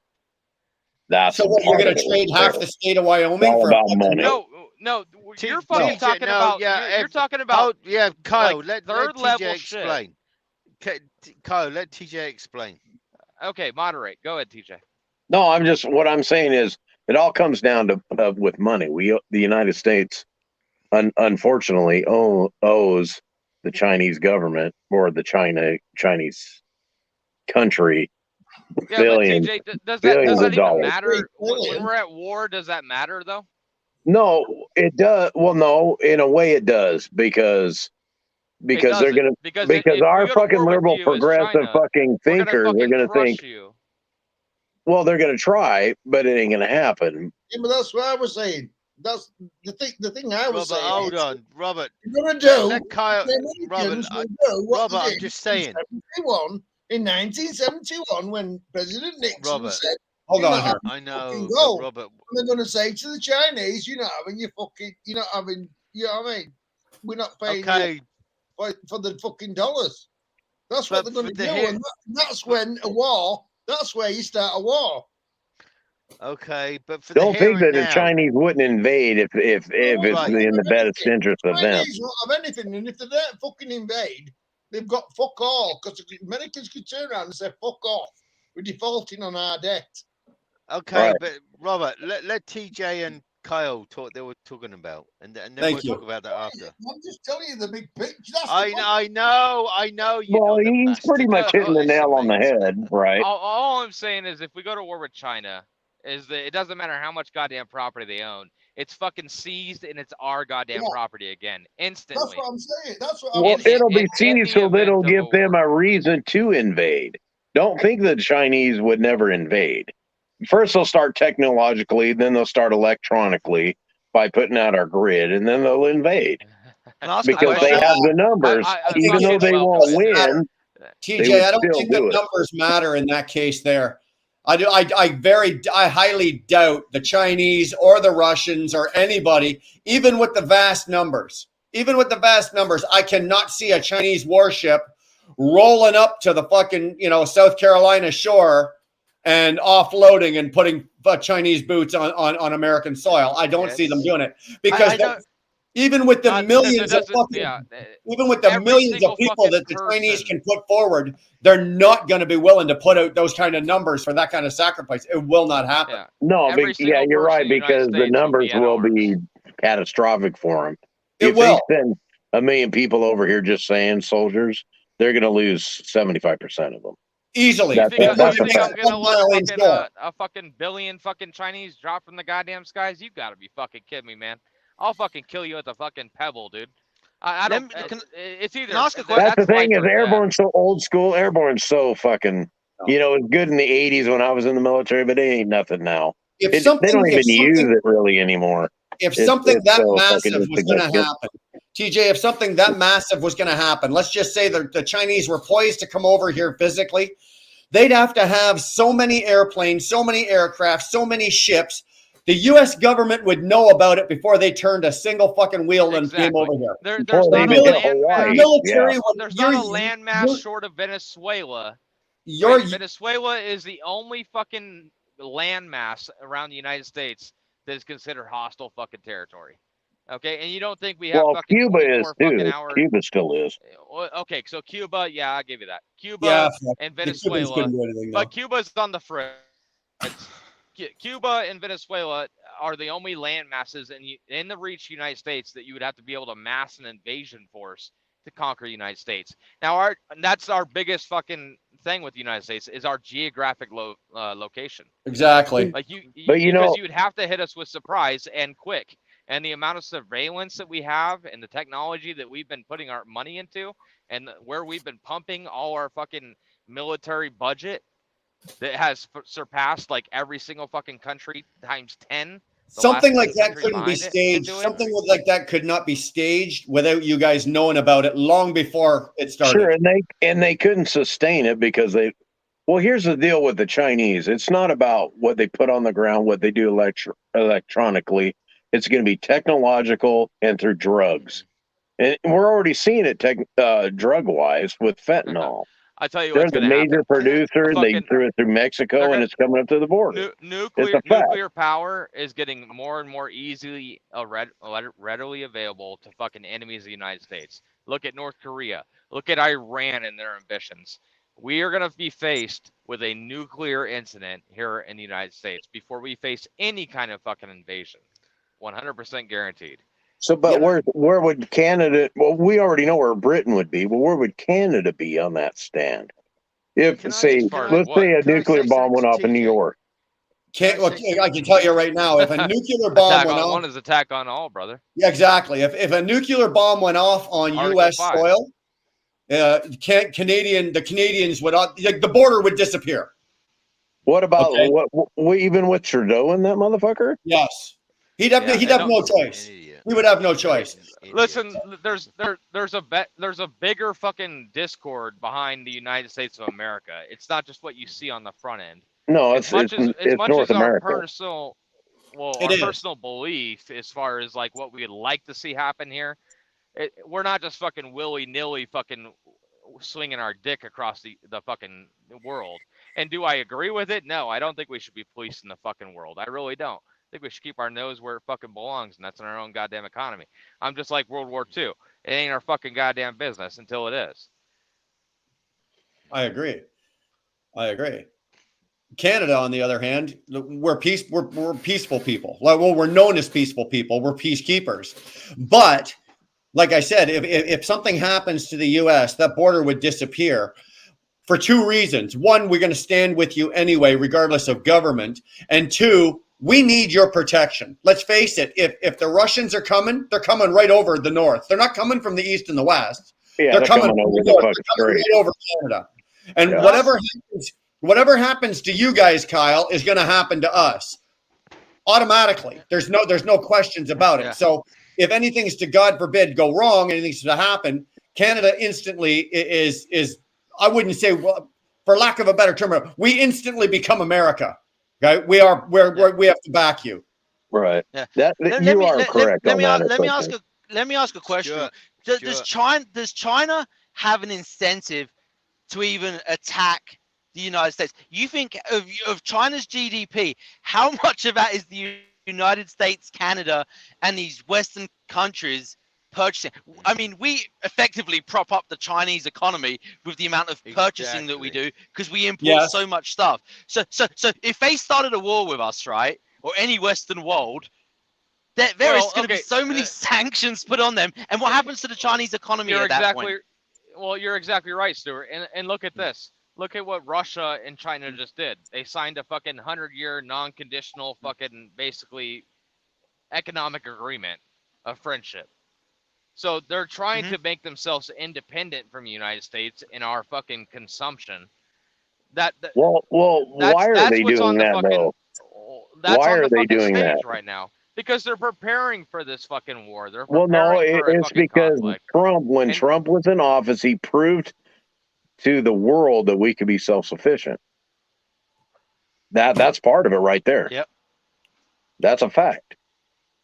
Well, these guys were talking about this. I would say we were on track to be. Well, think about the comments yesterday by that guy Ray on James Best Live, where he's talking about Biden and the Keystone Pipeline, how it was insignificant.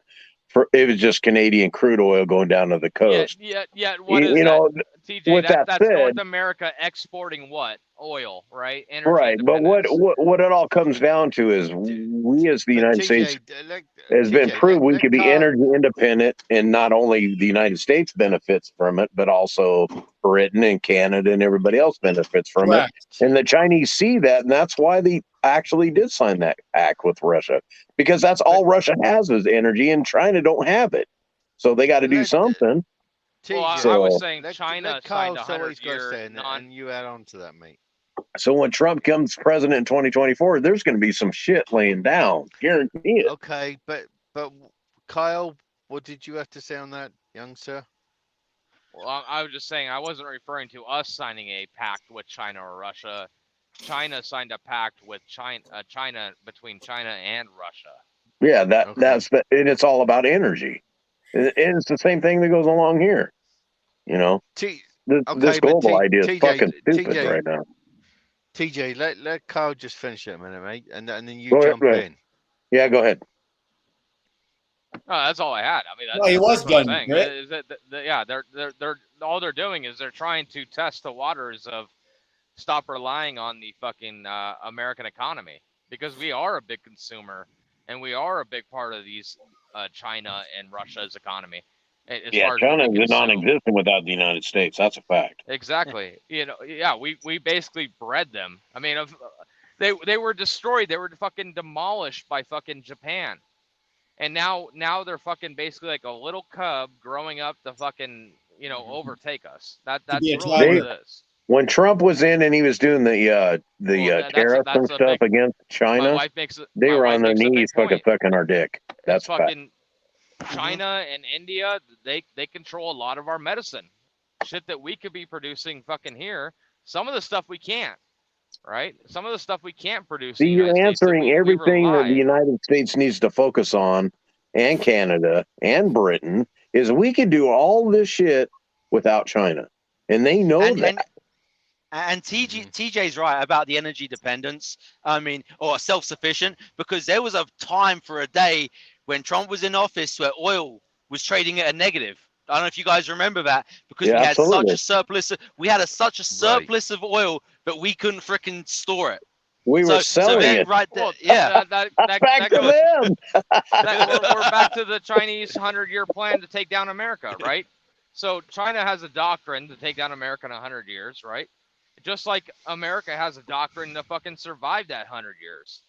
And what is that? Yeah, but Kyle, It's to consume everything else, not to rely on ourselves. So there is some strategic value to not taking our own energy independence. There is. but Kyle, you talk about that 100-year whatever. I don't even see that. I wasn't brought up in that stuff. And me and people like probably TJ. TJ's my type of guy, and we don't see that stuff. We were brought up in a different nation, and how it grows and stuff like that. So when you say that this God, this X amount of period and stuff, it doesn't affect me and TJ. We look at the here and now. I'm just saying on that one. So.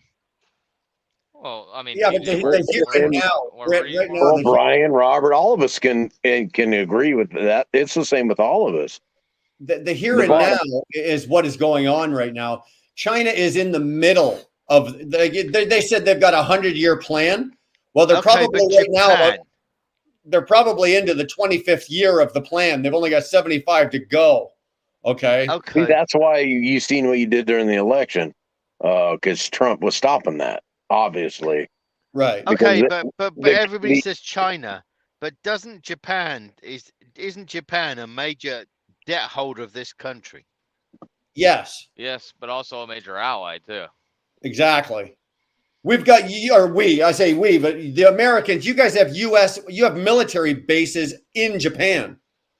Because of World War II, right?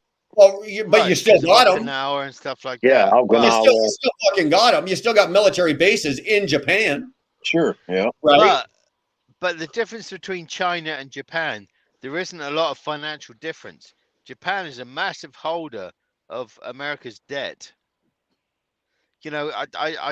I get it. We talk about China and stuff like that, but okay. That's so why if they always push Japan's- the idea of global economy or this global of whatever, because America has debt. Is you just said it right there. It's in Japan. It's in China. It's every fucking where. Well, And that's what Exactly. the WEF is all about, right? That's what the WEF is all about. They want a global economy. They want to make basically every country a state-run country. Everybody is a slave to the state. You have a set amount of dollars. You never make everybody is at a level, the same level. Nobody's rich, nobody's poor. Everybody's here, and you are dependent upon the state. If the WEF has their way, every country will fall in line. Well, too many countries are going, no, that's not going to happen. But the WEF and the countries, for example, like our prime minister in Canada, he's a supporter of that. Our deputy prime minister, Freeland, she's a big supporter of that. She's a member of the WEF. She's on their fucking board, right? She would love to see Canada do that. but Well, here's the way thing: that if the economy- the but the United economy is going States and the stuff world like brought that. back the gold standard, that would all change. Nixon got that's- rid of it. If they brought it back, everything would change. Right, but the that's Chinese right now are we holding just- all the gold. Well, we don't got But enough that- gold to fucking. that's why be I on the watch- gold Not standard now. We anymore. used to. I know, but that's why I watch people like TJ, because that what TJ has to say is more. And that's influential than what I hypothetical. do. I don't know how much fucking gold we got, but I don't think we have enough gold in the United States to be back on the gold standard. I really don't. Right. Well, no, I don't think. we could, but it would have to take some intellectual stuff like what Trump does with tariffs and other things to get back to that. Right. Every country in the world needs to be held accountable, and that's what the gold standard did. When they took that Exactly. away, that's why we're in the position we are now, Uh-huh. and that's why China's where we're at now.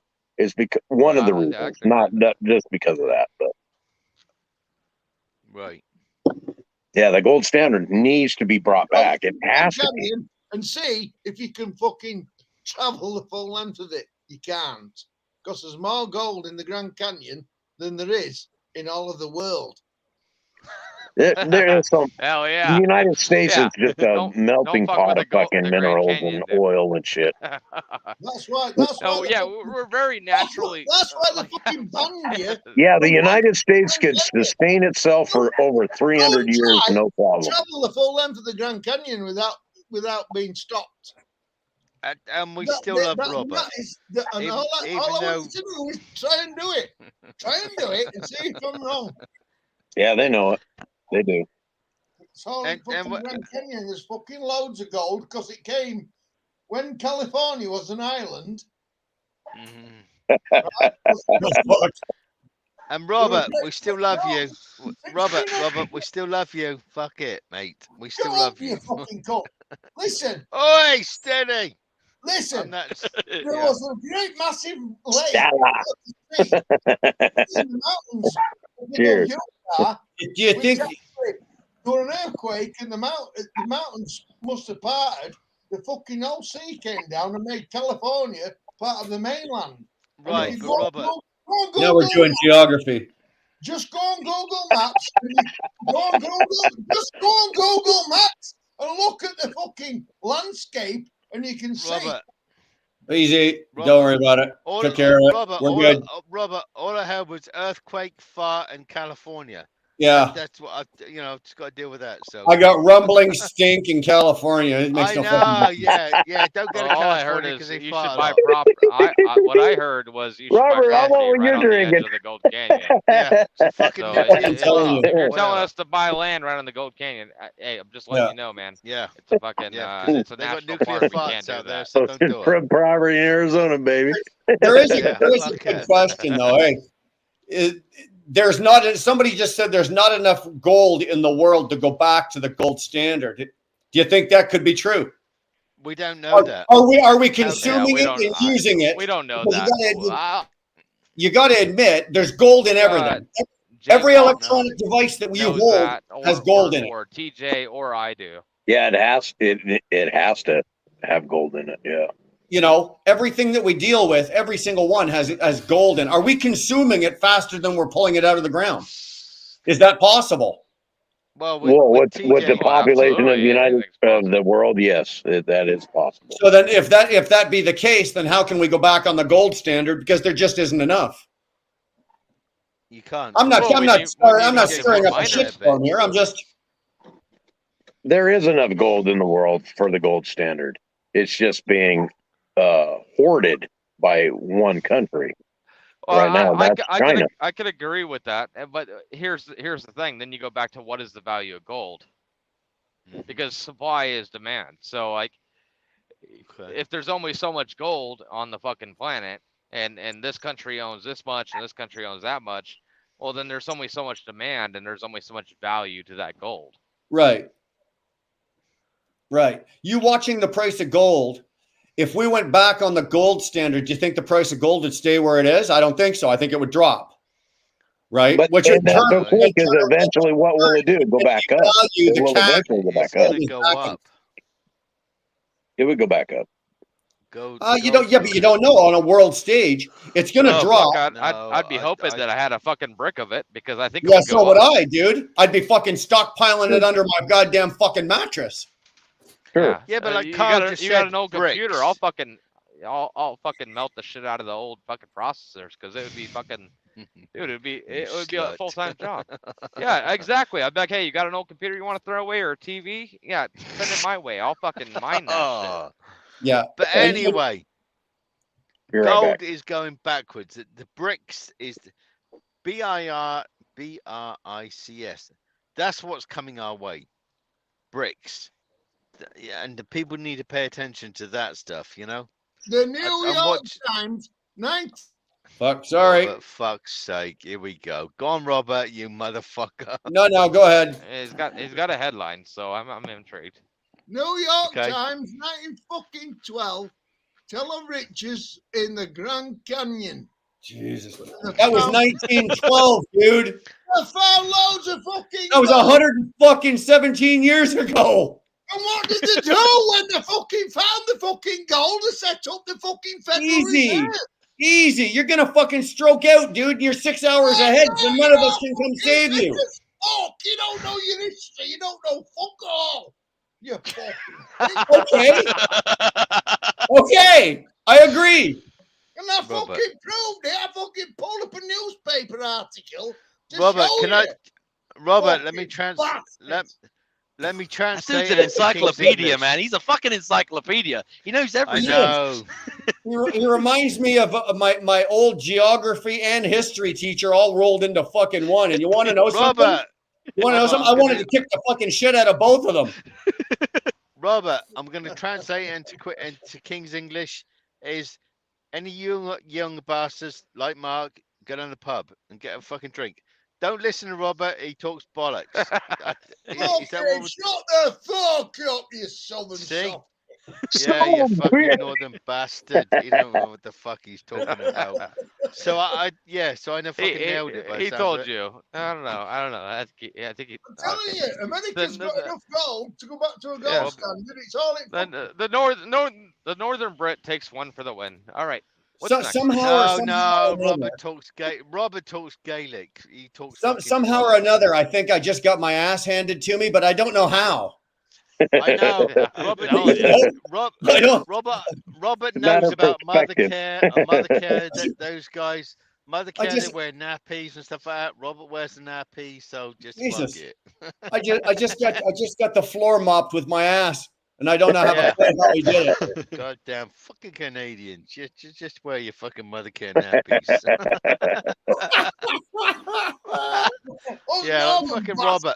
We don't Oh, need yeah, some. you number fucking tonight, bro. southern bastard. Yeah, fuck He's it. still going. He's still fucking going. I fucking Oh. am, because fuck it. I got to represent London. Oh, I Jeez. thought we were talking about London.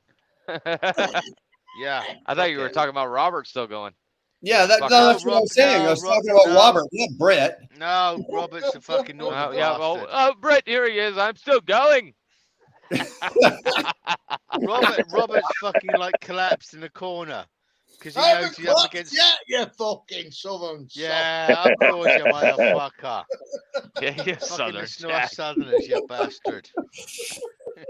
Look, Motherfuckers. Stick to your fucking Newcastle Brown, and we'll stick to our fucking I Stella, told mate. you. There's- Kyle, you listen to these two guys going, and they're both from the same country. You and I are north and south, and we're in two different fucking countries, and we don't talk to each other like that, for Christ's sake. Oh, I think you Robert talk to the fucking understands. liberal No, but Democrats Robert like that. I understands. mean, that's pretty harsh.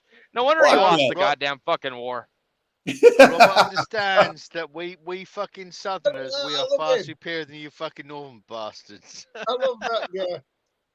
I love him What? anyway. You guys, we're all talking about politics and energy and all that stuff, but what comes Yeah. down when November 14th comes and Trump announces his run, and TJ, you're gonna TJ. see a major fucking change in shit. Major TJ, let me change. help you out, mate.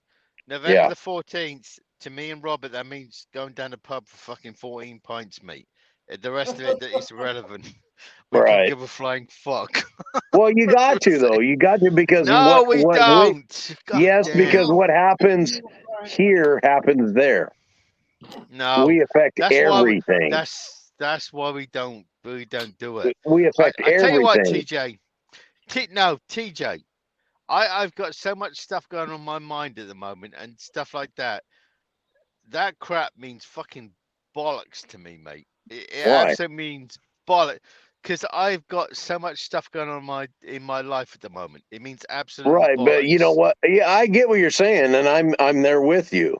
But when it Okay. comes down to it, in 2 years, if say something happens and something else happens, and we go back on the right track, you're going to be seeing the benefits of that. Okay, because I made that. I put myself in that place. That's the biggest difference. The situation I'm dealing with at the moment is like weird. I've never dealt with this stuff. But in 2 years' time, that's because I put myself in that place. Right.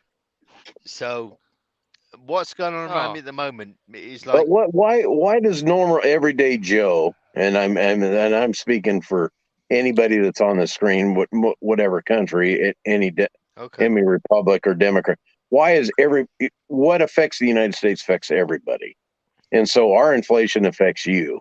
So Yes. why is it fair by fuck policies made by the current administration that shouldn't be there? Why is our fucking cost of living went up 22%? Why? Because of stupid policies made by them fucking assholes. Let me So- put it to you like this. Let me put it to you like this, Mark. There's this, yeah. 22%, and look, that's just my you- figure. no, No, let's TJ, Robert TJ's right. Kyle, TJ is right. Let's TJ is right 100% because look, you can say I don't care about elections and this and I've got more shit going on in my personal life. Let's just take interest rates. One effect, but elections and some of the decisions and inflation affect interest rates. Now look at what you can afford for a home or can't afford anymore for a home just because of an interest rate. So your whole quality of living now Okay, now TJ, changes, let's you know, finish, mate.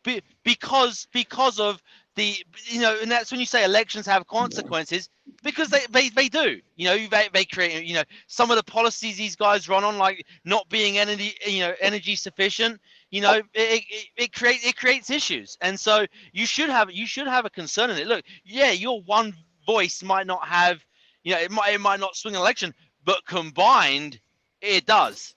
So if, Sure. you know, everyone should have a say in that. It all comes down to an economic impact. So you take an interest rate from 2 years ago, where a house price was say 390,000 at a 3% interest rate, compared to now, you're paying $1,000 more a month for that house. $1,000.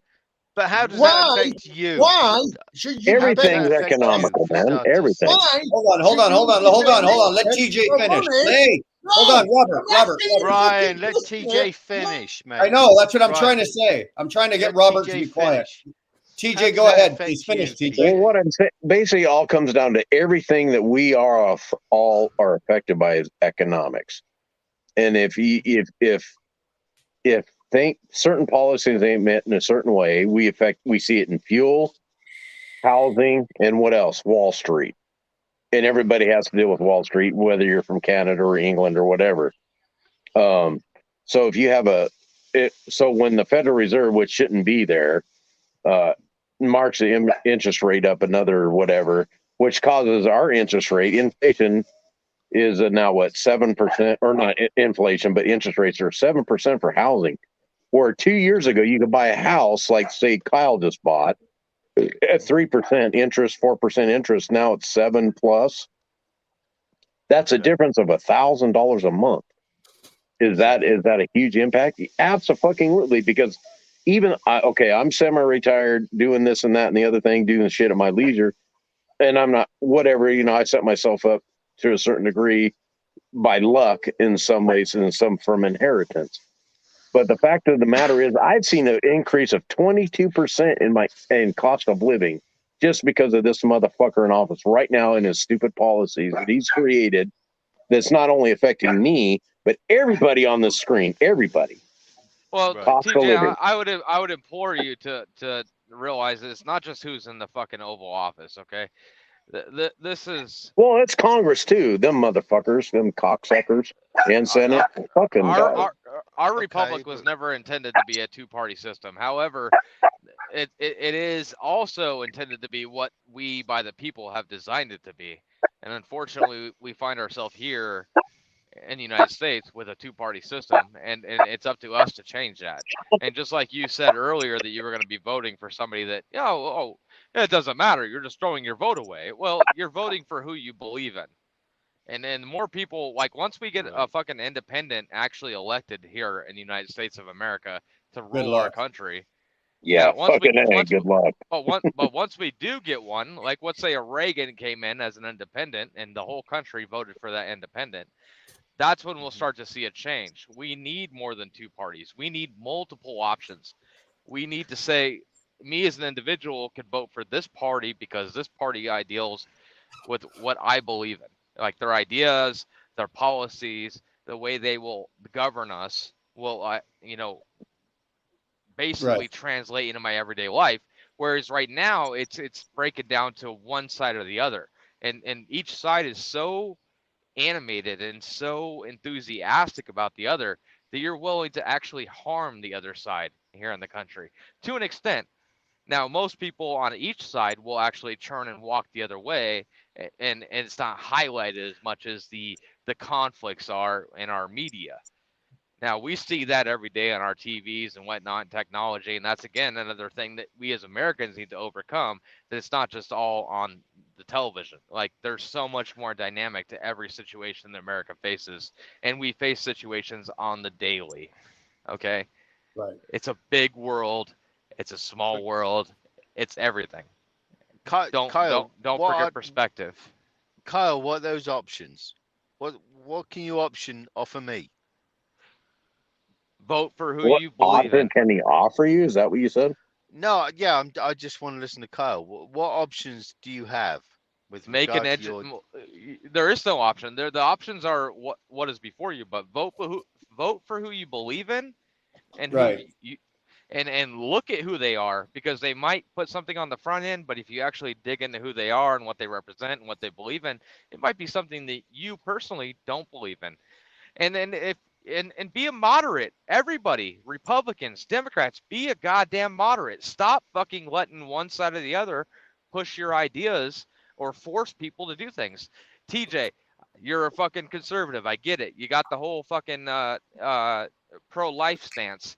Here, I am a pro-life individual, and me and my wife are pro-life. If we had a child, even though we're using birth control, if my wife was found to be pregnant today, we would go through with that pregnancy because we are pro-life. We believe in the sanctity of life. However, I will not tell you as a stranger what to do with your body, and I will not force the government to tell you what to do with your body. And if you choose to have an abortion, it is your body, your freedom, your choice, your absolutely God-given right to do that.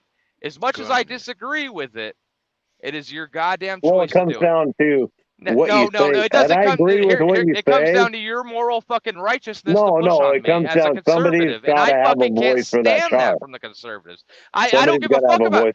You know what? That mother has absolute control over what she wants to do with her body. Well, what about the child that's in her? But what about the fucking child? It's the fucking woman first. Easy. The woman calm down. No, I'm not. There is no calm down. That is such a fucking unjustified conservative fucking. I know what you're saying. It's so unjustified. It's fact. Kyle. No, in your mind it is, and I believe the same fucking way as you, TJ. I really do, in my personal belief. But if you're going to be the government Gestapo to sit there and tell a woman what to do with her body, but you are. If you say, "Oh, abortion is unjust because you think that woman has to do something with her body," you're telling that person what to do with their God-given right, their freedom, their liberty, their fucking body, and it's so anti-productive to the fucking definition of freedom. Don't give a fuck what the child said, because the child didn't jump out of that baby. If the fucking baby jumps out of that goddamn fucking womb and screams, "Give me freedom," you know what? Okay. I'm with you. If the baby jumps out and grabs the Constitution in blood, then I will fucking stand with you on that. The same point comes to what you're saying. Does the man have the choice if that woman wants to have a baby, but the man does not want to have it, but she goes along with it, and he's obligated by the court system and the law to pay child support for that child for the rest of that child's life for up Yeah, to you're 18 years. talking absolutely. It's the That's a same completely thing, different dude. issue. It's the same No, thing. no, it's not the same thing. It's completely two Absolutely, different it's the things, same. two different subjects of conversation. No, it's not, because that's talking about child support. Whereas if a woman says, you know what, I want to go through with this, It's I a want to go matter through of with the choice, pregnancy, though. but the husband says, you know what, I don't want you to, because I don't want to have to pay for that child. Well, then the woman says, well, you know what, I don't really care about you and what you want to do. I'm going to have this child and I'm going to do this. And here's, I think they should be able to sign over a thing and say, okay, they're not financially responsible. I think if it's an agreement But it thing and never there's a happens financial that way. burden. That never Unfortunately. happened. Yeah, exactly. No, I That'll know, never but happen. here's what I said. That's a completely different fucking subject. You're talking about the sanctity of life and a woman's right to choose what she wants to do with her goddamn body. We're not talking about the financial responsibility, what the man has to do. Yes, our system is fucking fucked in that system, and I do agree with you 100% on that. Hold on a second. Well, Yeah, I absolutely agree with you guys on when it comes to the financial responsibility of a partnership and raising that child. I don't think it's fucking fair. And I think we're starting to see reform in that matter as far as what I've seen, socially coming through our nation. But this really went. All I will say is that I'm behind Kyle and obviously TJ. Well, that's an extreme. No, that's an extreme topic of contention. It is. It's an extreme topic It's a of very contention. delicate situation. So people I might tell me to get fucked over it, but I'll tell you what. At the end of the day, I'll tell you, it's if somebody told my wife what to do with her goddamn body, I'm gonna fucking stab you in the goddamn neck and tell you to fuck off. Right. So that's a delicate situation. What Kyle was talking about, that's not something that can be simply answered. It absolutely isn't. And I come from like a different country and stuff like that, and that is a difficult situation, So I get what Kyle was saying and stuff like that. I'm not. Welcome to America. This is the land of freedom, right? We're paved in fucking gold, right? Listen, Right. it should be the woman's fucking choice. It's her body. I win. I think at the end of the day, between no more bullshit, no more bullshit between Kyle and TJ here. At the end of the day, Kyle, you're going to agree that in America, you've got the right to think what you want, have your opinion, and as long as everybody respects what you want. They don't expect you to change. No. They don't expect to push or impose their wishes or wills upon you, but they do respect what your thoughts and what your beliefs are. You're okay with that. TJ, on the other hand, let me put it simpler to you. Hold on, because if you remove government out of it, fuck the government, remove government out of it and just take it as two people going down the street. One is regardless, Democrat, Republican, fucking makes no fucking difference. Or whatever subject or topic that you're fucking talking about. It makes no difference. There are rights that you have, as people, never mind what your fucking Constitution says. And as long as there's a certain level of respect, okay, you don't tell me what I have to do, and I won't tell you what you have to do, but you can respect what I want, and I will respect what you want. Right. Thank you. That's where I'm going. It comes down to right to choice. It comes down to freedom. Well, here's my biggest debate, and I'll end it with this: is a woman and a man both should use the moral responsibility that they have, like being married or whatever the case may be. But a woman should not be using Planned Parenthood as a right to be what is the word I'm looking for? Inconspicuous or it shouldn't be a way of birth control. Birth control. Birth control. You're right, and that's my biggest. And that's my biggest hang up is why can't that guy put a rubber on his dick? Why can't a woman do some kind of birth control or contraceptive? TJ, how come take a hardline stance where like that woman has to come through with the pregnancy, whereas like, okay, hey, we don't think a woman should have multiple abortions, right? Where they're using it as birth control. There should be maybe a penalty or a law, like, hey, on your third abortion, we're gonna sit down. You're gonna need counseling. We're gonna talk to you about it. On the fourth one, you're looking at fucking mandatory contraceptive. On the sterilization. Fifth one, you know what? Yeah, you're talking no, not sterilization. Sterilization. That's way too far. Yeah. But On the fifth one, you're Figure talking speech, jail figure time. speech. Jail time, right? We're gonna lock you up. We're gonna say, hey, this is against the law. You're breaking the laws of the nation. You know, you can't be using abortion as birth control. So And I until think somebody there is a. go ahead, Good, sorry. TJ. I'm just saying that I think there's a good fine line in what you're saying. There should be some control into the you know, the ruthless act of abortion, right? I think it's ruthless. But I don't I just agree with don't it. think That's a my woman personal. should. The That's choice my of a personal woman stance, should. though. Right. The personal choice of a woman, though, even though they have that right to do so, shouldn't just be like, okay, if you're married to that woman and then you already have, say, a kid with them, and then all of a sudden, because they don't feel like they feel the need to have that other child, even though they open their legs, they do this, they do that, they decide, Well, oh, it's not for me at the this same time, I'm going to have thing an about. abortion. Doesn't the guy have the right to say, no, you're not going Making to it have that very abortion? No, the Yeah, the guy does same. not have that Okay, right. so no, he No, doesn't. But the same he thing does could be not. the freedom of like, oh, If they're hey, maybe the married, he guy. doesn't have that Well, right? No. hold on, I gave you the second. Let me give mine. So the same could be said for the man in the situation. Maybe the man wants to have the child and the woman doesn't, right? Is the man now able to force that woman to go through that 9 months of pregnancy in order to have that child? No, but is the guy obligated to pay child support for that child because he doesn't want it? No, but Kyle, He is, what have you but got I to don't say agree about with that. I want to listen Exactly. to you, Kyle. Well, That's a whole different spectrum, TJ. First off, I think the man loses his rights in telling a woman what to do because with her body. But I also think the woman should lose her rights if a man says, I don't want the child and I'm not going to pay for it. Well, I'm either going to go through with the pregnancy knowing that I'm not going to have the financial, you know, help from a spouse that I had this child with, or I'm going to abort it because I can't do it by myself, right? The woman chooses that, or we could give, you know, I'm willing to pay tax dollars to help that woman raise that child on her own because we need the babies, we need the youth, we need the children in this nation. We absolutely Exactly. do. And so I'm willing as a taxpayer to say I will support a vote for federal funding to support single womanhood and have the federal government in a subsidy pay that woman what the man should have done, however chose not to, right?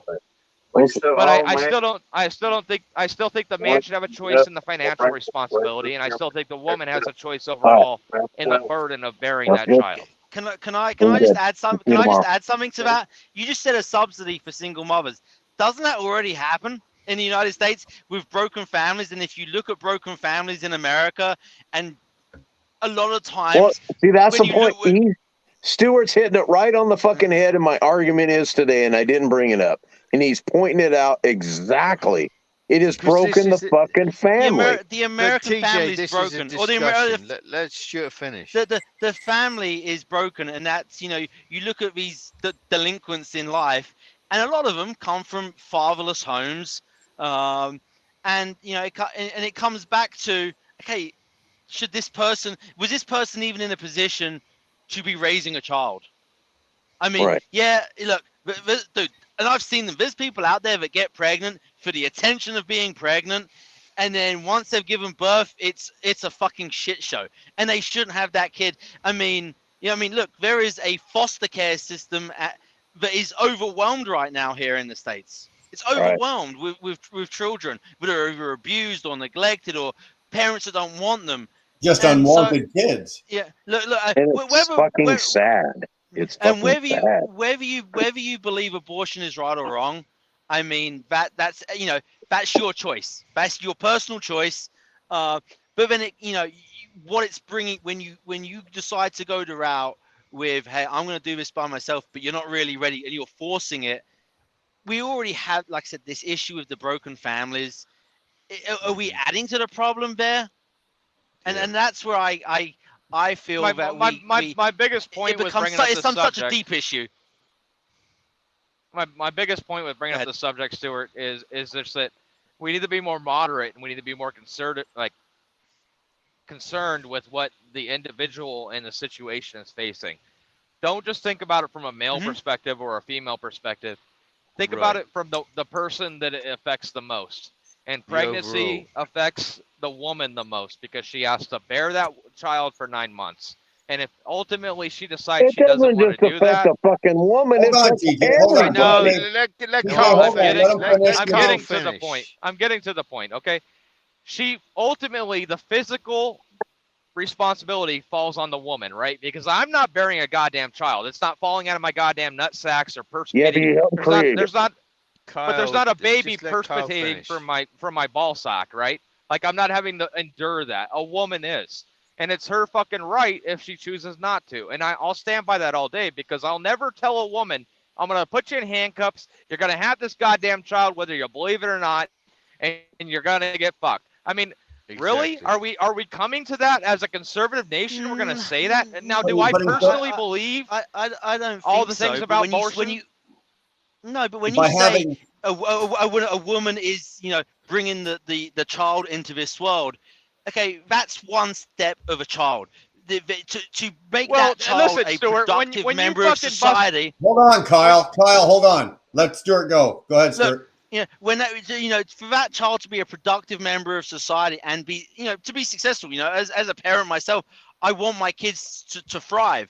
I don't want them to be, delinquents. And there is so much more to that. But I think when you talk about the abortion side of things, why do we leave out the other 18 years of his child's life? We never talk about Exactly. raising the child. We talk about the 9-10 months of Well, the I'm pregnancy. I'm not talking yeah. about the 18 years. I'm talking about the beginning stages of it. You're Man. thinking, Kyle, I'm just going to throw this at you real quick and I'll leave it at that. When you decide to have a child with Danny, right? And you have that child, your perspective will change. Trust me. Well, listen, It will change. she opens her legs for a few seconds and I do my fucking thing. I'm done. I'm wham bam fucking done. But you're still I'm in and out of there responsible like it always financially has for been. that child. But here's the thing. It's wham bam fucking done. She has to now deal with the consequences, the 9-month consequences of like growing that child in her, inside of her body. Right. And then that giving comes birth with to that comes the commitment of marriage. That's what it's all lacking is family values, marriage commitment, and the Well, I'm not the talking fact about. that Listen, I agree with you guys on all this shit. I'm talking about you're talking about handcuffing a woman and having her fucking give birth to a goddamn child.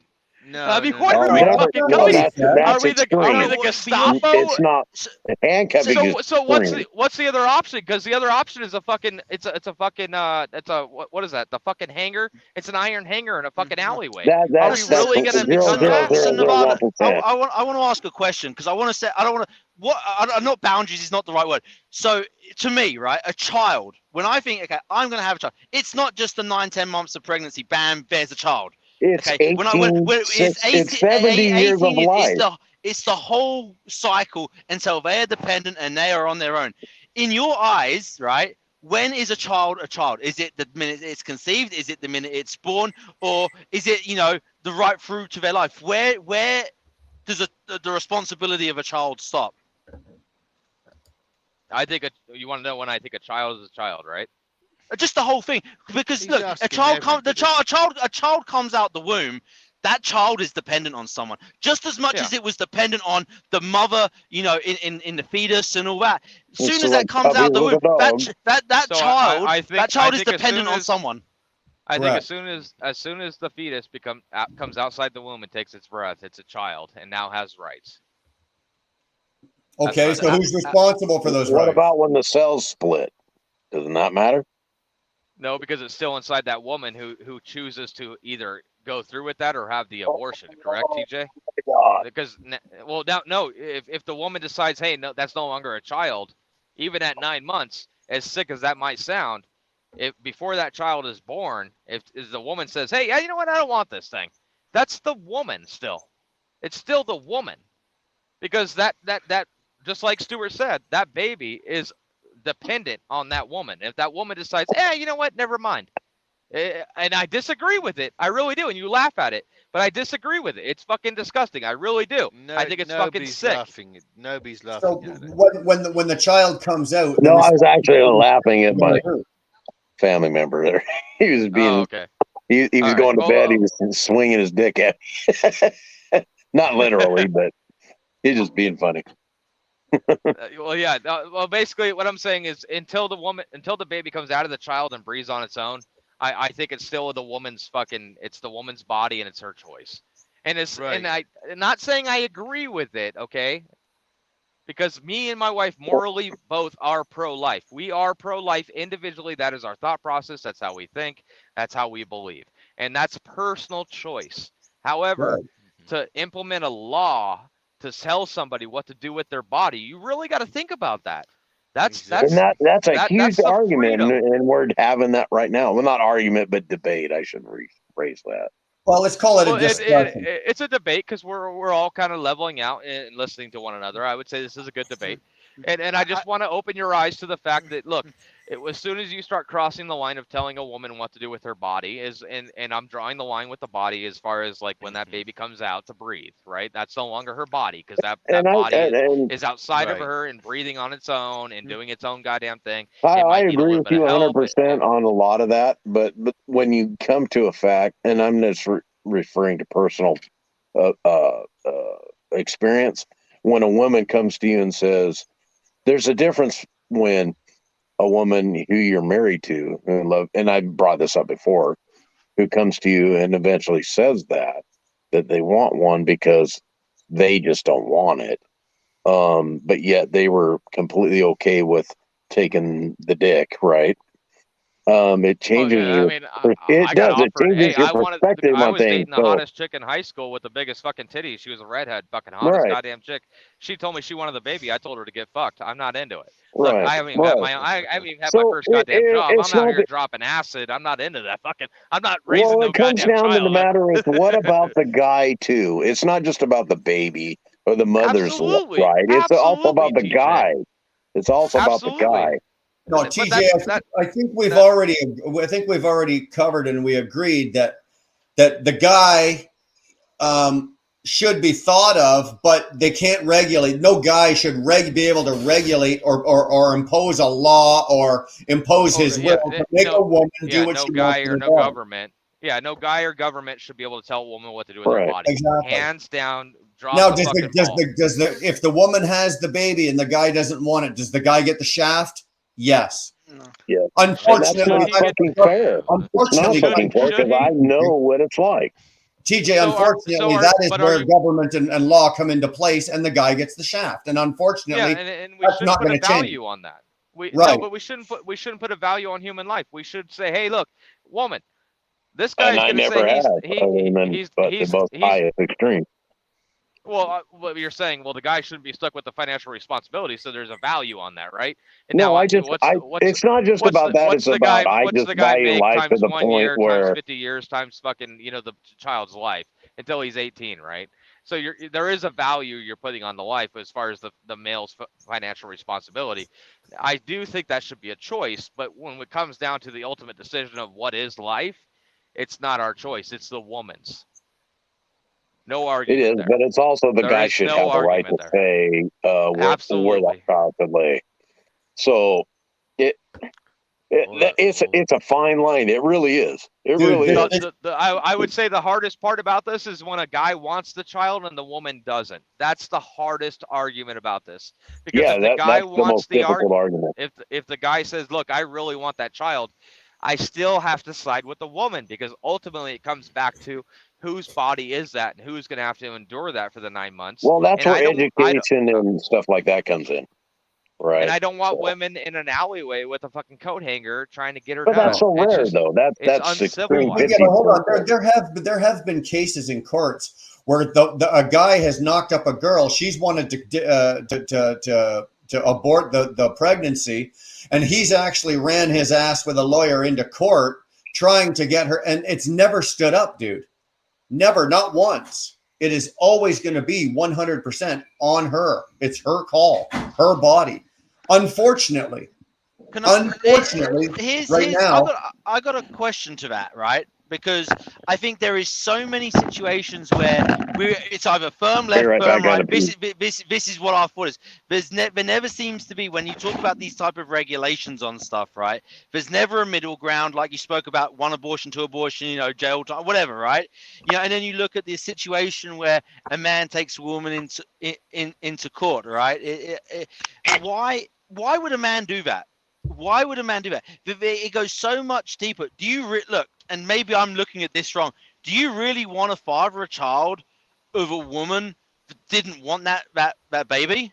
Yeah, but Emotionally, that guy must have something wrong. Do you want that staring in your face every? I don't know. Well, I mean, maybe hold on. Why would you think, Stuart, that guy has something emotionally wrong with him? That he believes that the baby is already the baby has already been started, the life has already been started. He believes that life should come to fruition. She should have the baby, and if she doesn't want it, why can't he take it? Why can't a father? Why can't there be a single father raise a child, raise a baby? You know. There's no rule saying that can't happen. It's happened. People have been successful with it. And I think if we're so worried about the not having enough babies to repopulate the the youth in our country, I think maybe us as taxpayers should step up and maybe incentivize young women that if a father steps up and says, "Well, I'll take care of that child and I'll relinquish the financial responsibility," and then maybe the taxpayers foot the bill for that, and I would be all for that.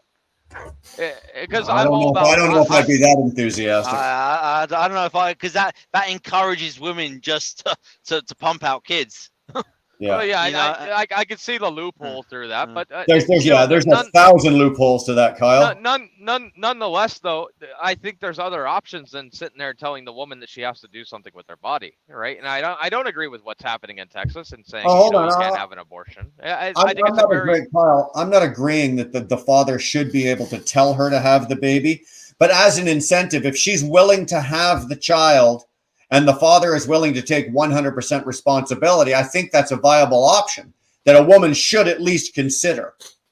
Well, okay, you might have to incentivize that woman in order to go through that 9 months of burden. Well, that's fine. And if the incentive is there and she's willing to take it, then both parties are satisfied and everything is fine.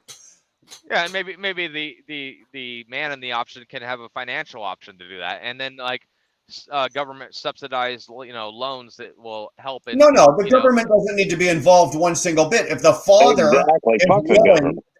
why bring the government at all into this? The government has no place in this anyway. If the father is willing to step up and he has the financial means and he's mentally stable and if he's able to fucking do it, and the woman is willing to fucking say, okay, fine, I will carry this the 9 months, I will drop the kid, but the minute the baby comes out, it is your responsibility. I want no part of this. If the father is willing to incentivize that woman to do it, whether it be with dollars, with fucking whatever. Always with dollars. Okay. Always. If he's willing to do that, that should be a viable option, or it should be. That's free will. That's free will. That's giving someone freedom, which comes back to the original argument of leave the government out of it. Yeah, I mean, right. And I agree with Nevada on a lot of it is the free will. I think the free will absolutely that's the bottom line is the big thing right here, is the free will, right? I agree. I think that's the big part of this. The free will of this should be, okay, the woman should be able to make the decision whether she wants to carry it or not. But the free will should also be for the guy, that if he's willing to incentivize the woman to carry it, he will take the responsibility and she is hands off and she is free and clear. The reason I bring up government is because I am pro-life and I would like to see a government subsidy in there that says, hey, you know what, the woman, she might need a little bit of kick in the butt to fucking make the baby thing happen. And if the government and me as a taxpayer is going to pay for that, I'm willing to pay for that. I think that's money well spent. Now, okay. That's a personal belief, and that's the only reason I brought that up. That's fine. But so let me ask you, when you say, because now this opens another can of worms for me, right? When you say government subsidies, like, are you talking about paying someone to have the child, or maybe subsidizing, subsidizing daycare so that single mother might get free daycare so she can work? Where do you talk about subsidies here? No, hold on. I'm talking about maybe paying the woman to have the child in order so that the father could could have that child. So like, let's say a woman didn't want to Okay. carry the child, but the man did. Well, the government steps in and says, well, if you go through with the pregnancy, we'll go ahead and give you a $20,000, payment here. And 20,000. what this is, Do you know how many? Do you or know how what- many? whatever- fucking whatever women the should be out number there is, getting you know? knocked up right now?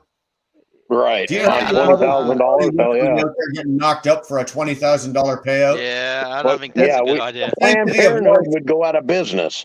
Dude, Trust me. in some places, the sanctity of life is worth $100 to them. So what do you think they're going to do for $20,000? So Kyle, what it comes down to, you're right. It's Kyle, probably what a it bad comes idea, but ultimately it comes down back to the woman's At, right at the choice. at the end of the day, if Well- we're trying, Kyle, we're trying to, or TJ and Kyle, we're trying to break this down to the simplest. well, here, form. I'll break it down easy for you on my experience, Brian. And then one of it, and it comes down to this: when the dad, and you hit it on the head earlier, when the man has the financial obligation and responsibility to take care of that child, He has the financial Um, means, and to he's do it. able He to has- do so and be a parent to that child until they grow Right. up. You will change your thinking on what's pro-choice and what's pro-life. Yeah, the woman does have the right. I agree with that 100%. But when it comes now, what about that goddamn child and what it's going to be 18 years from now, 33 years from now? And I'm speaking from my own kids. I took kids in. But listen, No, I it's get it. not You've been- about. you've It's been- not about. But it's about what are we going to? What can we give those kids a life for? What is it up to the mom? Can that mom give that child life? Oh yeah, So, she I mean, birthed what's- that what's child, the but it all alternative comes here, down though? what up to the. All comes down to. It's not about what the mom carries to the age of birth. It's all about everything up to adulthood. Yeah, That's but what it I'm comes down starting- to. not what we're discussing. Well, TJ, that's what not about the we're alternative? discussing. Yeah, That- what about the alternative? Like, what are we gonna do? We're gonna handcuff them and say, "Oh, you're stuck here for 9 months." No, We're it's gonna not feed you about fucking handcuffing. peas? It's about making the right decision. Life is there's no other. Yeah, but that's there's a moral no argument decision. to Not life. There's no everybody has- argument to it. It is what it is. Life TJ, that's a deserves moral- to live. TJ, Period. that's a moral decision, and not everybody has your morals. Okay, Yeah, not I everybody agree. has, and that's a moral And decision. I've raised my kids. I raised my two oldest boys. Great, and I'm sure you have Without a TJ, mom, I'm I sure you did raised a my good last job doing it. my middle two kids without a mom, and I got and gracefully I have a wife of almost 20 years for my last two. Great. Well, that's what I'm yeah. saying to you. But That's it's what all I'm about saying to you. choice, man.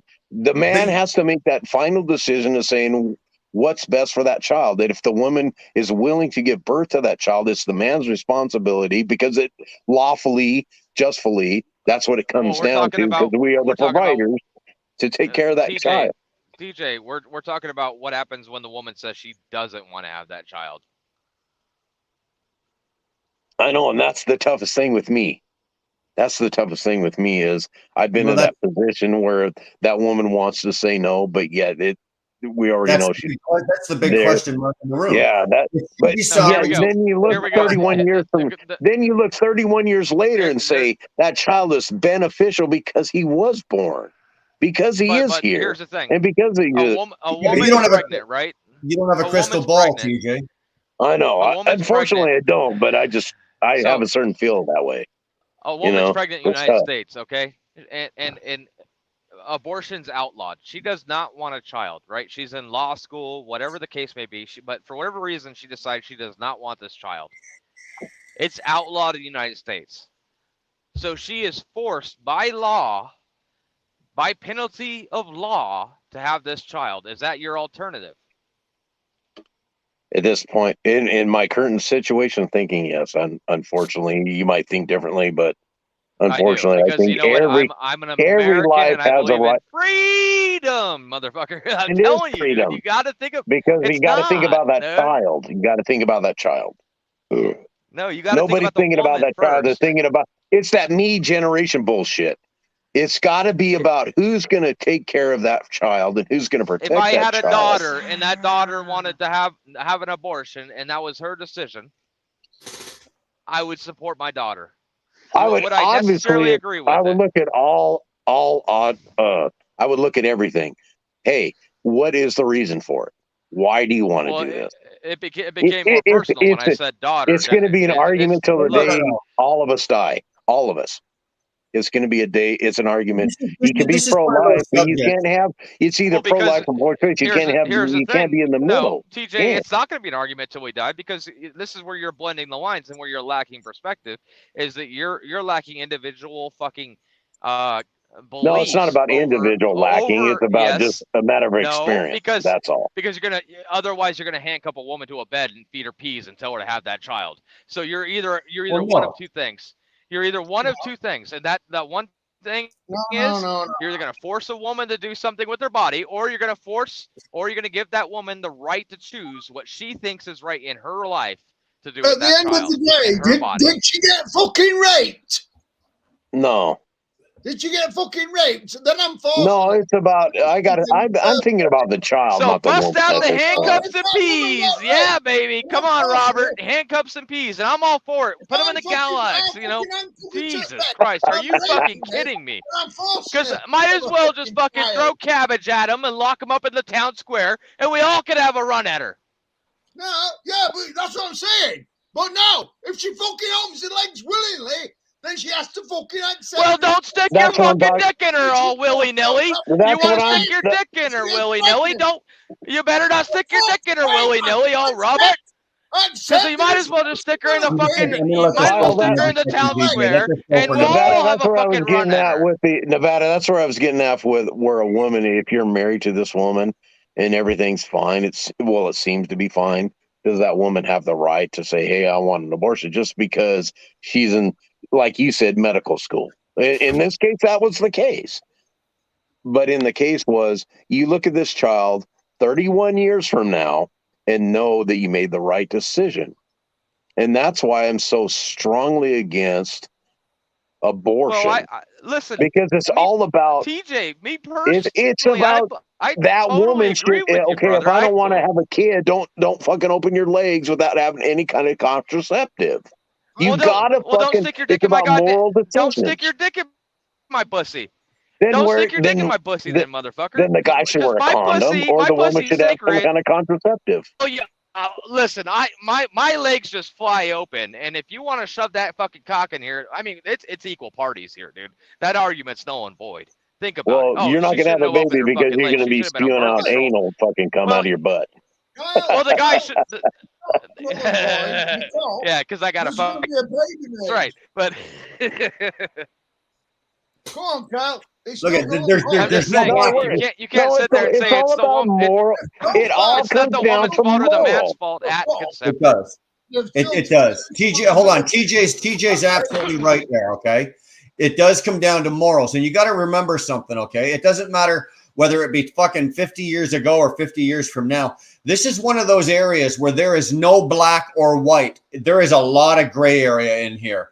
And Kyle, you just said it. You said there's yourself a few minutes ago. There are blurred lines here, and it's not. This is never going to go away. And there is never going to be a clear decision on what is right and what is wrong. This is a moral decision. No. Well, yes and no. It's all about. Okay, so when you're talking about fucking when you're talking about taking a political stance. And you're going to back a political party based on the pro-life moral, not decision political. because they're going to force so. Okay, so you're going to back up. Okay, so you're going to vote. Okay, you're going to vote a certain way because they're going to force women to have this child because you're going to outlaw abortion. Really, well, that's you're wrong. Support that. Politics shouldn't because be involved. I agree too. But if it's not endangering the woman, if it's not rape or incest, it should not happen. Period. But the government has no right. Pregnancy is inherently dangerous. Pregnancy is not something that's fucking. It's inherently dangerous. So is living. So is living. Yeah, but you know. No, I'm saying natural birth over the medical advances. Like, what was the life expectancy of somebody that was pregnant back in the medieval ages versus today? Okay. Are we looking at it from that perspective as well? I mean, no, we're not. And we well, see, you made the point right there. What is the difference between medieval ages and what it is now? It's completely different.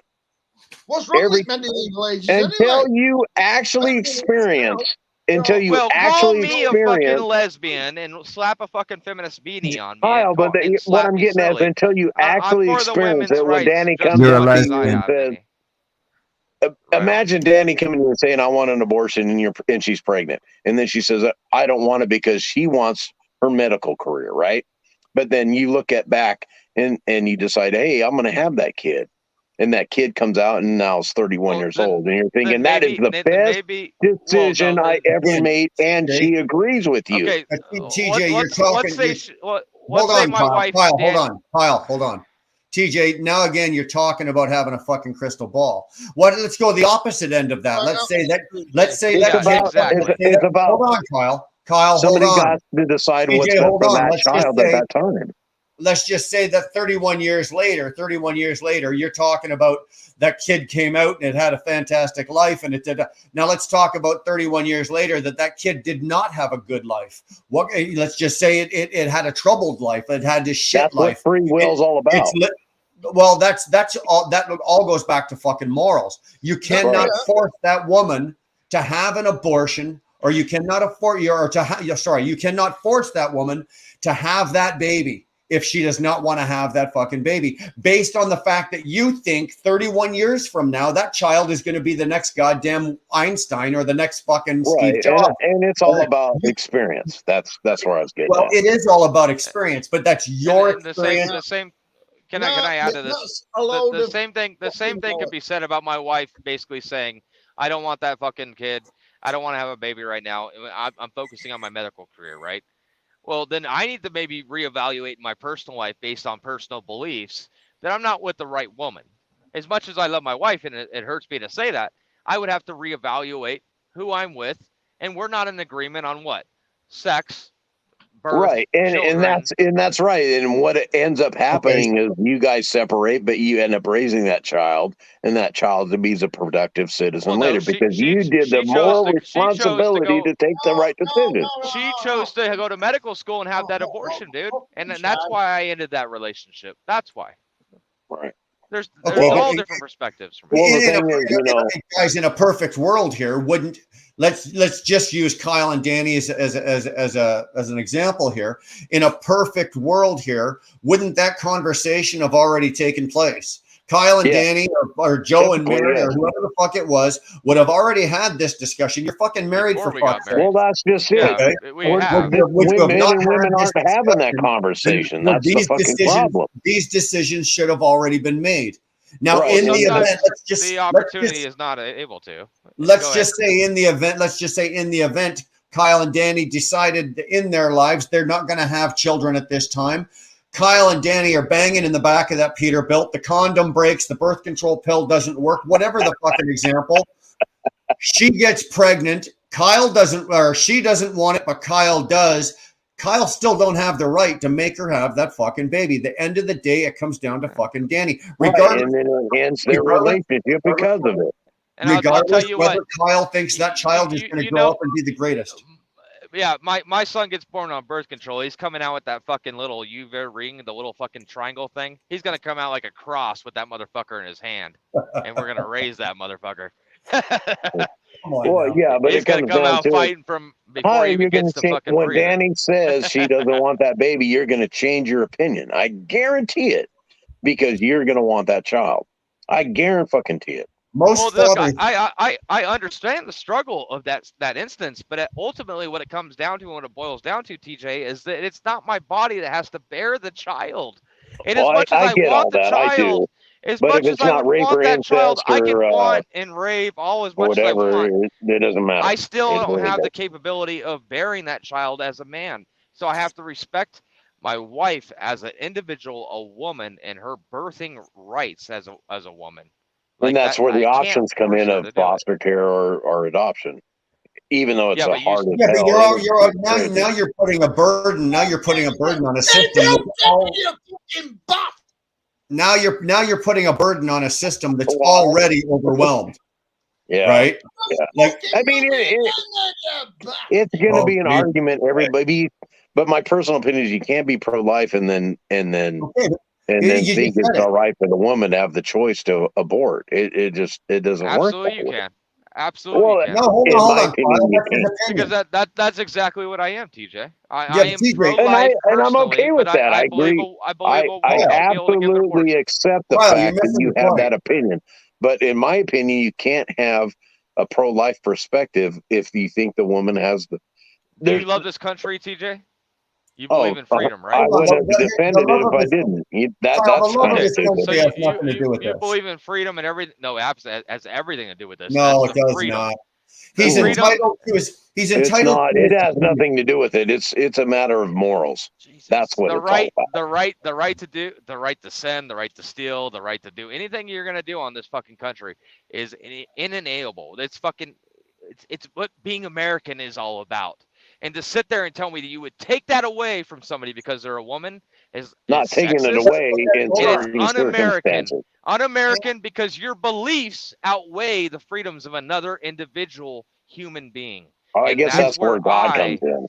I But guess that's TJ, where can I God ask, comes in. TJ, in can my I ask opinion. you a question?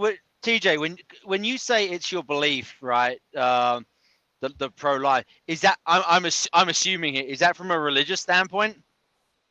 In some aspects, but more from experience. Okay, Okay, you can't use religion and politics in this discussion. No, Unfortunately, well, no, No, I said I believe a certain you way, can't. Sure, you but can't. it's from. Unfortunately, you I can't. would This say is a moral 98% of it's from experience. 98%. No, I don't, and the reason I Because ask is because actually, I was there is people that a use pro-choice thinker at one time. Yeah.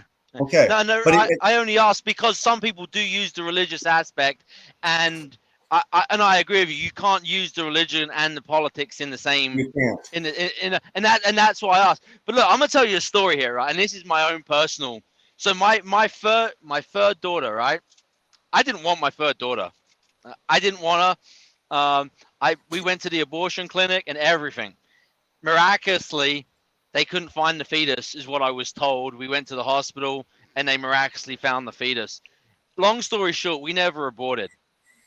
I live that decision to this day of, I don't want to say forcing my wife to go to the abortion clinic because I didn't want something, but it was pretty damn fucking close. Let's put it that way. And I tell you something, I live with that decision every day of putting a woman in that position. And I wouldn't fucking change it because that kid, I tell you, I've been a good father. She's turning out good. And like, you don't have a crystal ball, right? But I wouldn't change it for the world in the sense of having her. I wouldn't change it. And how, people's perspectives change on the thing as you have kids, as you go through different That's bits where of the your morals life. come in. You have different views. Look, and I feel, I apologize to now my ex-wife. I apologize. I said, look, I'm sorry I put you in that position because that was fucking shitty. And I realized I put her in a situation where I was might as well just taking away her free fucking will to decide for herself, and that's, for me, that's like, it makes me realize how maybe at that particular time I was a shitty fucking person, because that's not fair for me to tell her what child we should have and shouldn't have. You know what I'm saying? And so, I've seen, I guess, both sides of the coin there with that. And I don't know, man, it comes, for me, a lot of it comes, you talk about the morality of stuff. And, look, if I was going to have a kid and I knew I was living in Section 8 housing and the kid was going to be a gangbanger and whatever, and I wasn't, you have to ask each situation is different, right? And you have to ask yourself, am I doing this child a favor, bringing it into this world? Or am I, is it going to be dead at 12 years old because he was hustling on the streets? To me, that's just as bad as abortion, to bring a child into this world when Sure. you are not ready to raise that child.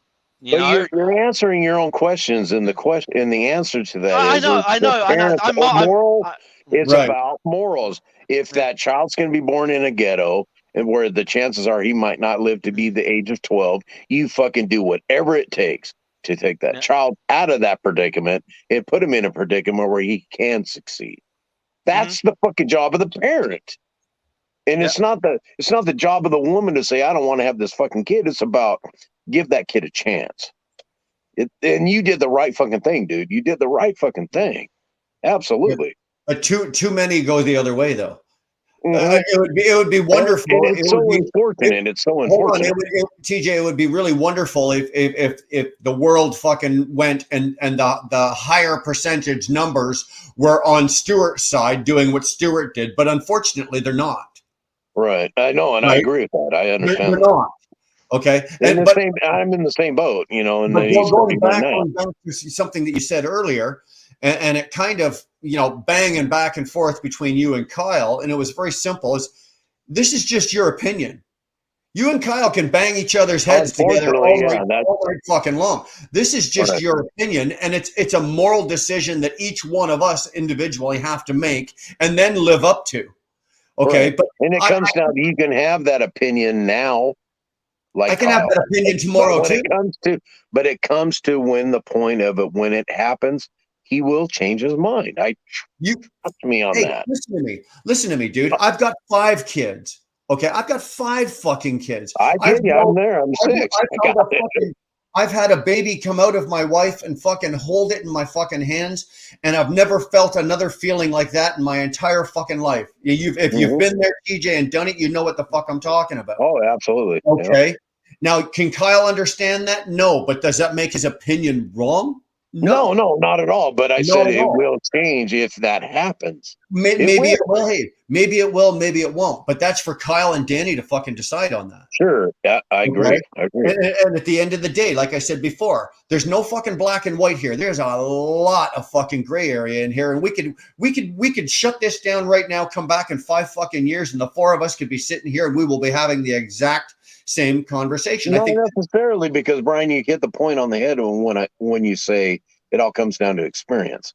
Did you experience that feeling of having that child in your arms? Right. It will change that perspective of that man. It will, and that woman. Yeah, it will. You know what? You can't. You cannot. Hold on, Kyle. You cannot force. That feeling or make Kyle take that chance to feel that feeling if he doesn't want to, or if Danny, I get that. I understand that totally. That is your feeling and your opinion and your experience. He does not. And again, this is just your opinion. Kyle's got his. I flip-flop back and forth between both of you. I'm very much a pro-life person, and I would never in my life ever dream of telling a fucking woman what she can and cannot do with her fucking body. But once she's made that decision and she decides to have that fucking baby, hey, the gloves come off, then it's a fair game, and I have a say. Then I have a say. But as long as that child's inside of her and she's made the decision, I don't want this, that is her call. Once she goes to the hospital and that baby comes out, guess what? Now I got a fucking say in it, and now I'm going to voice my opinion, and now I got a fucking right. And that's just the way it is for me.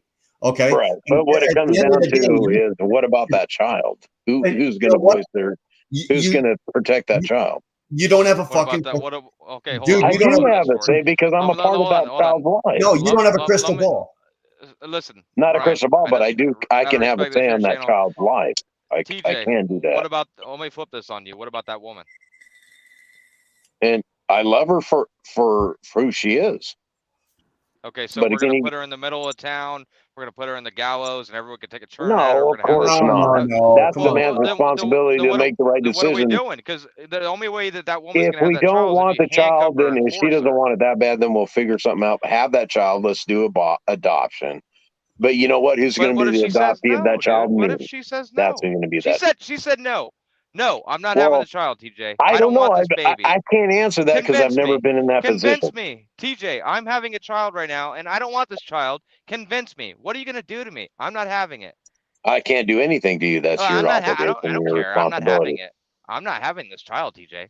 Nothing you could say could make me have this child. But again, okay, but what about the woman? What does she want? Listen, this is my fucking body. I'm not having this fucking child. Then don't have it.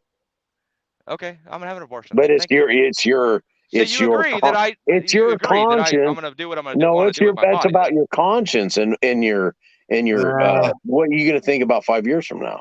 I don't think conscience comes into it. I think it is what is best for what the woman thinks is best for her in the moment. It has nothing to do with her fucking conscience or 5 years from now or what she's going to think. It all comes down to morals, and that's where I'll leave it. I agree with you. but the morals of freedom, that's what I'm talking about. Your Well, and I line of agree with freedom. freedom 100%. In fact, I would, But you know, you don't when it comes to a woman having a child, TJ. only You because drop the from freedom. Well, hold experience. on, Only because from Kyle, experience. Kyle, you keep pushing the fact that just because he doesn't agree with you is wrong. That's not right, dude. Just because he's not agreeing with what you're saying, No, I'm and trying. No, I'm not pushing anything on him. You're I'm not trying going to to get him to change see. the fact that I've been there, you're done telling that. the man he's not That's No, American because he doesn't agree I'm with not you. talking about the feelings or how you feel or what's going through your mind when you're holding a child or none of that, dude. I agree with you on all that shit. What I'm trying to convince you of is that when you change the subject from telling a woman that she's gonna do something with her body, Never told her. Okay, but so, do you support the right for a woman to have an abortion? I don't. Neither do I. Okay. Do you think it should be a law that should tell a woman she could have an abortion or not in the United States It of America? depends on the situation. Okay. So, in what situation would it be appropriate? And then what situation would it not be appropriate? Appropriate is when she's in bed, you're gone on the road, somebody breaks into your house and rapes her. That's inappropriate, right? Or Well, that's what I'm saying. Yeah. Okay, You get what I'm saying. That would be in his feelings. That would be inappropriate. So then it might be appropriate for her to have that abortion. Yes. Okay. But the percentage of that is 0.0001%. It's less than 90. It's 99.9% fact that it's not going to happen. Give me an inappropriate situation where it's inappropriate for a woman to have an abortion. Inappropriate. And let me change the when it endangers wording a her little life. bit. When it endangers her life. Inappropriate or appropriate? No, that would be an appropriate time for her to have it. If it's going to endanger her life, I would agree. No matter what, if a woman. So I guess there is. I guess in my certain state of mind, there's no inappropriate, except for rape, incest, or it endangers her life. That's it. That's the only thing I can think of.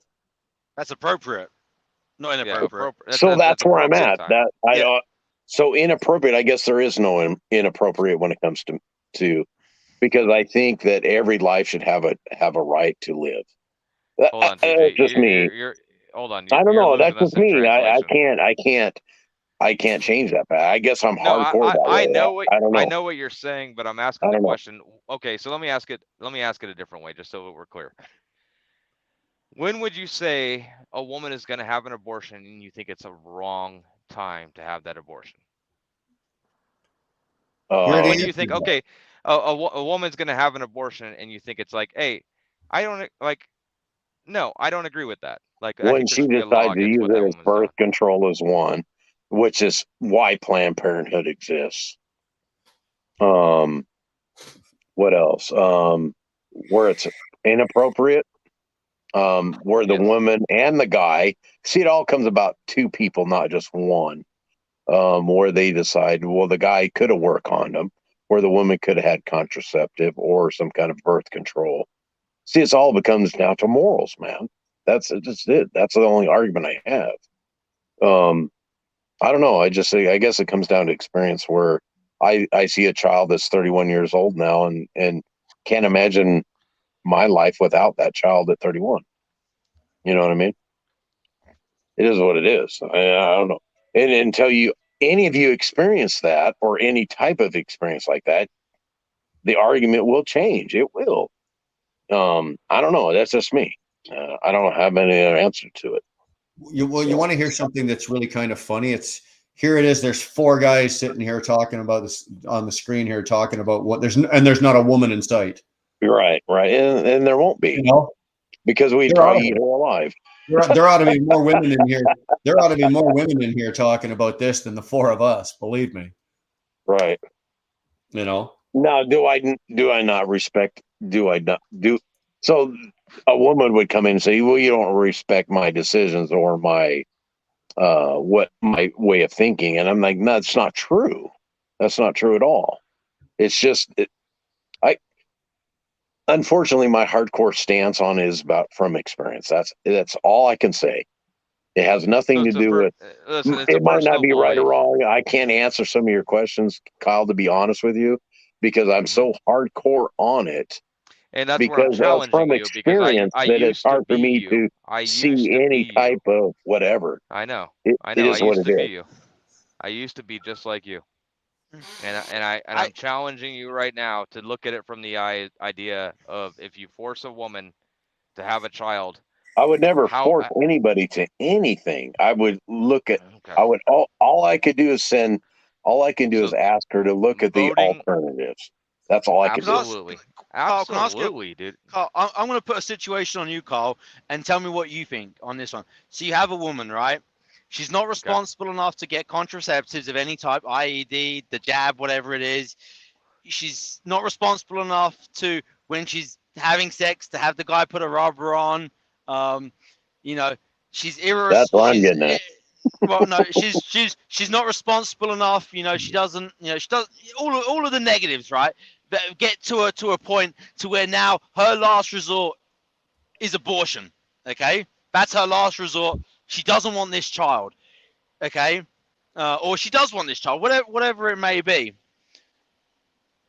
She's shown a act of not being responsible all the way here, right? And maybe for the abortion, against the abortion. I understand the free will part, and I do agree, you know, with freedom of choice. But when you have law, you got laws in. I guess I'm answering my own fucking question here again, and I'm You more are. talking. Well, But it's no, like, you know, but say that she's like, I don't want the I want an abortion, and the government's like, no, you can't have an abortion. But she hasn't shown a level of responsibility all the way through. Why should the American people be burdened with this child? I mean, and I hate to put it like that. You know, it No, comes it's back true. down That's to a the good tax, point. and that's where the it tax. comes. And that's part You of know, it. Yeah. and it's and it's like the morality, right? The morality of it is look, I don't want to see a life go, but this person hasn't shown an ounce of responsibility. You know, the simple things. Now we're going to talk and expecting this woman to raise a child, which has way more responsibility involved with it.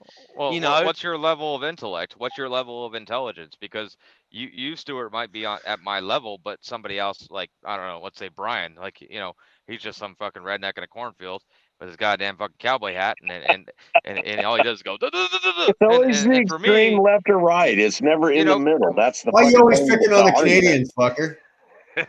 Why you always picking no, on the Canadians, eh? I go for No, the no. Brits first, and then I go for the no, latter. You but what fucking I'm walk saying, in, buddy. what I'm saying is, right, that there is people out there that are so arse backwards, and they are using this as a level of contraceptive, and a government can step in and say, you can't have an abortion. We're expecting you to raise this child. Well, hang on a second. What is that doing? You know, in the big picture of things, of we're just going to bring more delinquents into the fucking world. I mean, that's not a good situation in the long run. You know, so I don't know, man. You're okay. So you're asking me basically like the whole incentivizing women to have children kind of aspect of things, right? No, not so much the incentive. I'm just saying, I'm throwing scenarios out. The government says, you know, you are pro. You know, let's just say someone's pro-life, right? Or the government has said we're pro-life. You cannot have an abortion. Okay, that's the way it is. You have someone that's gone the whole freaking way, is pregnant. They want an abortion. They're trying to get an abortion because they're not they see or recognize they're not ready, but they've missed all of these steps. You know, they've never took contraceptives, they've never freaking had the guy put a rubber, all of these things, and this is where we're at. And it's like, why would we want that person to have? Why would the government force this person to have a fucking child? Why would we do that? That we're not setting that child up for success. You know, we're bringing it into more than likely into an environment which is bad. You know, it's not going to be the nurturing and the example set in life. We're all not brought into this planet with fucking, you know, everything handed to us. So what's bad and what's good is also a level of self-determination. Like what are we gauging that as? And I think that everyone should be given the opportunity to overcome those things. Mm-hmm. However, that's a pro-life stance. Like, yeah, it is a pro-life. It is.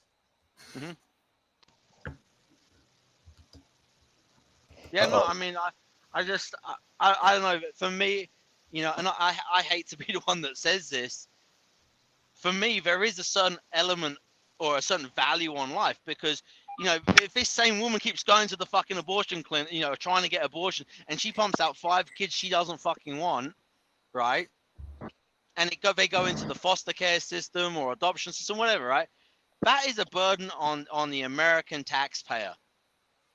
And is that fair? Should I be responsible for my fellow Americans' poor decisions No, financially? No, absolutely not. absolutely not. No.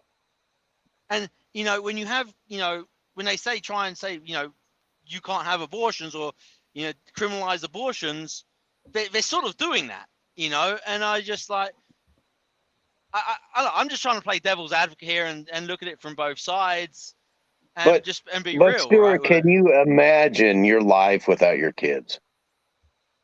No, absolutely not. I mean, Exactly. It's about experience and absolutely not. morals. That's what it comes down to. That's just my opinion, right? No, and I But agree, you right? keep saying that, TJ. That's the hardcore stance I have. That's where this is just my opinion, right? Yeah, but it's not an opinion; it's from experience.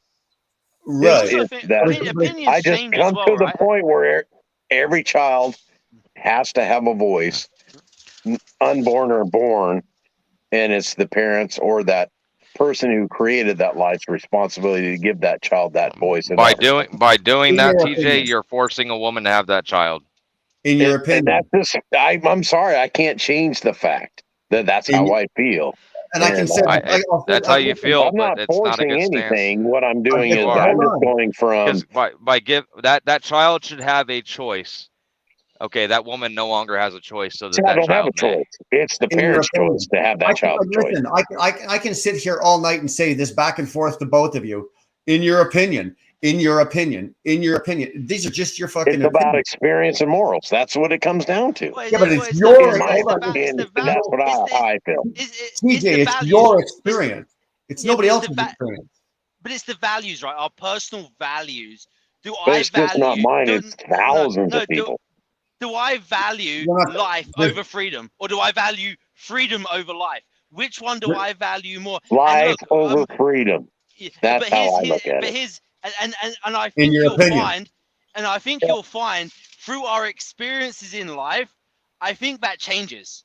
Because I think I experienced a change in my life to where, okay, freedom, value freedom. What's more important to me, and what do I value more? With my personal experiences. And I think that's, you know, it's part of growth, right? As we get more life experience, go through certain things in life, then things change for you, and you have a different outlook on life as you go through these, you know, these challenges in life, and you prioritize stuff differently. So do your morals change as your experience changes? Yes. Yeah, they do. Exactly. Absolutely. Okay. Okay. And that's part of growing. That's if a part of growing. If your morals change because your experience changed, does that change your opinion? Yes. Yes. Kyle, answer the same fucking question, please. Yeah, that's why I believe what I believe today. Okay. Now, can you two fucking agree on something here? America first. I got to throw the cans away. Be right back. It's just your opinion. America first. Fuck. Fuck you. It might be a nationalist thing, but I love my country. I love where I'm from. I got you. My great grandfather fought for this country, and that's where I'm. That's, you know. Kyle, nobody ever debates or nobody ever questions anybody's patriotism. But patriotism cannot come into effect, or it's the same as religion. It's just like you were to say Canada first. I would respect that. It's the same as religion and politics. Patriotism cannot come into effect. Same with the religious and the politics when it comes to what your opinion and his opinion are. If they're different, you can't bring those into play. Well, I disagree when it comes down to changing when you support something that takes away the rights of somebody else, and supporting the unborn child's life over the woman's right to have that child. You are now forcing or indoctrinating a woman to have that child. It is taking away that woman's freedom to do that. Well, T- what about the guy? God TJ's damn not it. What dragging. about the guy? TJ's not dragging women out back of his house and tying them up to a fucking post and saying this. This is just And what he feeding believes. them pea soup, feeding them pea soup. They're in My the fucking thing is, what gulags, about and the I'm in guy? line, and I want my fucking churn. What's with you? What's with you in the fucking pea soup, man? That is the nastiest shit in the fucking world. Who the fucking- My wife hates pea soup, so I always Well, make if it. it's That's got why I'm ham in it, saying if that. it's got ham in it, it's not too That's why I'm- bad. You got the little ham that's why I'm chunks in saying it. it. It's good. Pea My soup wife is- hates peas. Oh, I can't stand it. Fucking pea soup. The smell of it just makes me fucking want to throw up. It's a side troll of my wife. That's why I keep saying it. I love pea soup. What's I'm Danny's just, stance on I'm this? like, she I believes can like, hear in the background already. What's going on, you got boy? time. You got time. Now, You want to as give your being stance as Kyle a and woman? Danny. Okay, if you, my wife's driving, so if you guys want to get my wife's stance, I'm gonna put Yeah, her hold on, on you and guys all can just- listen. What I was Hold going on, to say, when it comes to Kyle and Danny, before you were married, I bet Danny had a different and this is just my opinion. Danny might have had a different perspective on pro-choice, pro-life. Now that you're married, you might have a difference of opinion on that. Yeah. Maybe, I don't know. I'm just saying. TJ, hold on a second. Kyle, hold on a second. Looks like Mrs. Nevada's in the house. Oh, She's and me? not teaching Mr. Nevada how to drive the Peterbilt. Are we talking about me? Okay. She's Where hanging were out we? with the I was catching bits and pieces I was kind of ignoring. So where are we? We're That's losing awesome. our shit. We're losing our shit here because Kyle lost his penis about an hour ago. And Yeah. that's what we've That got is awesome. We've I'm got kidding, dude. I'm we've got kidding. politics, we've got religion, and we got everybody's different opinion. It really hasn't had nothing to do with religion. It's just about Hold on, experience and morals. and That's what it's come down to. we're basing everything on people's fucking morals. So Okay. so Well- so Danny, we're gonna ask you the simple question. It's one question. TJ, be quiet. Everybody be quiet. This is on Danny. Okay? Mhm. You got pregnant right now, let's just say. Okay? Kyle doesn't, or you don't want it, but Kyle does. But whose decision is it? Do you get rid of it regardless what Kyle wants and the after, whatever happens afterwards? Whose decision is it to bring the baby in or out of the world? Whose is it? Mine Man or has woman? just been the female. Right. Okay. Well, what And- does the male have a say? Does the male have a say in this? The male has a say in it. But if a female is gun ho to go get it done, it's going to get done whether the man wants to or not. Correct. It just depends on the woman. It depends on the relationship. I've had Morals. people I know personally, I'm not going to give out details, who the man didn't feel like the kid was his, and she went ahead and went with it, even though she didn't want to, only for them to now be pregnant again with their third child. Okay. She But didn't if- want to get it done, but got it done because he wanted it. So it depends on who's in. And I don't. TJ agree is with one it, happy but man. It was their. I know. I don't agree with it, but it was their decision. She did get talked into it. That's a whole other thing, but it happened. I wasn't happy with it, but it happened, and I had no say. Okay, but at the end of the day, if it was a personal decision for you, whose decision? Does Kyle have a say in whether you keep the baby or not? Yes. TJ, quit nodding your fucking head. Just let her. It does. It does have a Danny, stop looking at Kyle. Look at me. I'm looking. I know. Okay, I'm looking at Look you. at me.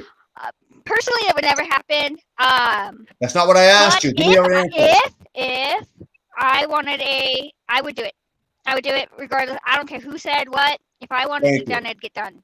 Thank you. So at the end of the day, it is Danny's decision, regardless whether Kyle yes or no. Correct?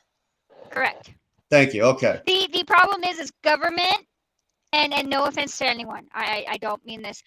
You can Mostly offend males. anybody you want. Go It's ahead. mostly fucking males, and they all think they need their hand in the fucking cookie jar, and they think they need to control us fucking women, and they think that they can just sit there and be like, look, we think that we need to small down, or we need to like get rid of some humans. We're gonna start doing abortions here and abortions there and abortions for everyone, no matter how fucking late it gets. And there's points in abortion where I hate, and there's points in abortions where it's like, you know what? If you want it and it's early enough, go fucking get it. Go fucking get it. Thank you. She just covered every fucking base that we've been talking about for the last 3 fucking hours and 30 seconds. You guys know I've that? been side talking him, and he's been ignoring me because I've been nitpicking like. Well, he's been doing the right thing by ignoring you. Kyle? Yeah. What about the child, Danny? What about the child? Who voices the opinion of that? Who's going to protect that child? Sorry, TJ. That's, the child. that's my biggest dilemma. Is what about the child? Nobody's thinking about the fucking child. Hang on, please. I am. Okay. I believe all children should have the right to be born. But there are some people who physically cannot go through a pregnancy, or there's reasons they cannot have it. But yes, you're right. There should be people who are out there. And I love that you have that opinion of where's the child? What's the opinion for the child? The child should have a voice. I love that. We Yeah, need but you people can't like force that the woman because to do that. but You can't force her to have the baby. You can probably talk a lot of women into not getting an abortion, and that's what we need. But if a woman's gonna go get it, if I got pregnant and I was not ready, technically I'm still gonna wait until I'm 30. I'm only 28. Okay. If I got pregnant, I would have it. But a part of me would be like, man, if I just got an abortion, I could still drive out my 2 more years. I'll get a new birth control. We'll figure it out. We'll have a baby late. Personally, I would never do that. I'm going to have a baby when I have a baby. If I have it sooner, I'll have it sooner. But we're not talking But about. no one will change my mind. We're not talking about you That's where personally. religion comes in. Exactly. No, We're not talking but about you I'm personally. just stating that's where like my mind switches. Okay, so But I'm not going to tell a woman I'm going to tie you to a bed and you're going to have this baby. You can't do that. and you're gonna feed her pee. No. Kyle will. Kyle's gonna feed her pee. My biggest thing is if a guy can financially take care of that child and is willing to take care of that child, let the woman have that child. Let that man take care of that child, and let the woman move on with her fucking life. I agree. That's the way I look at it. I do agree. But the thing is, a lot of women state It's that all they about want an man's abortion. choice too, though. A man It has does. to have a choice. But if a woman wants an abortion because she physically, mentally, emotionally, any fucking else thing does not want the baby, but the man does, the only other way you're going to do that is if he goes and knocks up another woman, because that woman can't physically handle having a baby, even though the man wants it. And you can't But you're force her to physically, have it because mentally, it's and mentally. able to have sex. It's all about morals. You should have Tell everyone to be on birth control. I know that, but so then don't have sex. Or don't have sex. All right. It's all about morals. Or go Don't tell have women sex. to go get their tubes tied. You Don't have a have less sex. likely That's what chance tubes tied. to get pregnant, but there will be some side effects, but you can always get your tubes untied depending on how they do it. Just like a man Yeah, can go then your get a chances are vasectomy. slim and none. Right. Or a Yeah. man can go get a Okay, but hold vasectomy. on. Same thing. There's a chance you can undo it, but not always. So We're Well, going there's the way off. non and We're going there's the way cut. off. TJ, There's hold two on. different We're vasectomies. going- you guys are going way the fuck off into left field here.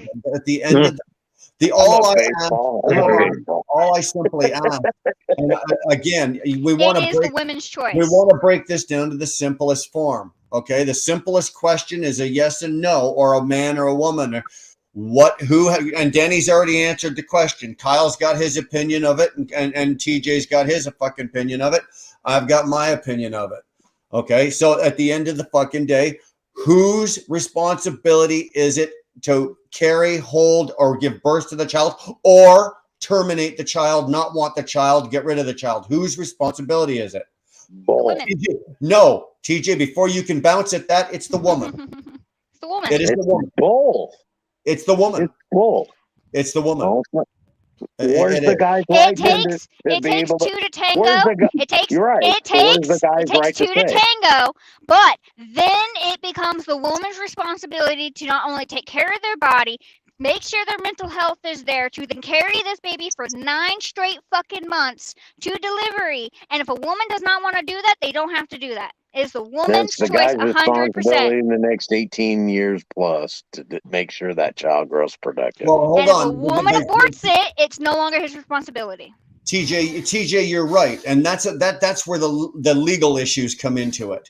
Okay, yeah, and you're right, and I don't agree with that. If the guy didn't want it and she decided to carry it, okay, yes, unfortunately, with today's standards, whether it's be Canada or the U.S., that father is going to get fucking nailed with having to pay child support And and that's the whatnot like thing that. is men are being men. Men are Now I you're being talking enjoyed about- being on this. I enjoyed being on this topic, but I got to start driving. My pre-trip's done, so I'm going to start Okay. heading out. Later. I'm going to give you guys back to Kyle. Bye, guys. Thanks, you. Yeah. later. At the end of the day, Bye, now Danny. on the end of the day, TJ, what you've done is you've dragged again the government into it by saying, "Well, okay, I didn't drag any government into it. It was well, about you did. morals. You did. No. But hold on. You can't balance morals off against the government because now you're saying, okay, that if the father I didn't make decides, the law; they did. you're right, and that's unfortunate, and we can agree on that. I don't agree with that part. I'm on board with you 100% on that. If the baby is born, right, and the mother father didn't want it and the mother did, the father is now forced by law to pay child support. And I think 100% that father should be off the hook. He wasn't a willing, maybe he was a willing participant in making it, but he wasn't a willing participant in the next 18 years. Unfortunately, hey, the government is involved with that. Well, that's where it comes down to morals. That's where I'm getting at. It's all about morals. It's all about morals. Yeah, you're taking away the financial freedom of the man at that point, and that's where it comes back to freedom for me. And that's why I could agree with that statement of saying, well, it should be a decision for the man financially. Okay, well, Kyle, I'll tell you what, for the next 10 times that you fuck Danny, make sure you're draped in an American flag, okay? What'd you say? Patriot. I'm telling you, man, you're a patriot, and I love you. So the next, you're gonna have a delay. The next 10 seconds, the next 10 times that you have sex with Danny, I want you to drape yourself in an American flag. Oh, that's my Speedo outfit, but I keep that for behind Yeah. closed doors. Yeah. I'm The working on argument can be I'm working explained in on one my sentence. It all comes OnlyFans. down with experience and Ronald would love do this. I'm that. working on my OnlyFans. I think there was a hint of a lesbian group merged into this little trucking operation me and my wife got Yeah. going on here. Yeah. Yeah, no, this isn't about religion. Personally, I agree with everything TJ is saying, but I just think when you're drawing a line when it comes to legality of forcing a woman to do something with her body, we really need to stop and ask ourselves, is that really American? Is that really freedom? Well, it comes down. It doesn't come down to legality or patriotism or anything like that. Then I'm back to throwing them in the middle of the fucking. It just comes down to throw 'em in the morals. middle of the town. What's right and what's wrong. And bust that's the way I look bust at out. it. But are we gonna? What's the alternative? You're gonna bust out the pea There's soup, no and we're gonna get the fucking alternative, stocks. in my opinion. I can't change that. That's you could sit here all day and argue with me 24 hours a day, 365 days a year, and I'm not going to change the fact Think about that what you're saying. I got to think about that child. I got to think about that child. I got to. What about the I woman, just though, got brother? to. I What do. about the I think American about woman? her. What about her? What When about it her comes rights? to What rape about or her freedom? incest, or if it's going to threaten her life. That's Regardless of how I how we think got about there. it. Regardless of how we got there. What about her rights? She made Tell the me that choice they're to open null her and void. legs, bro.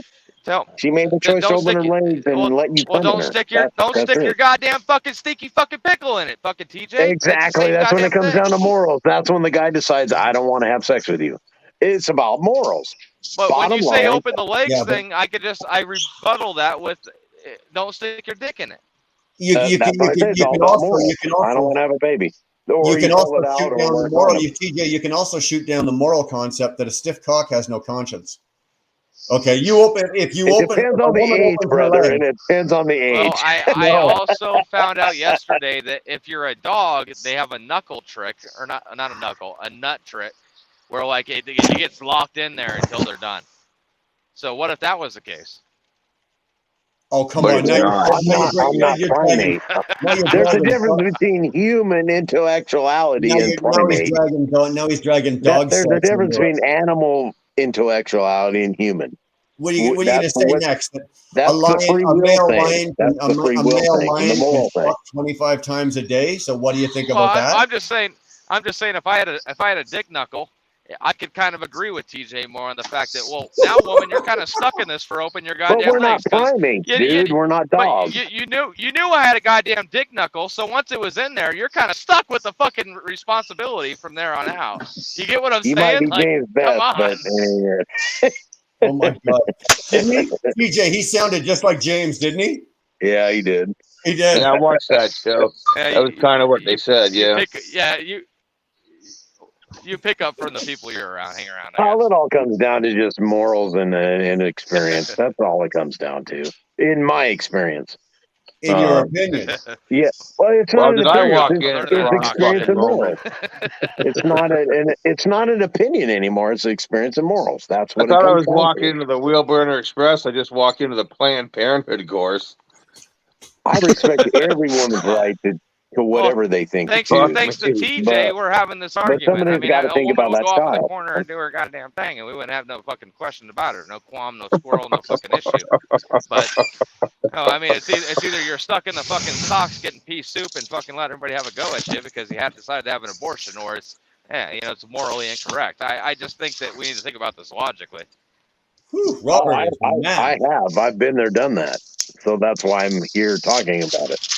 And to the end of this day, you can say It depends on your logic. whatever you think, and I'm not going to change my moral thinking experience about it. And I'm all for bondage. I mean, I love that fucking movie. What was that? 50 Shades of Grey, baby? Yeah, it was fucking great. I'm just saying I don't think it's right. I think But it's a that's little bit of Hollywood. fucking... That's not real life. No, but what you're trying to live in a Hollywood dream where you're gonna fucking tie women up and just say, hey, you know what? We'll see you in 9 months. I never said Brian? that. I never said nothing about tying up, handcuffing, none of that. I just talk about experience and morals. You got some shit on your hands right here. It takes two to tango, baby. And Here's the thing, if it's two to TJ, tango, I'm just both saying, are responsible. 2 to tango, 3 to fango. It don't fucking matter.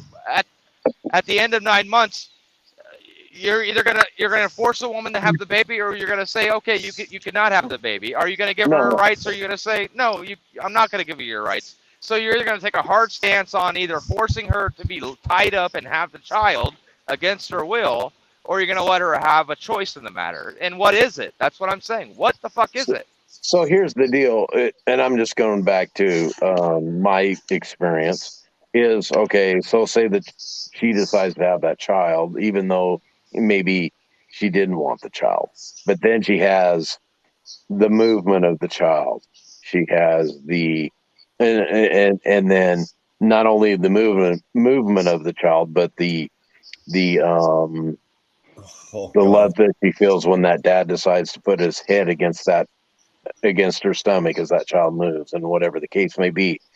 All those experiences, not only is the woman feeling, but also as the child is feeling, and then also what the man is feeling. It's all about everything. I get it. So you're putting term limits on these handcuffs that we're gonna lock the woman up. Okay, No. give us 3 No, months, it's not term limits, and then we'll not let term you. limits. I'm just giving experience of what the experience is of Dude, having I agree with you on that. I that think life is experience of beautiful, having brother. a child is undeniably it's God in a sense. don't I'm say not that bringing word. religion into it, but it's So, just like it's a spiritual fucking What's experience. the alternative? What is the alternative, TJ?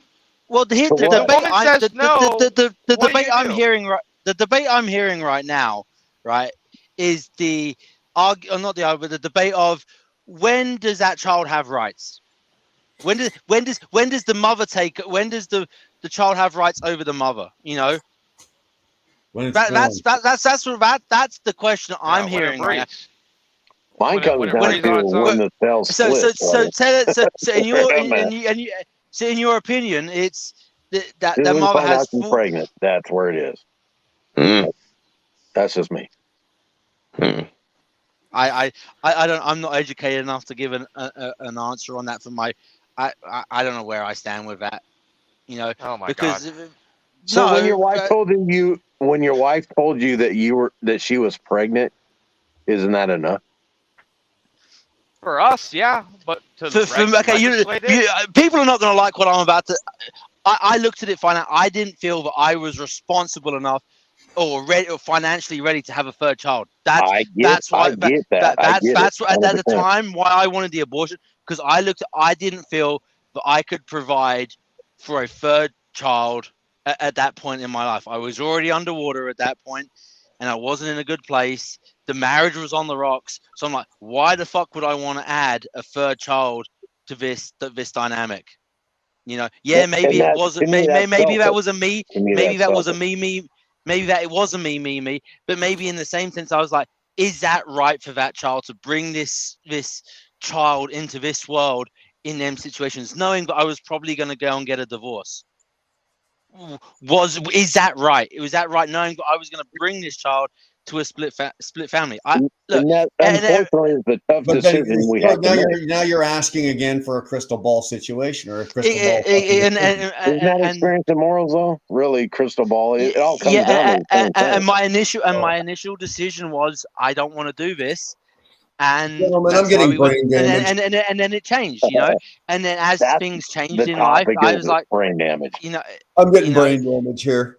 Can we let's just get to the bottom of this and let's just finish this off. Let's agree that the woman has all the rights, the men have no rights, and fucking Nevada wants a lesbian threesome in the back of his truck. Can we agree on that? Okay. Have we got this? Again, everybody's going to have their opinion on it. It's all about experience and morals. Have we got this fucking covered yet? Because my brain is just melting out my fucking ears here. Yeah, and I just showed up, and it's like, what the fuck? Jesus Christ. Well, dude, I need a song about me. I need a song. TJ, there's the guy right there. Tell him what you need. You get a hold of me. We'll talk. I respect everybody's opinion. I fucking do. You have no idea. I do respect everybody's opinion. I'm just going off experience and morals, and I'll leave it at that. And so that's why I think I'm so hardcore on it, because I think every child should have a right, and that's just my opinion, and I'll leave it at that. Okay, leave it at that. Stuart, you good? No, yeah, I'm just sitting here. I'm unhooking the trailer, but I'm just sitting here thinking I would love to have this conversation. 20 years. The same people here 20 years from now, and to see what people's opinions and perspectives are on 20 years from now. I don't have this conversation 20 years, because I'll be 70 fucking 2 years. Well, I mean, you guys are too. Yeah, some of you guys might be in your graves by that fucking point, but you get my point. Careful. Let's be fucking careful here. We're talking about graves. I'll be behind the wheel in a Walmart having a heart attack at 72. So I'll talk to you then. Yeah. What's the difference? I guess why I look at it as I was once 25. Lefty loosey, Stuart. I was once 35. I was once 45. Now I'm almost 55. Now I look at all those years, looking back and going, I guess that's where I come to the decision I have now. Is like, was I pro-choice at one time? Yeah, absolutely. And I'm not against rape, incest, or the life of the woman, but that life should have every chance now you're starting to sound like James Best. You're starting to sound like James Best. I'm gonna have to stop you, TJ. We're not talking about incest. I ain't clubbing fucking kids with a fucking hammer. Oh, you said I'm all for incest. I didn't say that. Is this figure night, Brian? Is this like your whole show or what? I'm against rape, incest, or the life of the woman. Oh, you say club them. Oh, after club them. All right. There's no. I'm for you. I would have chucked this shit to the curb 3 hours ago. No, you know what? It was an interesting topic. I wasn't going to let it go as far as it did. Jesus Christ! Put that landing gear up. What the fuck? Yeah, Stuart, fucking take a breath. Goddamn. Stuart, bud. Yeah, I got it. No, it was one of them old rusted ones that are fucking tight as hell. Don't let me guess. The driver didn't put any space between the landing gear. He dropped it down to the ground. Then he let the air out. The fucking The fucking landing Then- gear's on a then he didn't 45 grease the degree fucking angle. landing gear. You got it. No, it's an old shitty trailer, is what it is. I hate those sounds like he's motherfuckers who tight. don't know how to drop a trailer right. It sounds like he's raking leaves. I know, Yes, it right? does, doesn't it? It sounds like No, he's raking I'm onions. back in. I'm back in the cab now. I'm back in the cab, catching Jesus my breath. Christ. All right, yeah. Let's get back to the freedom of women, huh? Oh, No, fuck. let's get- Oh, Can't no, believe Jesus. that. I think we were better off listening to the landing gear. Yeah. I'm Hey, ready to that go Ricky drop Lee, another what trailer is for that? Stuart to go crank the gear down on. Fuck that. No, I've seen a few comments in there talking about how I don't know. Like instantly, I'm getting attacked over the whole like, oh, I'm not a religious person. I've never met the Creator. Listen, like I said, I personally believe I'm pro-life. I just don't think we should regulate what women should do with their body. That's all I'm saying here. Well, that's when the Supreme Court went. It's up to the states, and then the certain states, red or blue, agree with. Listen, TJ. I don't give a fuck what the Supreme Court says. If my wife got I don't pregnant, she either. want I that don't agree fucking- with that. She don't I want that agree baby. with it. It's about morals and experience. I'll knuckle fucking crawl that motherfucker out of there, dude. I'll personally go up there and fucking take it out. That's sad. That is sad. Yeah. Well, that's just the reality. If I would say that, don't think for a second that anybody else wouldn't, dude. Well, wait till it's alive and then eat it. Oh, Why the Jesus. fuck would I eat it? Animal. Well, hey, I'm yeah, thinking a like male- animals yeah, now. Okay, A shut male her down. lion will eat fucking its Will cubs, Burner. Yeah, I'm gonna kill male that lion calf will eat its because cub. it has a limp. You know, it's fucking dumb. Good There's no Lord. argument there. I'm nowhere near talking about anything like that, okay? Wow. No, we're just Well, trying I'm to, saying, it's trying to about keep this running down the road for another 2 minutes, so I can. I need 30 seconds to get over the 6 hour mark, and then I'm killing this fucking live. So you guys got 30 seconds. wait a what? We just What? I'm started. out here. I've got to go and find this empty trailer. So I appreciate it. Good topic, and I'll speak to you guys later. Hey, Later. Stuart. Thanks for sharing. Good to see Thanks you. for sharing Have a good your, night, bud. Your personal experience with the whole situation, Stuart. Appreciate you sharing. No problem. Thank you. Fucking man. Kyle, Bye, you're a Stuart. dick. Bye, Stuart. Are you? All right. Anyway, Good time. I need a song, brother. I need a song. What do you want your song to say? No, Mike, he needs a jingle. Oh, fucking Robert's gone. He's over there Brian- fucking raising the fucking Irish. Brian, hook us up, man. Yeah, he needs a jingle. You know, like you did all the 29 jingles for everybody here. Yeah, sure. Yeah, he needs. TJ needs. Bull of the Woods needs one of these. Okay. Yeah. If capable or if applicable. All right. I can do that. Something Sure. about a giant fucking moose standing in the fucking middle of the fucking town, feeding that woman peas and raping her in the gulags. Oh, for Christ's sake, shut up, Kyle. Fuck. Well, we all know Kyle's the master of lyrics, so. Obviously. Oh my God. So, gentlemen, has this been the evening or what? How long did this go on for? Wow. The About an hour. bullshit starting About an to hour. stack up pretty An hour, high hour in and a half. here.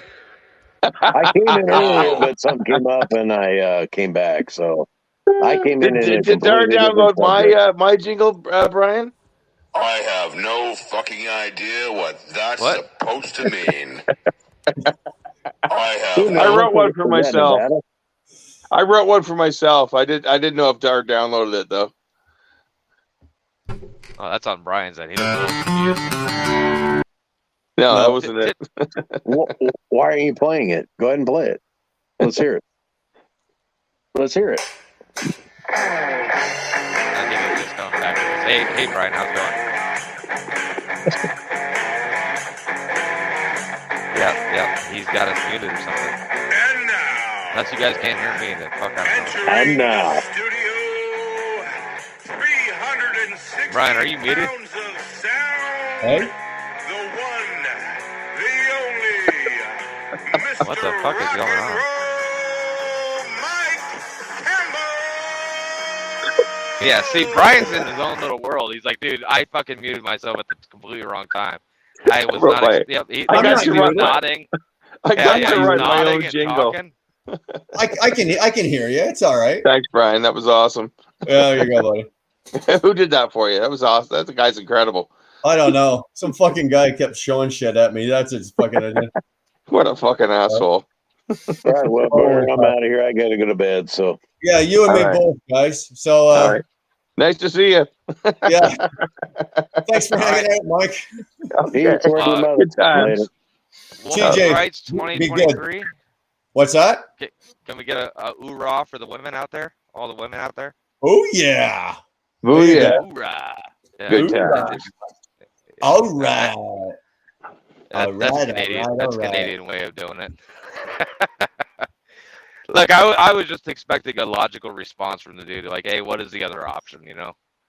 Dude, everybody's opinion is they're entitled to their opinion. So what's logical for you? Absolutely. What the fuck is Yeah. that off there? What the fuck is that off to the right there, Kyle? Go back and look out your window. What is that? Is that a dog? Look Where? over by those yellow poles. Oh yeah, it's somebody walking their dog, dude. Oh, okay. I didn't see the person there. All I thought was the dog. I'm thinking, where the fucking Christ are you, man? You It's a go, werewolf. holy shit. It's a werewolf. Oh, All right. you know what? Kyle, you better go over to I think Havana's live. You better go over there, I guess Willie's Pub and Red Hot. Yeah, she is live. Yeah, she I'm is done live. whoring around. I might go over there and say hi and stuff, but I'm done whoring Oh, around. don't I gotta go to fucking bed, too. bullshit me. As soon as you're out of here, you'll be over there so fast it won't be funny. I'll I over did say bounce hello. around though, dude. It's If a you're busy if you're night. shutting down, Brian, I'll go say hello. Hey? I just put Amy to bed. She's drunk as fuck. Well, hey, I'm going to bed now and I ain't drunk as fuck. I got to go out and shower and go to bed. God we went out God to Rod and I got a good Tanya's one. place there. God hope she ain't pregnant, because I got a perfect pea recipe. No, the funny thing about that whole thing is all I can say is I'm the father of 3 Planned Parenthood deals, and we're blessed with life, but we're all facing death, and that's where I would leave that. To be honest with you. Good. Leave it right fucking there because we're not going no farther. Yeah. Kyle's about to whip out the pea soup and fucking I'm going to bed. All right, buddy. It's been Nice to good. see you. Have a good It's been night. good. Thanks for having me on. Thanks for letting All me right, Kyle, no bullshit. problem. Thanks for bust playing my Mickey's bits. balls. I appreciate you. Bye, Danny. Drive safe tonight. Bye, Hey, Danny. Mark. Hi, Danny. Bye, Danny. We're working on that song. I'm going home over the weekend. I'll have a day. I'm gonna go run to Best Buy and grab Hey, grab listen. an adapter. You go make money and do you. Don't worry about it. There's no. It's coming. It's coming. But I It's want to you. make it right. You All do right, I you, want to man. make it right. So There ain't no pressure. I drone was footage is born definitely gonna be crazy, involved. excited, and anxious. Okay, you two want to It's shut what I the do. fuck up so I can go to fucking bed, please? All right. If See you you end later. it, we could. Go- If go you end it, talk we on could Havana's just channel. keep talking. If you end it, we could just keep talking. Get the fuck out of here. Jesus Christ. Later. I'm going. Bye. See you later. Peace out. Have a good Bye. night, guys. Fuck.